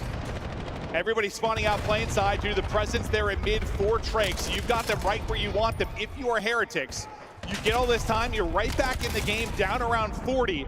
But of course it's guys finding picks, finding openings, and now they're gonna push behind that. The first domino falls and go forward, says G2. They're in from the front. Yeah, Mamba finds the timing. He's able to go bottom green, wraps all the way through, puts shots in on the spawner, and then just goes towards the hill. Gets to his teammates. What a break from G2, but especially Mamba. Some big plays from him to lead the breaks the last couple of hills. And just a couple more seconds for closing out this map 1. There are some players you can tell as new players are going to love the main stage, love the big moment. Mamba is absolutely one of those guys. They can't close it out here behind Crim's double, but it'll get right out to mid at the opening hard point, and that will shut it down. G2, a whooping there in the map 1. I mean, Miami were up like what, 50 to 10 or something, and really from that moment forward, it is just G2 control completely. Yeah, and I mean G2, they were getting outslayed, and they still had like a 20 to 30 point lead, right? They were hanging on to it, and it was a mixed fest back and forth. But the fact that they have the lead while getting outslayed, as soon as they started to get it going, got to a couple of their setups, it was just so clean from them. And that's how they win this map 1. Well, as nasty as like Rancor and Super and stuff have been, that's one thing I've heard at times from teams scrimming them or playing against them, that this Heretics team can be a little too focused on kills versus the objective. And maybe that was an example of it, outslaying a bit, but you're losing. They were struggling. I mean, we've seen it on this map. Like, it's happened to a lot of teams. I think on the flip side, it's just how efficient sort of G2 was when they found their kills. I mean, if Sky's going to have more kills and more damage than Rancor, this is going to be a pretty quick series, I think. And Skies has had some brilliant series. You look back to how he's played against FaZe the last 2 times they've played. Maybe just hitting form at the right time as this squad. I know we saw moments of it when you look back to the online league, but it felt like maybe just sort of middle of the pack. Yeah, top 4 now, right? Yeah, reach. it just felt like they figured something out. I mean, scrims or whatever it was, like a week or 2 before this major, where it just felt like the game was clicking for them. Yeah, no, it really is. Like, it's one of the things we're going to talk about with Thieves and their struggles. They seem so disconnected. It's like the opposite of clicking. They are not on the same page at all. It's difficult to watch right now. It's fun to watch G2 in a map like that. You can just tell trading is happening efficiently. You watch the arrows on the map. You only watch the arrows. They're moving well. They're making the right decisions, getting to the right spots. Some good Call of Duty. No, it is. Yeah, props to them and the coaching staff. Looney obviously putting a ton of work in. That's a guy that's usually in the right spot. No, 100%. And unfortunately, he's been dealing with the team that's always going to the game 5 and losing, right? It feels like things start to turn around. No, I'm surprised Looney still has hair. Yeah. If you think about the past couple of years, because if there's one coach that's got to be stressing, it is Looney, but he's got himself a squad. Just like that, we're back. Just like that, we're back. And you can hear the confidence coming in from that side. I always thought, like, you know, I know this is silly, but like a lot of times, like your superstars, you know, they've got a bit of an ego, right? You got some sort of like, you just have this massive confidence. Skies has always been like the nicest person in the world. Yeah. And so I always thought his struggles like might just be like mental, like a little bit like a confidence thing or not feeling comfortable on the current team. But whatever has changed, I know it's changed for the team, but specifically him, it's been awesome to see. Like, well, and I think we were wondering if he was like a step from being out of the league, and now he's playing out of his mind. I think that probably the biggest thing is like this sort of, I don't know, group of misfits is like people who have no egos, right? Even in that list, like, we're back. Like, I don't know, it just feels like there is no pressure probably for him to perform. It's awesome to see some of these teams gelling. And G2, I mean, they're doing what I guess we thought maybe Carolina were going to do coming into this tournament. Somebody was going to end up placing top 4 just due to their struggles and due to some of the other top squads that have fallen already by the wayside. Both these squads just battling for a chance to play on Sunday. For a lot of the guys on the Miami side, that became a very common theme last year. Felt like they came out of nowhere. It just became a lock for a top 3 finish. A change to start the year with Real going to Ultra, but well, we think we know who won that whole deal. at least so far. I know it's Major 1. And as you said on this side, the kind of the misfits, like Estriel and his band of bros. It really is. Well, they performed so. I mean, even at the kickoff, they were a surprise, right? Like they have been doing this the entire year. And now a chance to earn a top 4 at the first major. But this has been a map they have struggled on the year. 0-3 on exposure. S&D And I mean, Miami, this has been, their strength is search and destroy. Well, this weekend, I mean, we were waiting for it really to start being strong because we thought maybe at first with their struggles, they lost Real, and that was really a massive piece for them in search, is what we were thinking. But it started to trend in the right direction at the right time. After losing a lot of searches, they've started to win a lot here. And that's all that really matters. Get the search and destroy wins at the major, and sometimes in search, losing is learning. You struggle over a qualifier, you learn what people are doing against you, you change strat, and then you're the one catching people. Yeah, I mean, listen, this is a squad that they have had some like deep tournament runs, like major one last year in Spain. Like every single series was a game 5. Like going down 0-1 to them, they are used to this, so they know they can bounce back. Oh, they absolutely can. I mean, I'm gonna reference it, it's forever ago, but like that first series when Trace came in and played against Toronto, like it was like 250-70 map 1, and they somehow extend that to a map 5. They seem so out-talented, so out-skilled, they seem so far behind, they still got it to a map 5. So even without playing well, they have that potential.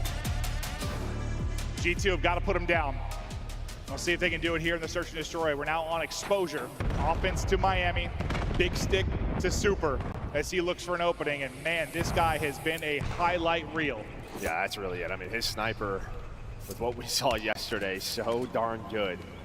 So he will find in an early round 1.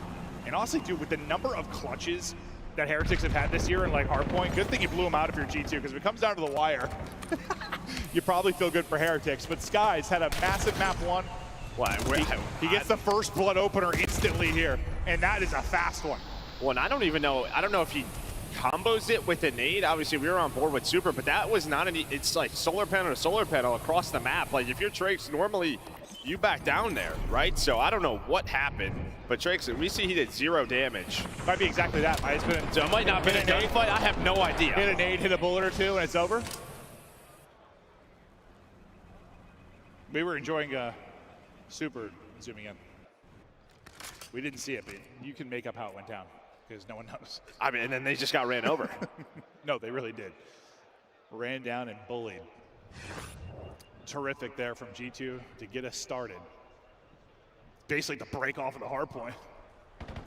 But the opposite way. Super. This time, of course, we're not watching him, and that'll be the time he'll hit the snipe. That's how it works. Observers, I'm sorry. I know you're just like, fist in the sky. Well, and I mean, Super almost hits a second one, a hit marker on the Skies. Quickly, Super is all over the map, just switching up positions. He's gonna wrap all the way back towards back window. 3 versus 4 after that first blood. Well, G2, maybe they have found an opening. Okay, Rentor's gonna make sure nothing happens window side. Yeah, I think it's just so much time has gone by. Like, oh, it's been wide open through middle. Timing is there for Trace. They were going in Chow, and now the opposite of basically what we saw in the opening round. It was clean for G2 in the first. This time, crisp and clean for Miami. Not really much of a fight in these first 2 rounds. No, I mean, obviously it starts with sort of these quick first bloods, yeah, and that's been a massive trend. Just what those opening duel win percentages turn into. But here is the opener from Super, and a hell of a shot on a Kremp all the way in the sky. Yo, wait, that was a nasty one. Nice from Super. Love the instant replay, because that's the difficulty with snipers back in the mix. I mean, it is hard to catch every first blood. You want to watch the snipers and see if they can make the play, but hell, you're flipping a coin sometimes on who's going to hit it. So good look there at the instant replay. Great shot from Super. Skies with the blood, Super with the blood. We'll see who can kick things off in the round 3. It's hard to talk about adjustments or changes so far. Yeah, I think it's sort of like maybe not die in the first stage. Yeah, maybe. Yeah, well, sometimes it's going to happen with snipes and play. Yeah, no early trophies as well. Sometimes needs massive on exposure in the middle of the map. Super and Trace want to get aggressive towards B, but it's Skies again locking this down. Bomb those all the way towards bottom A, so maybe just a bit of a fade trying to get G2 to rotate. And well, nice little spot there from Skies. Yeah, a little angle. A couple little headshot tags that Trace hold up a second. Metals with the peak, just greeted by bullets. Execute. They're starting to work their way up, or trying to. That stun will at least back up Kremp. Won't connect, but he's going to reposition. To mid we go. Rancor able to win a fight. Lovely shots out of him. Stays alive on the cross as well. He'll be watching the push through kind of with Trace. He's kind of got the mid cut. Trace has got the full wrap. Super has to have everything else right now while Metals plants. Now, can Metals actually get up and get out of this? No, I mean, he's kind of dead to rights there. Okay, his teammates clutch up. Yeah, he gets the bomb down, job done. Trace, he had to watch sort of mid-cut and flank. So yeah, Skies was able to slip through, but it may not matter. It's down to Estriel, 1 versus 3, and there you go. Job done. And yeah, sometimes just getting that objective carried to that bomb. No, 100%. Wait, I just...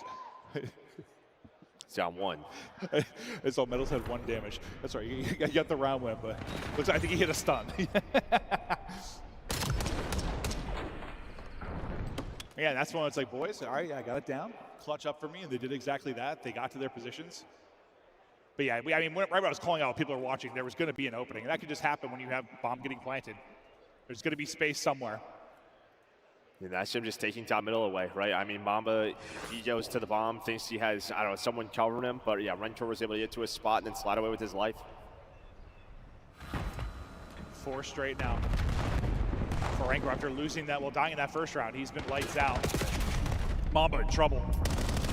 44 HP, trying to get a stun out, pre-fire. Skies, I think, gets the blood with the snipe. At the same time, Super gets the kill. So into a 3 versus 3 we will go. Skies, a lot to watch right now. And well, he's got a ton of info with that angle.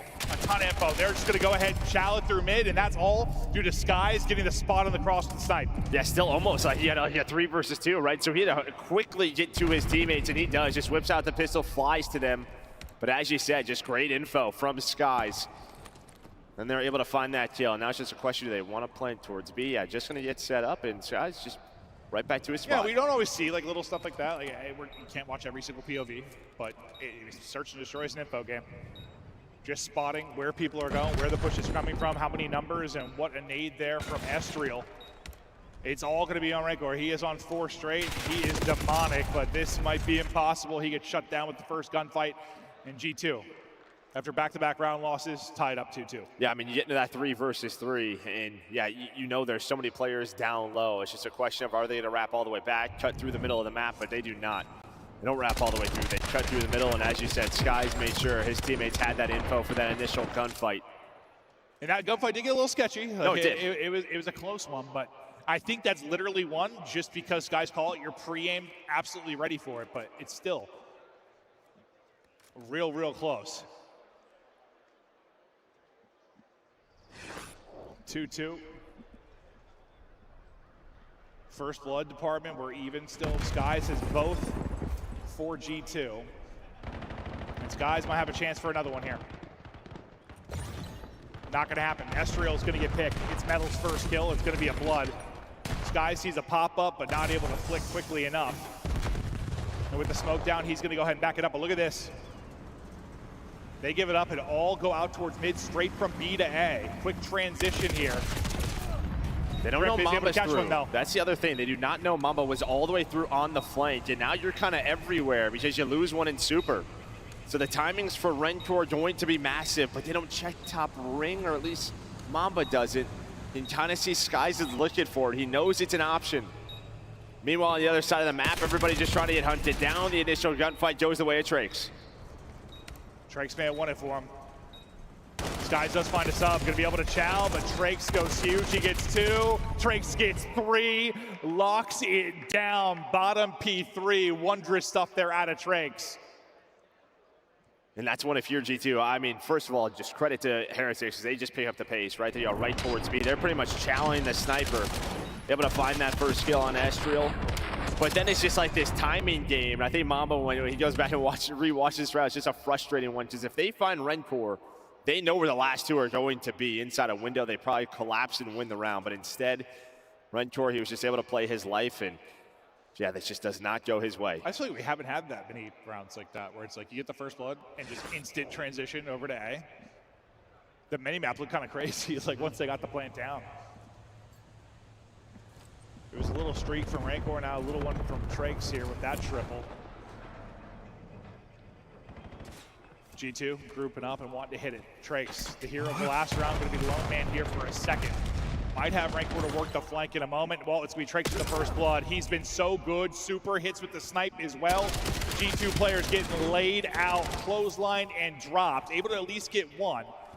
I thought maybe Rancor would try to make a play through mid, but maybe it just works out. Group up with your team. You have numbers. You end up getting caught there. I think it was a Mamba that had the read. You might just end up at 2v2. Well, they still end up in a 2 versus 2. And well, we'll see. Rancor able to snap on an Estriel. Down to Mamba, 1 versus 1. No Super has the snipe as well.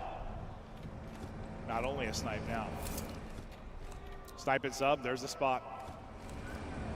30 seconds to go. A massive 1 versus 1 with Heretics with the 1-round advantage.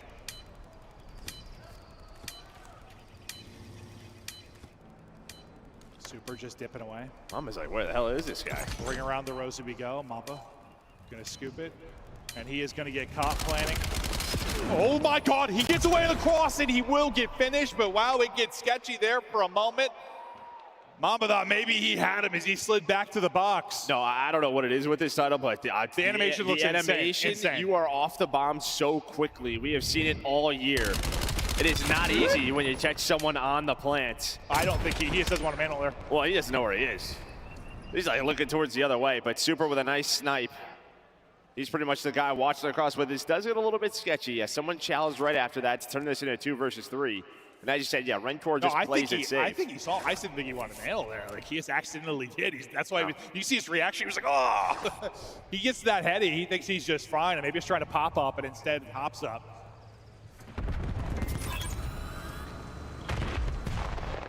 Super's been hitting, but really it's been Trakes has been the difference maker. He got the blood there, and the 3 in the round previously. The first blood department, you know, you had an advantage early for your G2. It was just Skies with 2, and now every single member of Heretics has got 1 to their name. So they've been spreading it out in the opening department. There's another Super peeling, but Estriel finds a timing on mid. He's going to get 2. So suddenly her first blood, it's gone, numbers to G2. Yeah, that entire round, you saw Estriel lurking up. And really what they wanted to do was just get Super to shoot. Unfortunately, it landed on Mamba, but they wanted him distracted so Estriel could go. But it still works out because he finds the double. So beautifully done out of G2. Little mini games within this round, but still a 2 versus 3 here for Trakes and Metals. Well timing, going their way. I lied. Yeah, that was almost great. That boy's going to be even longer back to full because he takes damage from the trophy. Finally get a chow. That's just awkward there. He gets that kill. We've got ourselves a crazy round again, but doesn't end up happening. And yeah, it's all set up for Estriel, as you said. What a play he's able to make. And just every single kill that you think is going to be simple sometimes, it is not whatsoever. Our pro is so good at using that Omni movement. Especially the doorways on this map. Like, bouncing back and forth. It's a joke. We've seen people literally slide out just spinning in circles because they lose someone completely. Trakes just wanted to dial in, not able to do it. Estriel sitting on 7 kills, 6 non-traded, which is a big stat well in any mode, but especially in Search. He's finding his picks and he's living to see another fight. Avoiding the nades early on in the round. This is that 3-man corner setup. We've seen the 2-man setup lock it down. They were like, hey. Yeah, they're going to upgrade it even more. Get over here, buddy. Get inside me. That's not bad. One's going to reposition. Rancor's the lone man not in that setup, and he's able to find a kill. Metals gets out of his setup and gets picked. I'm not sure they realized 2 more were there, but it's going to spread out for now. And you can see neither team really has info right now, right? So both teams just kind of holding the line. Now Miami going to go all the way through as a 3, but bomb planted. G2 in a good spot. Skies going to see a lot here soon. Not able to finish it. Nice job of the Heretics player kind of getting out of that, making sure he doesn't get picked. 3 versus 3, 30 to go. Heretics moving, Heretics clearing. But the fact is they got to start finding openings. They got to find them here soon. Time dwindling, down to 20 seconds now. Skies continues to be heroic. Numbers to G2.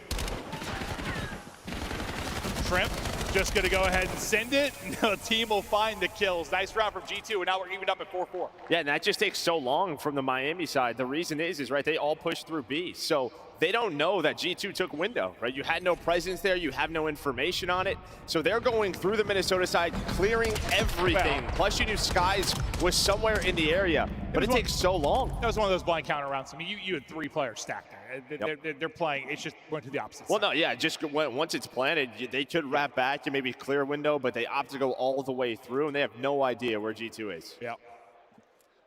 You're just hoping you guessed right in that scenario that they're coming to your bomb site, because that would have been a naughty surprise rounding the corner at B, and there's 3 of them there. This is the old-fashioned group up and hit it. Heretics all together. Heretics all flying. Nobody home outside of Skies. Can Skies get info and get away? He's taking a lot of damage. He can't. He gets a little peek, and he is caught. Nice blood. Plant is in. Crimp taking a route, but it's going to be a minute. The question is going to be the timing. Like, does Rancor give this up because so much time actually passes?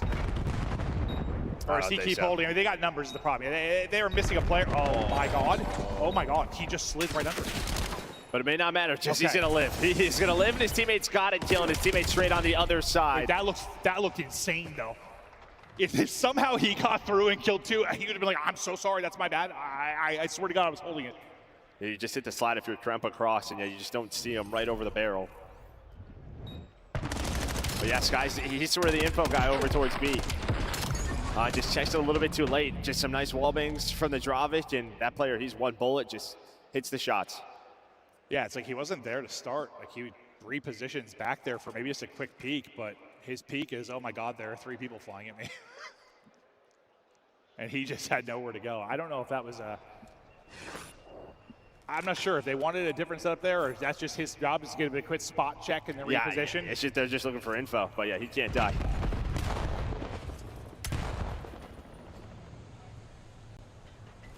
Super 9 and 5, getting all 4. See Metals? Yeah, Metals is right up the middle of the map. Okay, Kremp is. I thought he was going to make the play, but Kremp goes from down low, so he's able to catch him. Metals not having a great game at 1 and 9, but his teammates, or his team is in the lead still. Did Super get the ace? I was so focused on the Kremp play with Rancor. Hell of a round from Super. Gets them all at B. Estriel, hell of a win. 11 HP, staying up, trying to get the plant. Awkward timing for Mamba on the other side of it. Plant is going to get in. His teammates able to make the plays. Looks like we're going all the way. We are. Let's get it to around 11. We expected these 2 teams to battle. Maybe not the case of the opening map, but back and forth we go here. One more round. What happened there, Joe? I mean, listen, 7-3 right in first bloods for Heretics. But you get a big one there in that round if you're G2. And then just a high IQ play out of Estriel to bait the bomb plan, right? He prones knowing there's a player in front of him. As soon as Estriel prones, Heretics are thinking, all right, timing, we have to go. But he doesn't start the plant, pops back up, able to find a freebie. Joe, that is their first blood since I said Skies had 2 through 3 rounds. Yeah. So they have been struggling to find bloods, but they get one when it matters most. Well, it matters most until this round. Metals, the struggles have continued. He's at 1 and 9. His 1 kill of first blood, though. Teammates put him on his back. Maybe he can find another one. Got to be a frustrating one, but doesn't matter if you could be the hero of round 11. Heretics on offense, working this up towards B. Super. Really not involved for a while here with they want them to like plant B, right, and then allow Super to go make a hero play. The problem is, though, is that all of G2 are here towards B. So right now it's like a 4 versus 3. And I think the call's going to be Super. You're going to have to make a play. Yeah, but I think he's going to get spotted by Estriel. Is he going to see him on that I don't think cross? so. No, he doesn't spot him. Based on Mamba's reaction, that does not seem to be the case. He's going to go the whole way through. There's going to be the first blood. Does he get traded out? He does. The knife too short. The rest of the kills go the way of G2. Suddenly it's going to be all on Rancor to come away with the clutch. Him versus Estriel and Mamba. 30 seconds left to go. Can he make the play? Not gonna happen. G2 clutch up with back-to-back rounds. And they only get 3 first bloods in 11 rounds. Yeah, and I don't know what happened on the bomb side, right? Because that play is dictated by Super. He gets the first blood, and you're just hoping the skirmish around B goes your way, but it did not. All of a sudden, you blinked. It's a 1 versus 2 for Rancor, and he finds nothing. Yeah, I don't know if we can watch that again. I'd love to see it again because, you know, we're so focused on that play from Super. It all happens so quickly sometimes these Call of Duty rounds. I want to see how it played out on the bomb side. I mean, someone must have got a double. Yeah. Yeah, no, somebody had to have. I mean, you should be down and out in that position after somebody gets shot in the back by Super, but you walk away with numbers.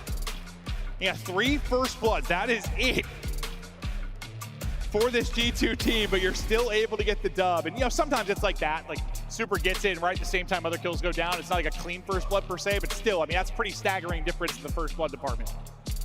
Yeah, you get 11 from Estral. I mean, 1 in 10 from Metal is not great, but even like the 7 from 7 no, it's from not great.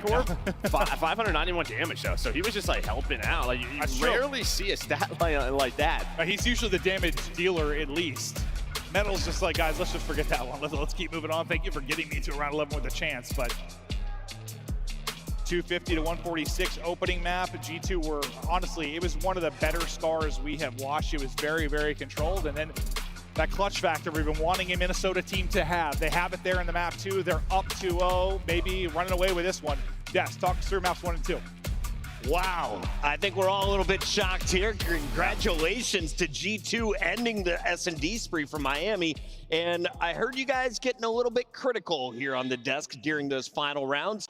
Do you really want Miami to change their play style, though? Do you want them to deviate what's gotten them to this point? No, it's just they weren't doing what got them to this point. The teamwork was lacking in those last couple of rounds. Like, you get Metals in round 10, pushed up through mid. Doesn't spot the guy low dirt, but he's consistently throwing shoulders. They already spot him. He gives up his life for free. Then you get to the round 11, like Super, he works the flank beautifully, gets the first blood, and he's expecting his team to be aggressive, push through, or make a decision on what they're going to do, because you could have even planted the bomb and made it 3v3. Yeah. It's just indecisive decisions right now for Miami and their S&D. Oh, yeah, as the noob who's watched a lot of COD, let me just say, yesterday you guys were calling those big individual challenges hero plays and great plays, right? Today they're big mistakes. Let's take a look at some of the crucial decisions that could have cost Miami towards the end here. Yeah, and that's why I'll sit up here kind of arguing with you guys a little bit about it, right? Because I liked what I saw from Super. I mean, regardless, when Super in that final round finds the kill, after that, it doesn't matter what happens realistically. He can be the hero and get away. He doesn't. The players end up pushing through, but they hesitated,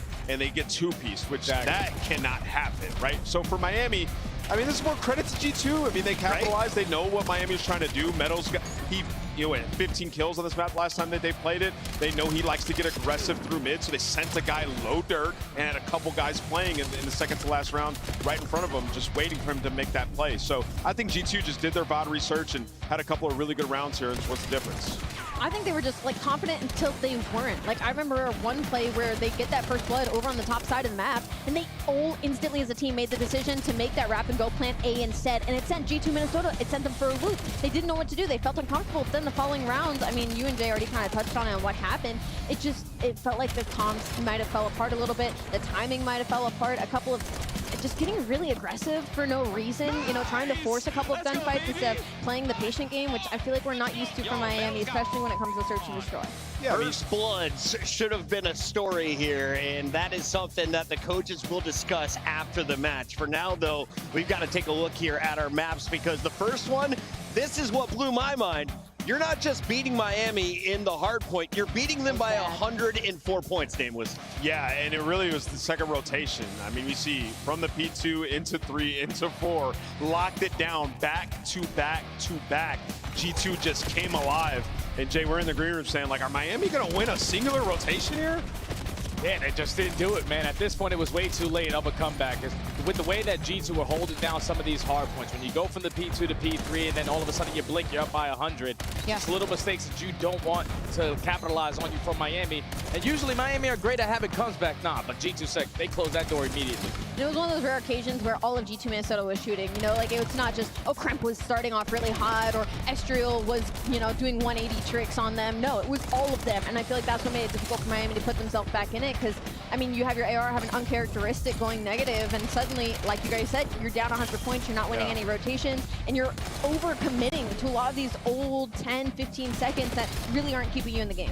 Yeah, it's just plays like that. I mean, I can't credit G2 enough. I mean, you saw in this situation, Mamba runs by 2 people in back green to go fight Hill, and then the reinforcements come in from the front. It's like, even if we're in a bad situation for G2, on that scar, seemingly, they just made it work every time. Wonderfully played by G2, find themselves up 2-0. They're looking well drilled, and they are 1 game away from their first championship Sunday of Black Ops 7. G2, can you finish it? It's time to find out. Well, if their Scar looks anything like the Scar map 1, yeah, probably going to finish it. They were so good in that hard point. But this is a map that's like stellar for either team, right? Yeah, I mean, pretty much struggles on both ends. I think like a 1-4 combined record for both of these teams on Scar Overload. And sometimes when you're sort of a middle of the pack struggling team, that's a big question mark, right? Is the map pool? And well, vetoes happen, and this is where we're at. Well, we look to the Scar Overload, and well, you're going to sell me on the dream of Miami coming back in this. How do they do it, Joe? Is it what gameplay do you want to see out of them? Is there a player that needs to step up? You talk me through it. I think like the obvious answer is probably Metals. After map 2? After map number 2, just hopefully he can get his confidence going, get involved early. On the other side of that, I'm going to go with, I think, Super. It just feels like in the respawns this year, hasn't had the same impact as we saw from him last year. Except in the clutch, sometimes he's been insane. It's like, can they get it to the clutch? Can they get it to the final moments? They weren't able to do it in the map 1. Well, to be fair, they did it in the map 2, but came up short. G2, click it at the right time.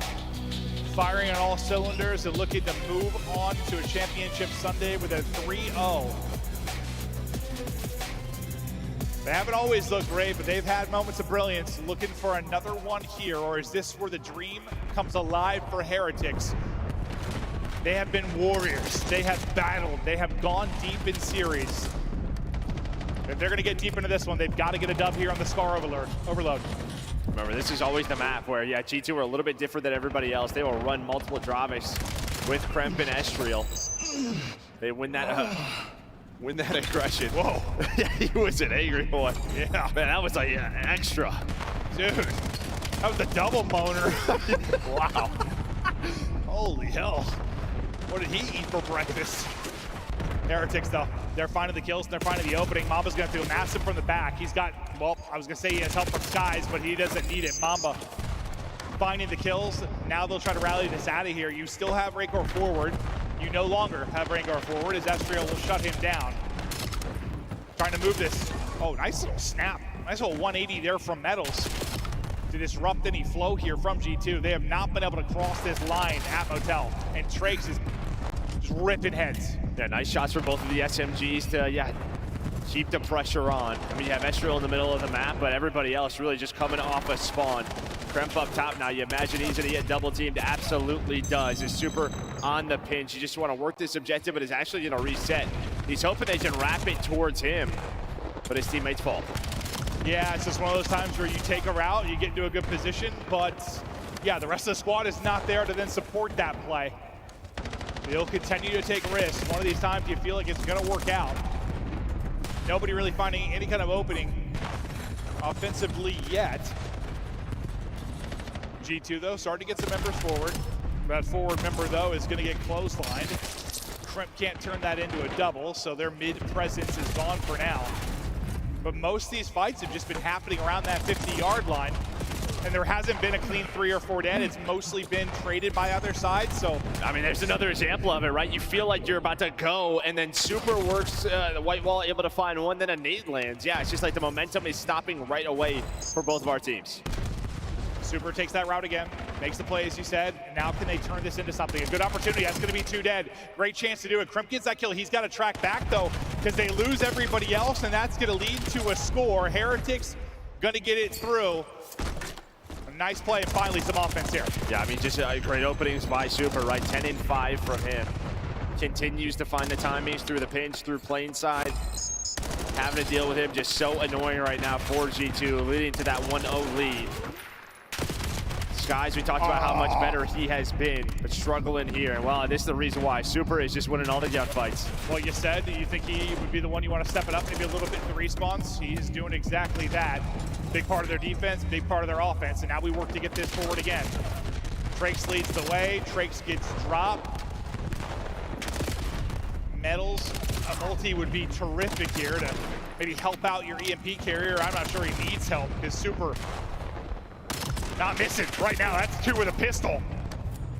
Well, we have seen some pistol kills this land. I will tell you what, the pistol on land is hitting. If it can be a 3-bullet kill, and well, these guys are not, they have had plenty of those. No, that's probably the thing that stood up the most. I mean, even just today.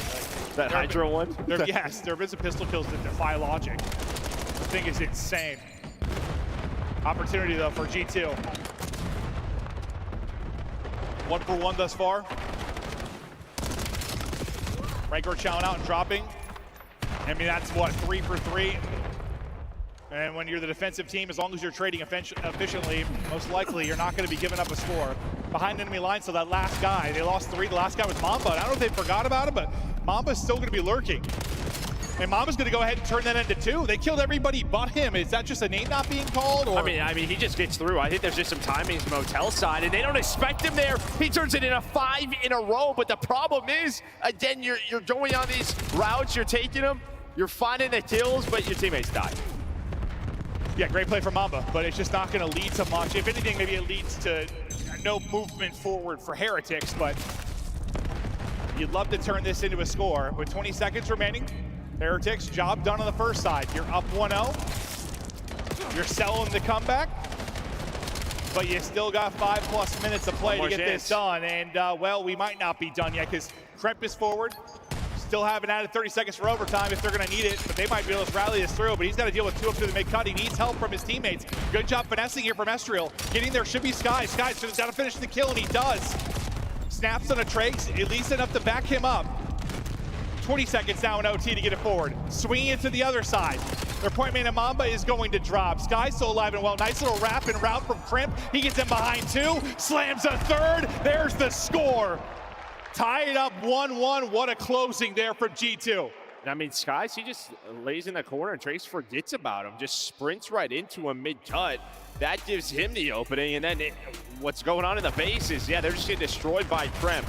So yeah, the fact that you're able to do that with the overtime, the player on the objective just able to play his life and wrap it all the way around. Beautiful stuff from G2. Yeah, you didn't have a whole ton of opportunities if you're a G2. Not many at all, but when you had the opportunity, you capitalized. And we talk a lot about efficiency when you have the MP. I think maybe most important on Scar because you've probably had the least opportunity, least chances compared to other maps. You get one shot, you got to take advantage. Mamba leads the way with 19 and 12. I mean, yeah, some of the kills didn't lead to much, at least offensively, but 15 were non-traded, and if anything, worst case, like I said, you slowed the roll of Miami. You kept mid-map presence. Crimp right back to work, 2 HP, and give him another. Yeah, I mean, map control hasn't been really all theirs, and well, honestly, deja vu. They're like fighting the first 2, and then they are just getting shut down. Super, all right. Behind Super's 3, that means G2 are now going to be fighting out of their spawn. Super continues to find kills. Unfortunately, it's a frag that's going to stop him, so you lose the hot hand in Super. You now just kind of fight for map control out mid. But it seems like G2 are getting out now. We'll see what Mamba can find. Yeah, Metals was working the pin. She was able to find one. Then just got stuck in Hotel, but Mamba is hit. It is Super versus Mamba. Estriel is going to help him out, and well, he's going to back up for the objective. That's probably not the guy you want backed it up, but Trep, when he has gotten to these spots on this map, they have led to scores, and he does it again. Yeah, the only guy I know that I have to have forward is Crimp. But honestly, it's Mamba's kills that allow Crimp to get to that position. Get him forward, and Crimp, when you talk about his ability to spawn kill with the sub in hand, one of the best to do it. Skies started slow, heating up, but will get red and drop. So that'll be EMP down there at White Wall, and now we'll see what Heretics can do to get out of this as they go down 1. Well, now they're trapped, right? I mean, Tremp right off a spawn just pushes through Motel. The rest of the team, yeah, they want to go plane side, so it's just a sandwich, and well, it leads to another score for G2. Every single score, I swear, Crimp is killing the guy that might be able to make the play. Always in the back line. You saw Mamba's cam for a second there. He is fired up. They can taste the 3-0. They can taste the Sunday. They are so close, and they continue to pour it on. Heretics, we talk about being warriors. We talk about how they battle, how they push it, how they lengthen series.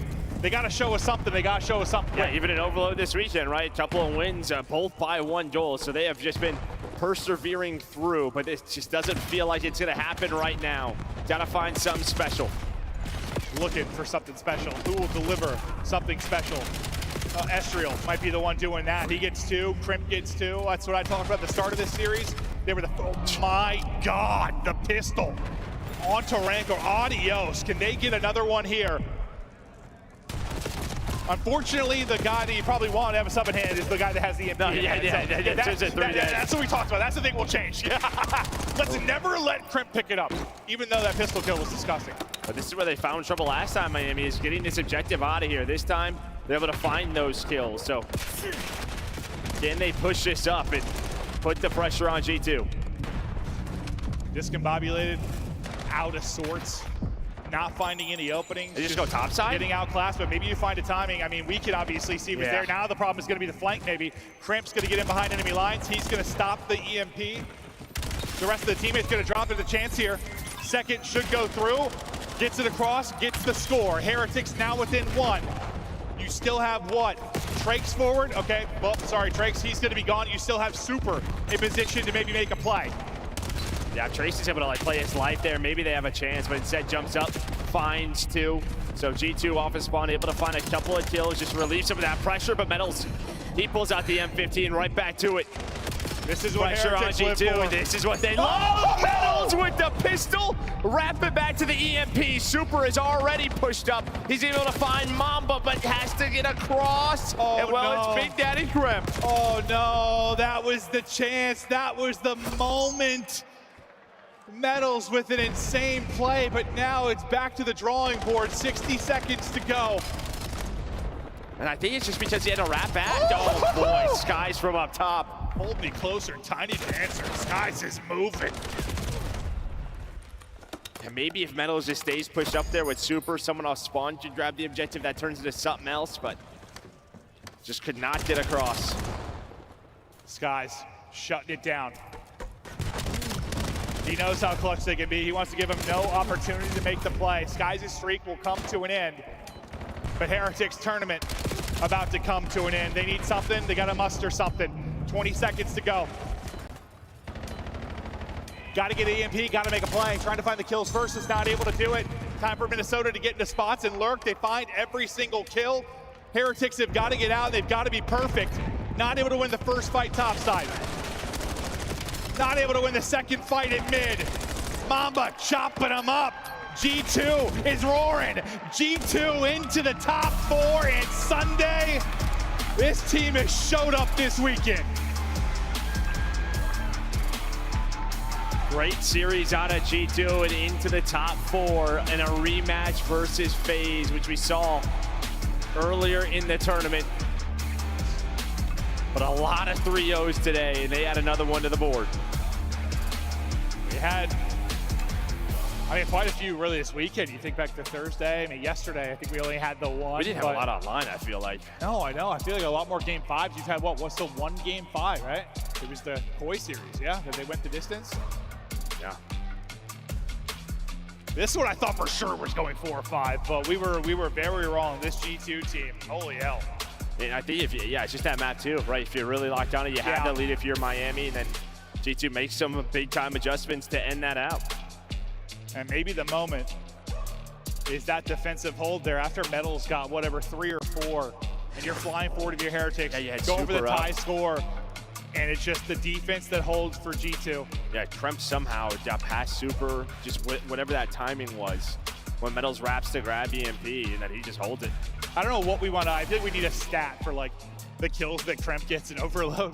Like those kills on the back line when you're trying to score. He had so many. Lead blocks. I think basically every single, lead blocks. Yeah, every single time they scored, he was the one out front. But you really get a solid effort out of everybody on the G2 side. There are some close maps, especially in the 2 and 3, but it will not go past that. And that's another series that it just feels like, if it gets to a map 4, we might go the whole way. It just doesn't get there. Yeah, and listen, obviously Miami wasn't the best start to the year, but I think you're probably pretty happy with the top 6, right? Considering how it was? Yeah, considering how it was, but it feels like you guys still have a lot to work on. Still a lot to work on, but a team that doesn't have a lot to work on, they just got to work on getting some rest before Sunday. That is G2. Estriel is on stage. Oh, yeah. Ladies and gentlemen, give a round of applause for G2 for making it to Championship Sunday. Sir. Man, you guys got it done throughout these 3 days. The job isn't fully done just yet, but how does it feel to be back on a Championship Sunday, Astro? It feels good, especially because like people have been rating us, like they've been disrespecting us because online, you know what I'm saying? We had a bad stretch, but I think everybody knows now, like we are actually a good team. We're gonna show it for sure, especially tomorrow. All right, and I think there is no doubt about how good you guys are. Y'all have proved time and time again in a lot of these series that don't count us out, don't bet against us, because we will step all over you guys. Yeah. Now, you know, let's talk a little bit of gameplay here. You know, map number 1, after that third hill, you guys really kind of beat them on the rotations all the way into the end and really closed it out. Map number 2, a lot of back and forth right there. Yeah. 8 first bloods for them, but you guys still managed to win in around 11. It was a gritty one. You know, how did you guys manage to do that after losing so many opening duels? I think it was really just like playing together after we got a kill, because like when they get a blood, they run away, they play scared, so like we knew we just take advantage of it, basically. We seen that early, so. Seen that early fear in their eyes, and so you guys stayed aggressive. That's just their game plan, I guess. Like they get a kill and dip, but we just grouped up and made it work. There you go. Wolf packed around the map, made sure to close that out. Now, you know, one thing is I also want to talk about is just your teammates and how you guys have came together as a whole. You know, when I first saw y'all on Media Day this weekend, y'all look like, you know, 4 best friends. Y'all been through a lot, you know. Probably one squad, well, I say one player yourself, been in so many Game 5s over the last 2 years. Stressing out. Exactly. So talk to me about how you guys have grown as a squad to be able to make it to Championship Sunday again. I think we honestly like spend a lot of time together, like the whole team as a whole, and we're all like super like vibey and just like good vibes. Like we just all cool with each other, all like spend time. So it just shows with the gameplay. We trust each other, even though like none of us really like knew each other that much like going into the year, but like y'all cool, like got cool quick. So. All right, man. And then lastly, you know, I'll say you guys got a great coach in Looney too, okay? Talk to him about what he does for the team, and also give a shout out to the G2 fans as we get ready for Sunday. Honestly, like Dan, I would say he's a 6-time, like he know how to win, so he gonna tell us like we doing BS, like after the Optic series, he told us straight up, like, we're doing some, like, crazy stuff, like, so honestly, like, coming from, like, a player who is, like, good as him, like, he definitely, like, he knows what he's talking about, so it's easy to understand and, like, translate, so, yeah. Appreciate all the G2 fans, appreciate everybody's support, and we're gonna be back tomorrow. Thank you. You heard them, they're gonna be back tomorrow, big stepping on the main stage. One more time for G2, everybody. Miles, close us out. Thank you, Blaze. Great win for G2 there. Great culture, great team. That was a nice interview, man. That was nice. Genuine. Really genuine. I'm a big fan of Estral. But that's it, guys. That is the end of this superb Saturday. We do have a couple of moments to get through before we get there. But, man, G2. I know, man. Top 4. Team. An absolute beast team, man. And we saw a 6-0 map count against everybody that's not Optic. And even that one, maps are particularly close. You know, a couple moments get away from them. They just play sound Call of Duty. And now they're not just the Colossus team. Scar is a terrifying map to play G2 on in any facet. This team looks unreal. Yeah, it was just like a completely different series than the one versus Optic, because what happened in Optic, you didn't win the rotations, you're down by 90 trying to fight the comeback. You win rotations versus Miami, and it's an easy game. You get to the search and destroy. You're not throwing away these number situations because you don't even have the numbers. You were a majority of those rounds in the 3v4, you clutch on up. And then we were sitting here talking on the desk. We were like, 1-1 at the half. When Miami had so many opportunities to grow the lead even more, we knew that it just took one opportunity for G2 on the better side, and they trapped them and didn't let them out. Does this make G2 Lanimals? Like, do we start having that conversation yet? Like, do we start going like, gosh, guys, like, what were we doing online? Like, do we just need to put you guys all in the same? I forgot what the wiring's called. It's very long. It makes Skies a local area. Oh, yeah. 9,000 damage, most in the lobby. Shout out Skies. He took so much criticism over the course of this game so far. And, you know, he said, finally, with a set team, he's comfortable. And, hey, he was right. He's balling. He was right. He was balling, but don't take our word for it. Check this out. Our Scuff play of the game. It is going to be closing out the series. A clean sweep for G2 Minnesota. A lovely look at them online. And now here on land, they find themselves on a championship Sunday. And it was a good start from Miami too. Like, that's the different part of it too, is they just had so much map control and so much pressure. But I gotta tip my hat off to G2. It's just their situationals were really good. They didn't really give Miami too many lanes to work with, especially when we went into that second half. I mean, they just kept trying to funnel them through that P2, through that mid side. Nobody really tried to hit plane. And even if you did get through, it felt like Skies was there to stop the bleeding every single time. Just really good gameplay out of G2. Yo, people were getting turned on in this series. Yeah. This is a weird one. I mean, we saw so many like 3 pieces, pistol kills, like everybody was locked. You know, Look at guys right here. Yeah, exactly. That's what I mean. There's so many ropes. moments like this. I think for Miami, though, I mean, you had a successful tournament. You figured out your search and destroy. Rancor is an absolute monster. Trake's had some awesome moments. For them, you know, just keep on growing as a team. Obviously, changing out Real is not going to be easy. Nice, I feel like these, of all the rookies we've had and all the debuts we've had on LAN, I think Trake's and Mamba, especially this tournament, both looking pretty good, Jay. Oh yeah, Trake's without question fits into this Miami Heretics team like a glove. It's like he's the same exact player that Real was for them. You just need a little bit more time underneath your belt to truly understand what teamwork is. Because when you're not winning rotations, you struggle on breaking. That's not going to lead to success. And even in first bloods, when you're finding them, you're still not playing your man-ups correctly. So time is all they need to be better. Well, that's all the time they had. This is a look back at the bracket of how everything went down today. We said goodbye to a few more teams. We said hello to our top 4 for Sunday. The Genomics Optic, G2, and FaZe. We'll see them go in action tomorrow. Again. Wow, what a tournament it's been. Major one, very, very special. But guys, what a day we've had as well. I mean, a lot of big matches. Starting the day off right with FaZe versus the Falcons. And a surprise? Yeah, I mean, this went the distance. This was a scary one. I really thought Riyadh was going to take this one in the end, man, but FaZe just too strong. You talk about a Riyadh team, like Search and Destroy was fantastic. Same with the Overload throughout this entire stage. And for them, I thought actually had a pretty good tournament. He had some moments. He started off nervous early on, but after that, in terms of respawns, played great. But for Riyadh, just got to get back in the lab. Yeah, you definitely got to get back in the lab because when you're throwing in your hardpoint match for that map #1 and you're up by a hefty margin, you allow FaZe to just break you down on that comeback. You're obviously able to respond in that search or destroy within the same comeback of your own, but just that overload, in 1 minute, it all changed so fast because FaZe were able to put 3 on the board when you had the initial score.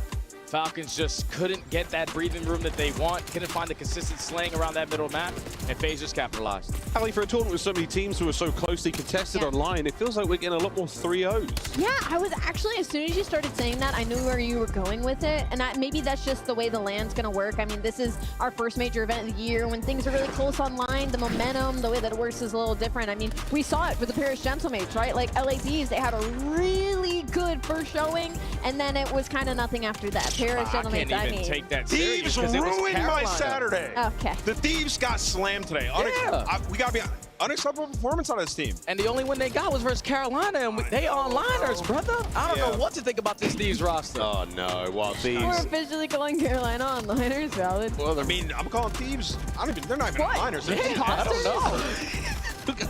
Order in the court. Well, we're going to see Paris play tomorrow. A very, very exciting matchup for those guys. But they've delivered. They've given us the goods on LAN, Jay. We expected a lot from them, but they're going to be playing Optic tomorrow, who, let's face it, they had a great day. Man, that 5th man for the crowd is really playing an impact for Optic. Because every time you're getting a kill, you're just hearing the roars. You're consistently playing with the utmost confidence. You were able to stop that almost comeback here from G2 on map #1.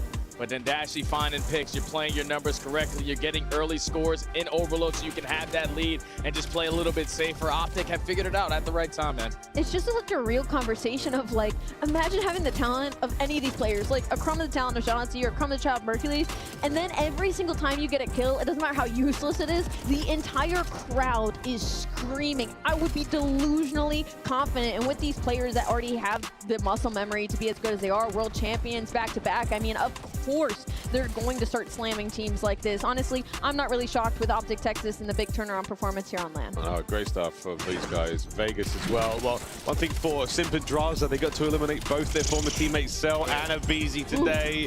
What a way to do it as well. And another massive moment in a game of Overload. A last-minute clincher. Yeah. So exciting on the day. Yeah, an electric performance out of the FaZe Vegas guys. I mean, the AR duo taking over. You mentioned the end of the Hardpoint 04, you know, a rough map, but makes a massive play on rotation to secure them that map, and then using that momentum going into the next 2 maps. Thieves just look like a defeated squad, Miles. Brother, those ARs on the side of FaZe, like when they're on, they seem like one of the best teams in the game without question, because they just are always in a position to find multi-kills after multi-kills. Every single time you went to a boozer on this screen, it was goal line stops after goal line stops. And when they're on fire and then your SMG start to pick it up, because 0-4 tomorrow cannot afford slow starts versus the teams that we have remaining in this tournament. He's got to be on point from the start of that series. Oh, that is one of them for you, though. 45 diff, a boozer. 1.32 overall. Closely trailing, though, there with Hook at the 1.3. Guys, these are our heavy hitters on the day. Oh, yeah. Anyone there you're surprised to see, Ann? I mean, the easy one would be Skies. Yeah. Right? I mean, we've been so critical of him, and he's really turned around his game. This team's gelling, and we saw, better performances land out of Mamba as well. Really, the AR duo on that G2 team, sensational so far.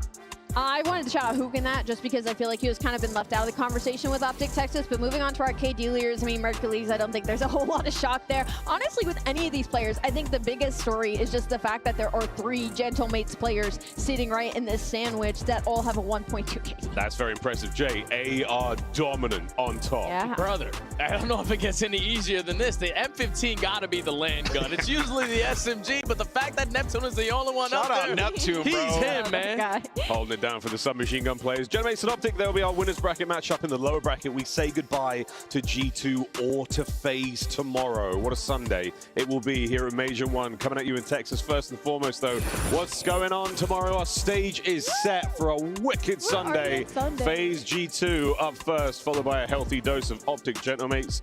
And then we get to the losers bracket. Man, that's going to be a good time. Guys, it's been a big day, Ann. I think the green suits are on their plane. They're ready to go. They got to get in here and combat this crowd, dude. They were loud. With the ARs nonstop? Yeah, they got time. Come on. They got a bit of time. You could be here just in time for that matchup tomorrow. For all of us here on the desk, for all the guys in the crowd, everyone behind the scenes, thank you so much for joining us through a brilliant, brilliant day of Call of Duty. We'll be back tomorrow. More action here at Major 1, starting things off right. We'll see you then tomorrow.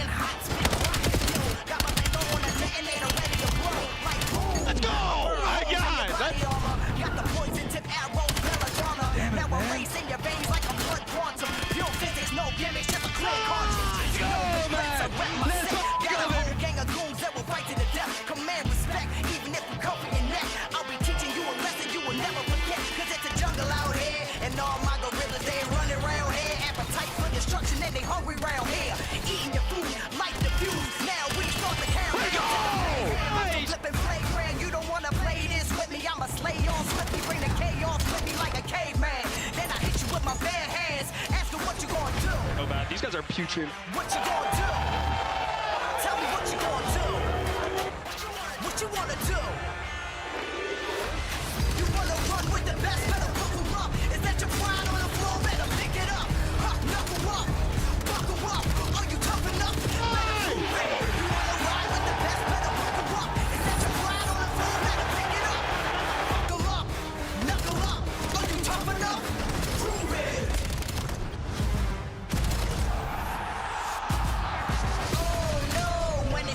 They flow, Joe. Hot tail hurdle jump, get low. Cause they know they don't want it. I'm a hate trigger, let it pop off with a small like smoke. Violate codes, throwing them bones and I'm cracking them bones. Now everybody knows that anything goes. I lose all composure until the case closed. Yo!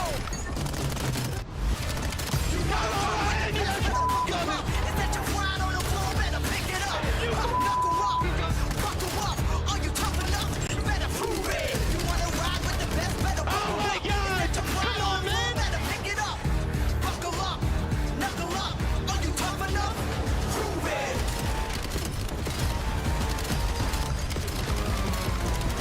Prove it. Nice! Let's go, baby. Let's go. Yo, Meadows got on. Meadows got on. Draws it down. Oh my God, draws. Second. Oh my God. Oh my God. Two. It's a madhouse over the top of the hill. And now you're out. Oh, forward two. That's a big two. That's a big two. Oh my God. Oh my God. They have the cross. Come on, Pip. Last guy. That's G. That's it. That's it. You can't even make it. That's it. Oh, Days clutch that one. Damn. Yo, let's go. That was crazy. That was crazy. Come on, BJ. Come on, BJ. Holy. This is why you have to pinch. That was a great piece. Movie. They just broke down. Okay.